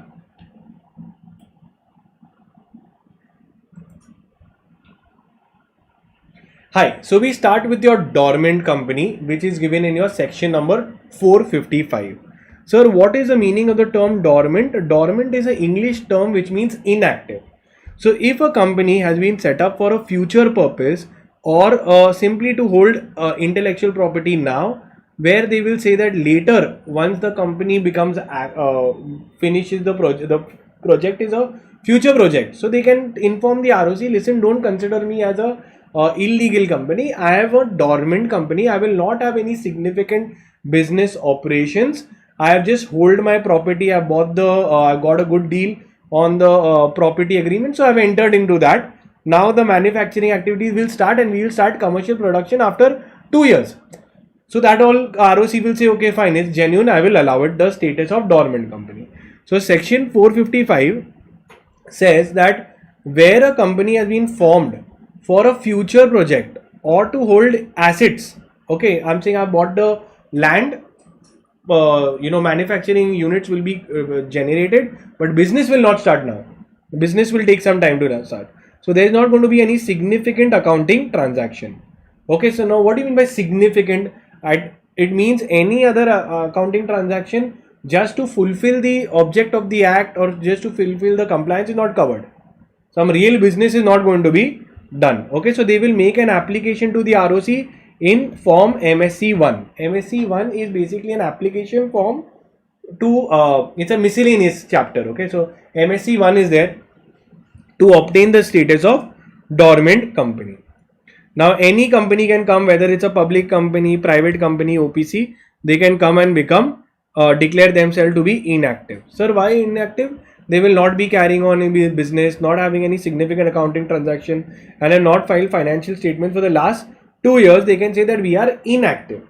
However, you justify to the ROC that listen, I'm inactive now, but within 5 years, time limit is 5 years. Within 5 years, I will be back to active. I will give you another form also. They say, okay, great.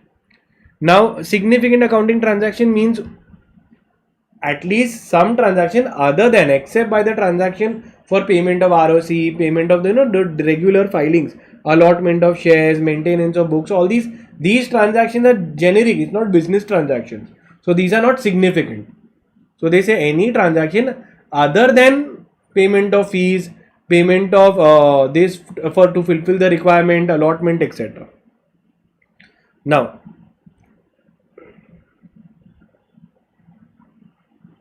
company has to ensure that they have the minimum number of directors as specified. Okay, minimum number of directors. They have to file returns at least. We'll see a return form is also there. Okay, that they have to hold a meeting. At least one meeting in the board should be held in a half year. The gap between two board meetings should not be more than 90 days. So some compliances you do at least. Okay, and the maximum tenure for which you can be dormant is 5 years. Within 5 years, if the company does not come forward, ROC will struck off the company. The name will be removed from the company's name. Now we'll see the forms. Return is in MSC 3. So let's do the form numbers also. 2 minutes it will take. So the form MSC 1, 2, 3, 4, 5. So 1 is an application for dormant status. If you give it, ROC will look and they will see, okay, fine, it's a future project, so it's going to take some time. We allow you to set up as a company. Now a certificate of dormant status will be, dormant company will be given by ROC in 2. So I become really happy. Then they say, come here. But you at least have to do compliance. You have to, returns has to be filed, meetings has to be held, minimum number of directors should be held. So return or by dormant company has to be filed every year in MSC 3. Then I say, okay, fine. Within 5 years, you have to become active again. So let's say I have taken the land. I was not active. So they say, why you are not active? I say, I am making my manufacturing unit. It will take 1 year to build the manufacturing plant. So okay, fine. When it is ready, then come and give an application. So it is now you make an application to get active status, active company status you will apply. That will be in MSC 4. They will say, okay, fine, you have come, very good. Certificate of active company will be given in MSC 5. Done. Very simple. So these are the form numbers. We can quote it, and obviously your section 455 you have to quote. Let's see. Next, procedure. I told you the full procedure. MSC 1 you will apply. Dormant company. ROC can also identify certain companies and inform them that, listen, are you dormant? Okay, prerequisites for obtaining dormant company. Now very important, the company registrar shall not grant the status of dormant company. Means if an investigation is going on, it is a listed company, okay, the directors are not available, there is some outstanding loan, there is a dispute in all these companies which are dormant due to issues. So issue related companies will not come. So any inspection, investigation is going on, prosecution has been initiated against them, public deposits are defaulted, outstanding loan is defaulted or pending, there is a dispute on the company, taxes are not paid, default in payment of the workman dues, it is listed company. So all these companies cannot obtain the status of dormant company. Okay. Now for dormant company also, what company has to do?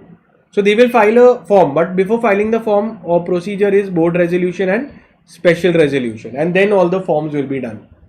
Clear? Steps has been given, simple. I've given you the format. Now since special resolution is there, MGT 14 will also be given. Procedure for obtaining active state company status. So very simple. Within 8 years you or 5 years you already have to apply before the end of 5 years. Application is board meeting you held. You will file MSC 3. You will get certificate in MSC 4, and you will get a certificate.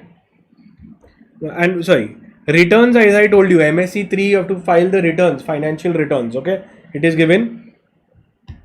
4 and 5 I told you the form numbers. Specimen has been given, and that is it. We've completed the entire chapter. Thank you. Okay, now we look at another chapter and also we can knock off. Maybe let me see which one should I take up. I'll take up this one,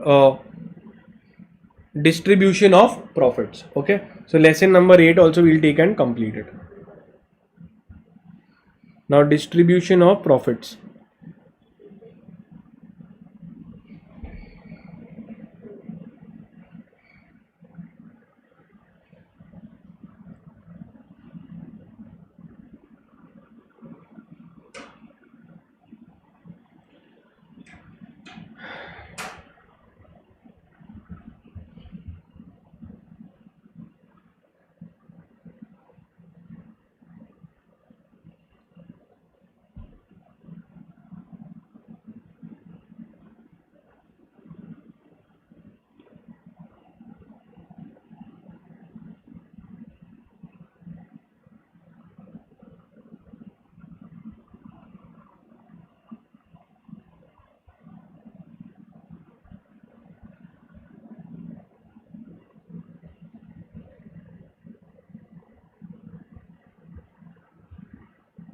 So we'll start in 2 minutes. 2 minutes we start, okay?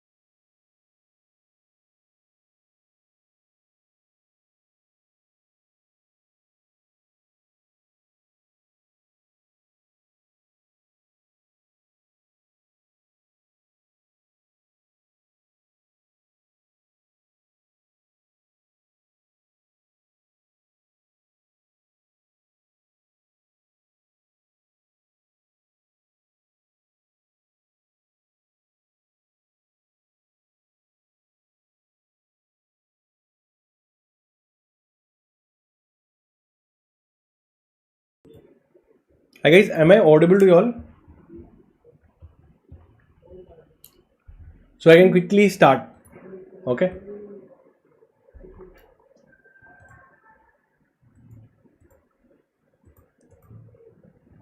Okay.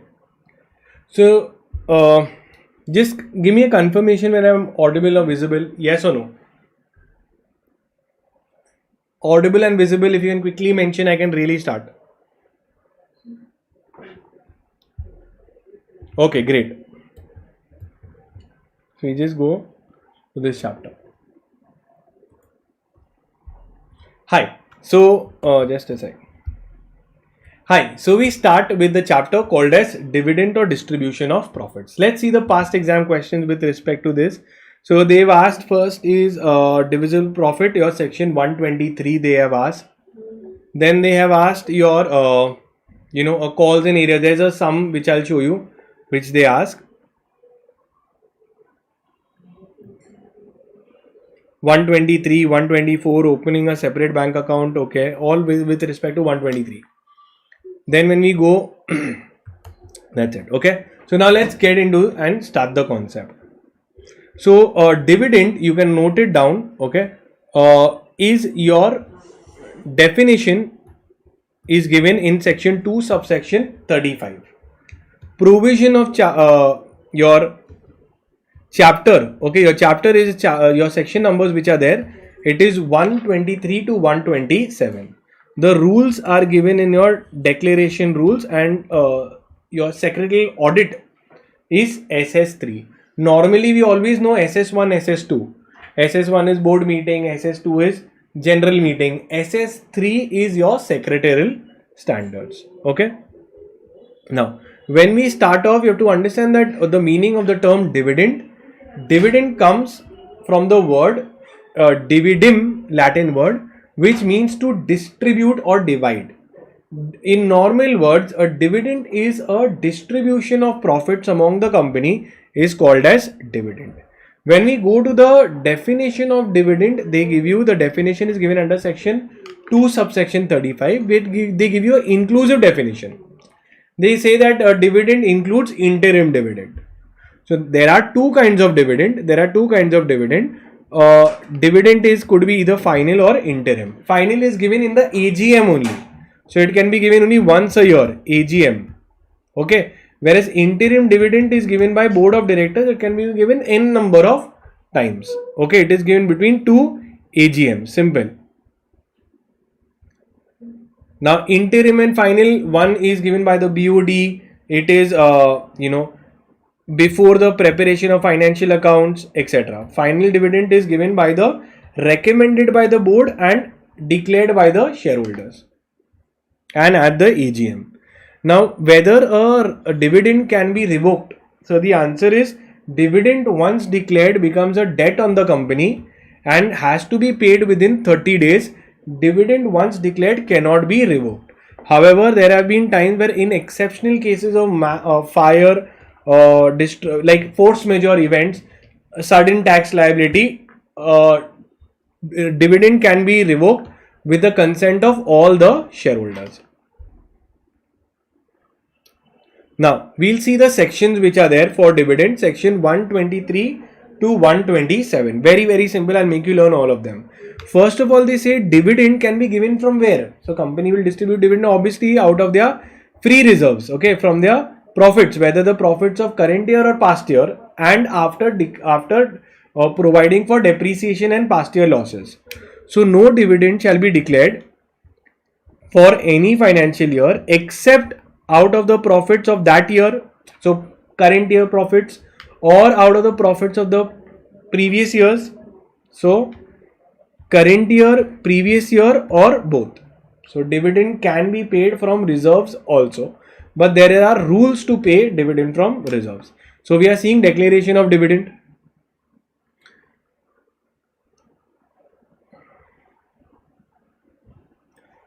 Now, if in the current financial year there is no, let's say in the current financial year there is no profits, so can the company declare dividend from the past profits? Answer is obviously yes, but they have to comply with a rule which is called as Rule 3.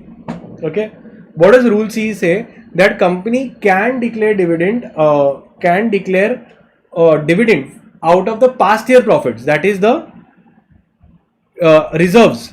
Out of reserves also they can do, provided some rules are followed. Let's see what are the rules. This is given in rule 3, that the rate of dividend, okay, should be not exceed the average of the rates declared in the past 3 years.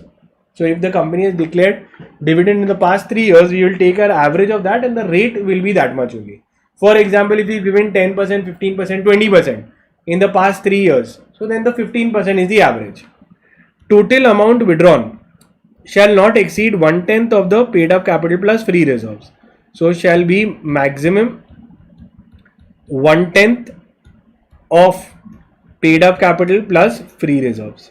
So company obviously is going to declare dividend. So the total amount that they can debit to declare dividend from the out of years, okay, will be 10%. And before declaring the dividend, they have to set off the past year losses which are there, and the balance in the reserve should not follow below 15% of the paid up share capital of the company. So in the reserve they should still have minimum 15% of PUC. So if we see the conditions, there are 4 conditions given, and this is given as per rule 3. This is for declaration of dividend out of reserves. So average of the 3 years rate they cannot exceed. Amount that you're withdrawing should not be more than 10%, and the amount that is balance which will remain will be minimum 15% of the PUC. Now this is done. Now remember one thing, that moment a dividend is to be declared, okay, so moment dividend going to be declared, within 5 days of declaration, that amount of dividend that we have to distribute will go in a separate bank account. So if I have to give dividend, I declare dividend today, the next 5 days I will put it in a separate bank account to be given within 30 days from declaration. Only registered shareholders will be entitled to the dividend, okay, and dividend could be paid by way of cash, check. Dividend warrants are also there. It is like a demand draft that also can be given, and or any other electronic mode.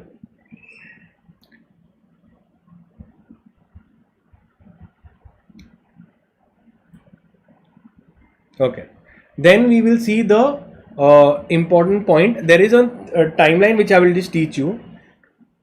Section 124 talks about unpaid dividend account. If the dividend we have declared, it has to be paid within a span of 30 days. If the dividend is unpaid or unclaimed within 7 days, how many days? Within 7 days from the expiry of the 30 days, then that amount will go in a unpaid dividend account. Clear? So let's say, how does that, this is the declaration of dividend.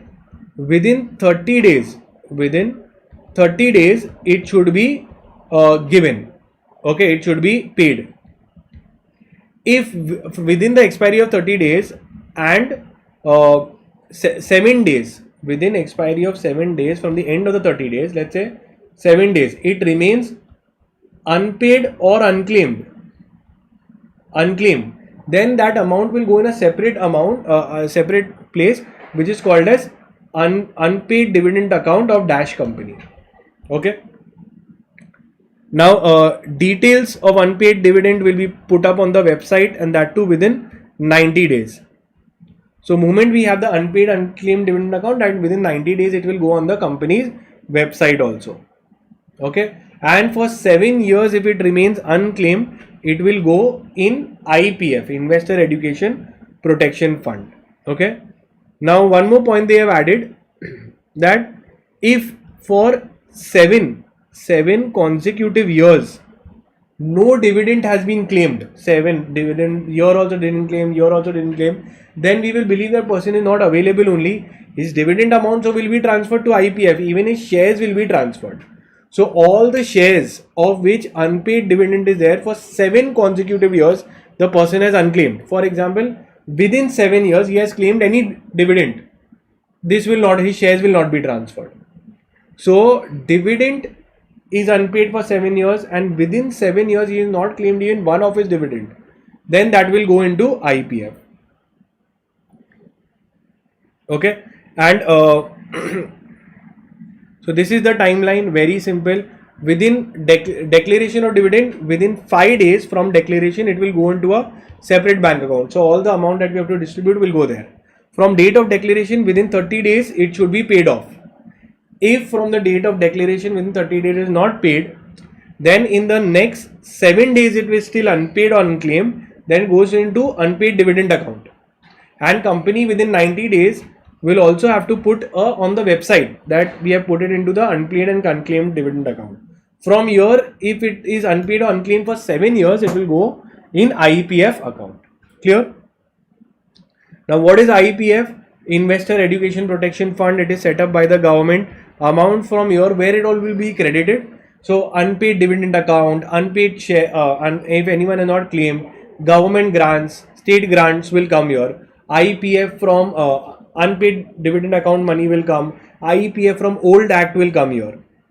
And from where the money will be utilized. So, where the debit can be done from IPF. Okay, it could be done for the name itself, Investor Education Protection Fund.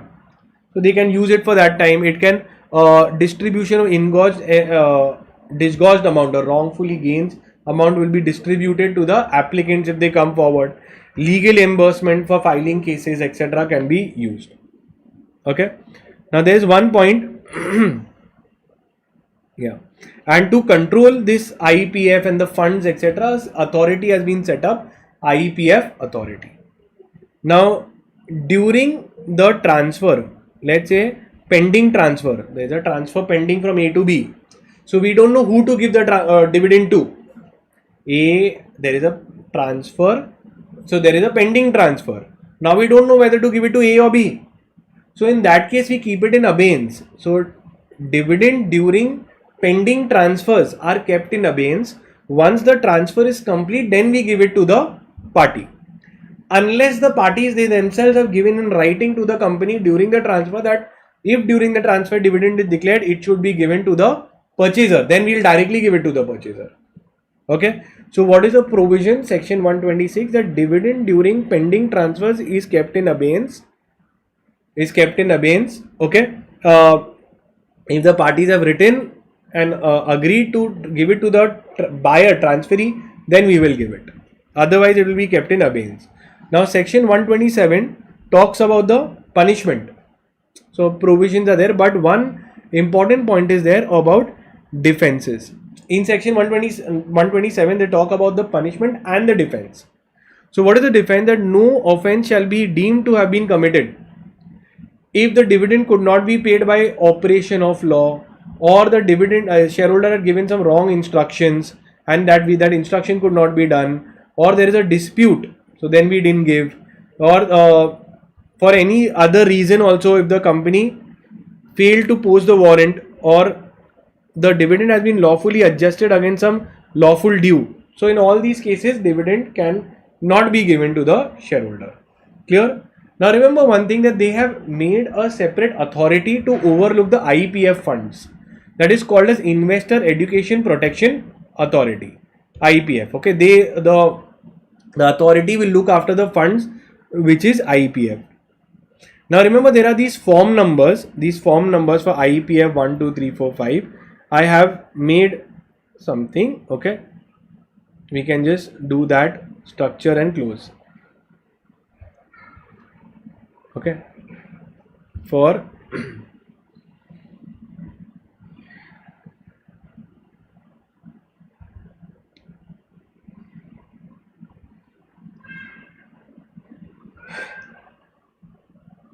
okay, the IPF authority, the forms we have to just remember, that to not all the forms. I'll tell you which one.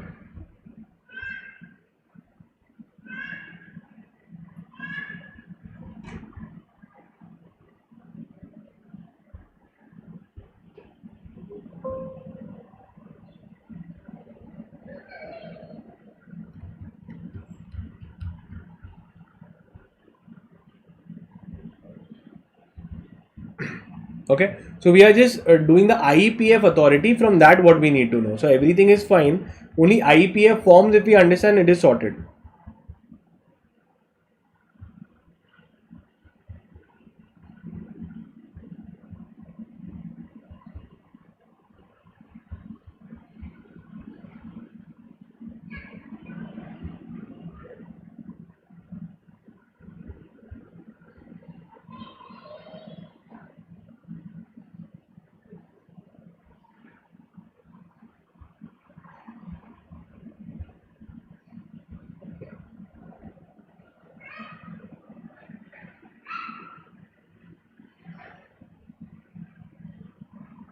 Okay, so I'll just tell you some points that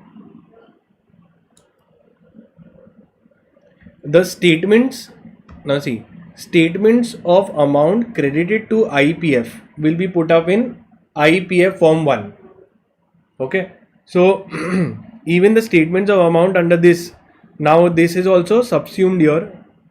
So IPF 1, you have to remember that statement of amount credited to IPF authority. So how much, for example, if the company is there, they have to inform that this is the amount that we are transferring to IPF, because for 7 years it is not claimed.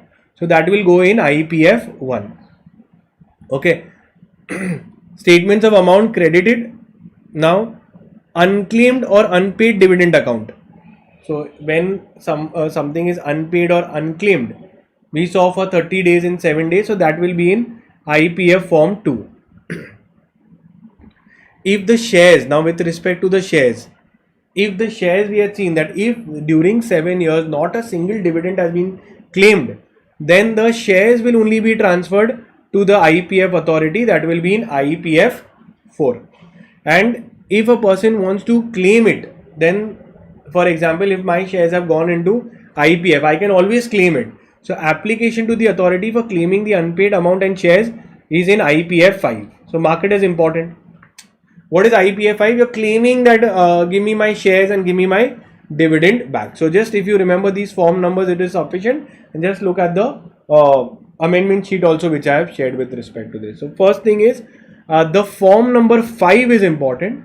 If anyone whose shares or dividend has gone in IPF, they will file IPF 5 with IPF authority and reclaim the shares. Okay, with this we have completed the entire chapter and important topics. Okay, now we start with one last part, last chapter, which I feel is can be easily done now, which is your compromise and arrangement. Okay,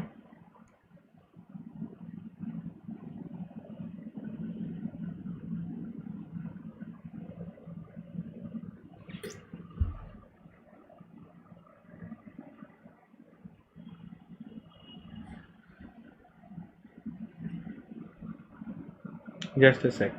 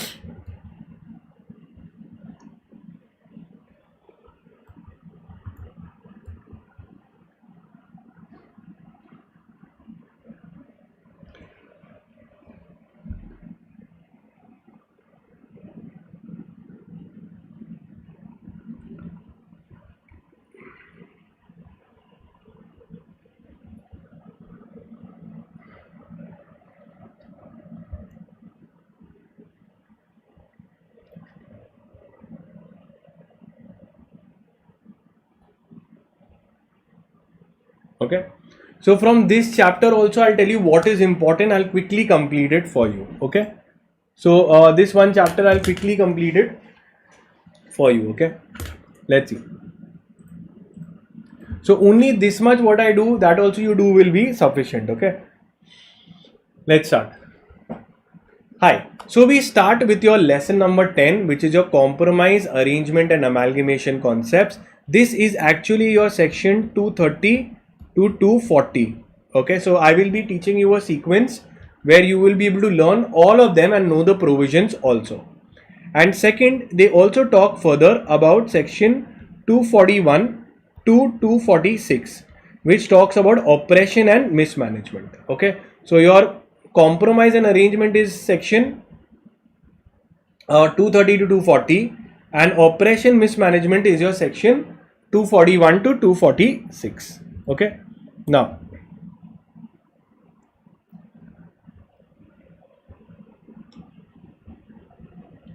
I'll teach you a method where you will easily be able to learn all the things in place. Okay, so very first thing is section the normal merger process. So the normal merger process. Okay, so this you write, your entire chapter will get covered here only. So we're doing compromise and amalgamation and arrangement. Okay, you can note it down with me, so your life will be easy. So the first one is your normal merger process. Sir, what do you mean by normal merger process? You have to go to NCLT route. So in NCLT route, the company will file a petition. Okay, a petition will be filed before NCLT. Both the companies will make a merger document, and NCLT will approve. So that is the normal merger process. Second is where the company says going to NCLT is such a long thing. Okay, and this is covered under section 230 to 232. 230 to 232. Now going to NCLT, going to a court is very slow process. Can we have a fast track method? So fast track mergers are allowed where you don't go to NCLT. It is not to NCLT route. Instead, you go to the RD or central government route. Where you go to the RD, central government, and they approve it. So it's faster rather than going to court. This is covered under section 233. 233. Okay. Here you require consent of 90% of the shareholders of both the company and creditors of both the company. So 90% consent is needed of both the sides of companies and creditors. Third, now think a little bit beyond India. So we are talking of cross-border mergers. So cross-border merger. Sir, cross-border merger is where one company is a foreign company is merging with an Indian company. Here you require RBI approval. Okay, NCLT route has to be followed. But NCLT will also tell you, so this method is only followed. 232 to 232 method is only followed. But only thing they'll say, go and ask RBI approval as well. So plus RBI approval is needed. Okay. This is given under section 234. Now, if we go forward, your 230, now pay attention to this. 235, 236, 238 talks about takeover of unlisted companies. So unlisted companies can be taken over by the acquirer by giving a notice to the dissenting shareholders. If 90% have agreed, then he can do a compulsorily acquisition of the dissenting shareholders in section 235, 236, 238. 237 talks about merger in public interest. So a central government can order the amalgamation of two companies in national interest. Okay, this whenever in national interest it is done, it will be placed before both the houses of parliament for their approval as well. Now the books whichever are there will be preserved, and all the books of accounts, all the records will be preserved permanently, cannot be disposed of until central government approves, and liability provision has been given. So from exam point of view, which is important, so you can remember your fast track merger is one of the favorite questions. Your cross border merger can be remembered, and public interest merger can be remembered. The NCLT route also, if you remember, it's very simple. What happens, the board, I'll tell you the process also. So in the process, if you go to see, the board meeting will be done. For both the meeting they are decided they want to do, then they will have to go to NCLT, and the NCLT will convene a general meeting. Then general meeting you will pass a extraordinary resolution. Extraordinary resolution. Sir, what do you mean by extraordinary resolution? You will require consent of 3/4 in value and majority in number. Consent will be needed. Okay. Then you will inform NCLT again that listen, we have done the meeting. Then NCLT will approve the application. They will approve the application and then the scheme is done, filed. Here in the board meeting, they will appoint valuer to decide the swap ratio of the company, make a full scheme. This scheme will then get approved by both the members, and then this is the simple process. Nothing great in it. Okay. Now,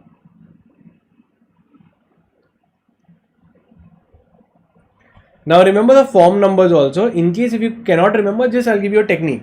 Form CAA 1 to CAA 7 talks about the NCLT route. Just remember CAA 1 to CAA 7 talks about NCLT route, where the company will also have to give a creditor's responsibility statement that the creditors have agreed, result, etc. Now, I told you which is important is fast track. In fast track, you have your section 233 talking about fast track. In fast track, company does not go to NCLT, they go to ROC and they will tell the RD and central government, and 90% of the creditors and members have approved it. So, notice will be given asking objections if anyone has. They will have to give a declaration of solvency, okay, that they have sufficient money. It will be approved by 90% of the members and creditors.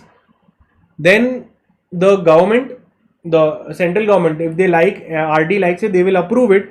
They will give a confirmation order. But if they don't like, then RD will tell the central government, or the central government will tell the tribunal that listen, we did not want to do it in a fast track manner, do it in the regular route.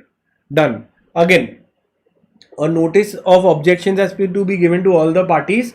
Does anyone have a problem? And to the regulators also, does anyone has a problem? We are doing a fast track merger. Fast track merger, who can do? This is the most important part of the chapter.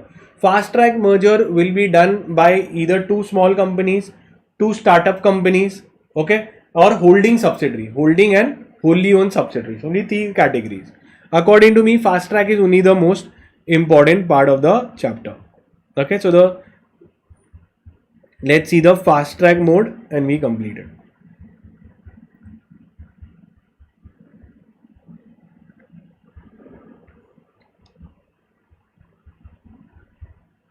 Yeah. Okay. So fast track merger, you'll remember that a fast track merger is a merger between two small companies holding and wholly owned subsidiaries, or two startup companies. Okay. They don't have to comply. What all is the criteria that these companies can enter, startup companies? They will invite objections from ROC liquidator. They will see if any objections are there. Declaration of solvency will be taken. Scheme has to be approved by 90% of the creditors and shareholders. So just remember this: board resolution, shareholders approval, creditors approval, all 90%. Then you have to file your CAA 11 will be filed. Okay, if no objection, then central government can approve the entire, the RD will approve. That is it. Okay. Now, if we see the next one, cross-border merger. So, cross-border merger, they have to comply with section 230 to 232 through the RD only. But one more regulator will come in, that is in the RBI. So, cross-border mergers will be done, but will only be done with the consultation of RBI. Prior approval of RBI is needed. Rest full procedure of this route can be given. That's it. Even if we see your next important, which could be there, which is public interest. Okay, in public interest also it could be merged. So central government in public interest, like how we see banks are being merged today, can be merged into a single company. Section 237. Now if they are merged also, all the previous litigations etc. will continue.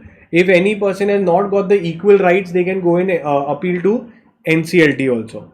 Okay, that is it. And the copies of every order made shall be placed and laid before both the houses of Parliament. That is it. And one small thing is, all the books of account shall be preserved and cannot be disposed of until the permission of the central government. Done. So we are done in this 230 to 240. This is only important. Now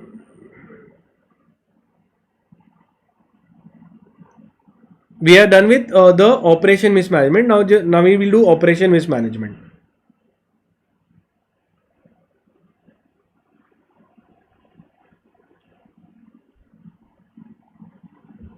Very simple. Again, the second part is important. So the chapter has two parts. I've told you all 230 to 240. I've explained all the sections also. Now we'll do just the other part, which is called as operation mismanagement. Okay. Now what is operation mismanagement? Understand that there was a rule called as rule or principle of non-interference, that the entire company will be governed as per the majority. Okay, as long as the company is functioning as per the majority, the courts will not interfere. This rule of non-interference or majority rule was laid down in Foss versus Handbottle. Okay, in Foss versus Handbottle, what happened? Two minority shareholders approached the court and saying that there is mismanagement. Court said that if mismanagement is happening in the company should have come forward. Two minority shareholders don't have locus standi, don't have a right to file a case in the court. And the rule was laid down and the case was dismissed. Okay.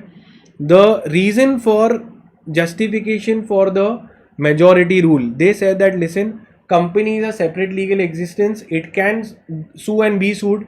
So if wrong has been done to the company should come forward. Second, they say that even if the court would have taken action, if the majority approve the transaction, this would be futile. It would lead to multiplicity of suits if we allow minority shareholders to file cases. Okay. Now, exceptions to the majority rule means in the following cases, the court can still move forward even if the majority is not done. If you do an ultra vires act, we saw that ultra vires act beyond the object, nobody can ratify. So court will interfere even on recommendation or instigation of one person also, because you've done an act which nobody can ratify. Fraud is happening, wrongdoers in control. Okay, where a special resolution has been passed by simple resolution. Okay, breach of duty is there, or oppression or mismanagement is there. Now what is operation and mismanagement? Let's see. So operation and mismanagement is from section 241 to 246. Very simple. The requisite people apply to the NCLT that there is operation and mismanagement going on. NCLT will pass an order to remove the operation and mismanagement. Similarly, people can come together, a class, debenture holder, preference holders, and can also apply in the same category. Okay. So your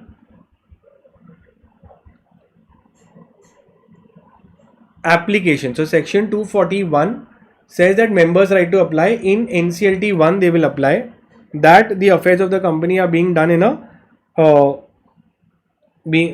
oppressive or mismanaged. So then the tribunal can pass an orders by the tribunal to remove the oppression mismanagement, to regulate the affairs, to ask for purchase of the shares who has wrongly been sold, modifying any agreement, etc. Okay. So how many have to apply to the court for operation mismanagement? So 100 or 1/10, whichever is lower. So remember, 100 or 1/10, whichever is lower. Mostly with companies with share capital only we have to remember. Okay. Now class action suit. Similarly, when a class action suit is where shareholders, deposit holders, all the world together comes together to file a case against the company. It is covered under section 245.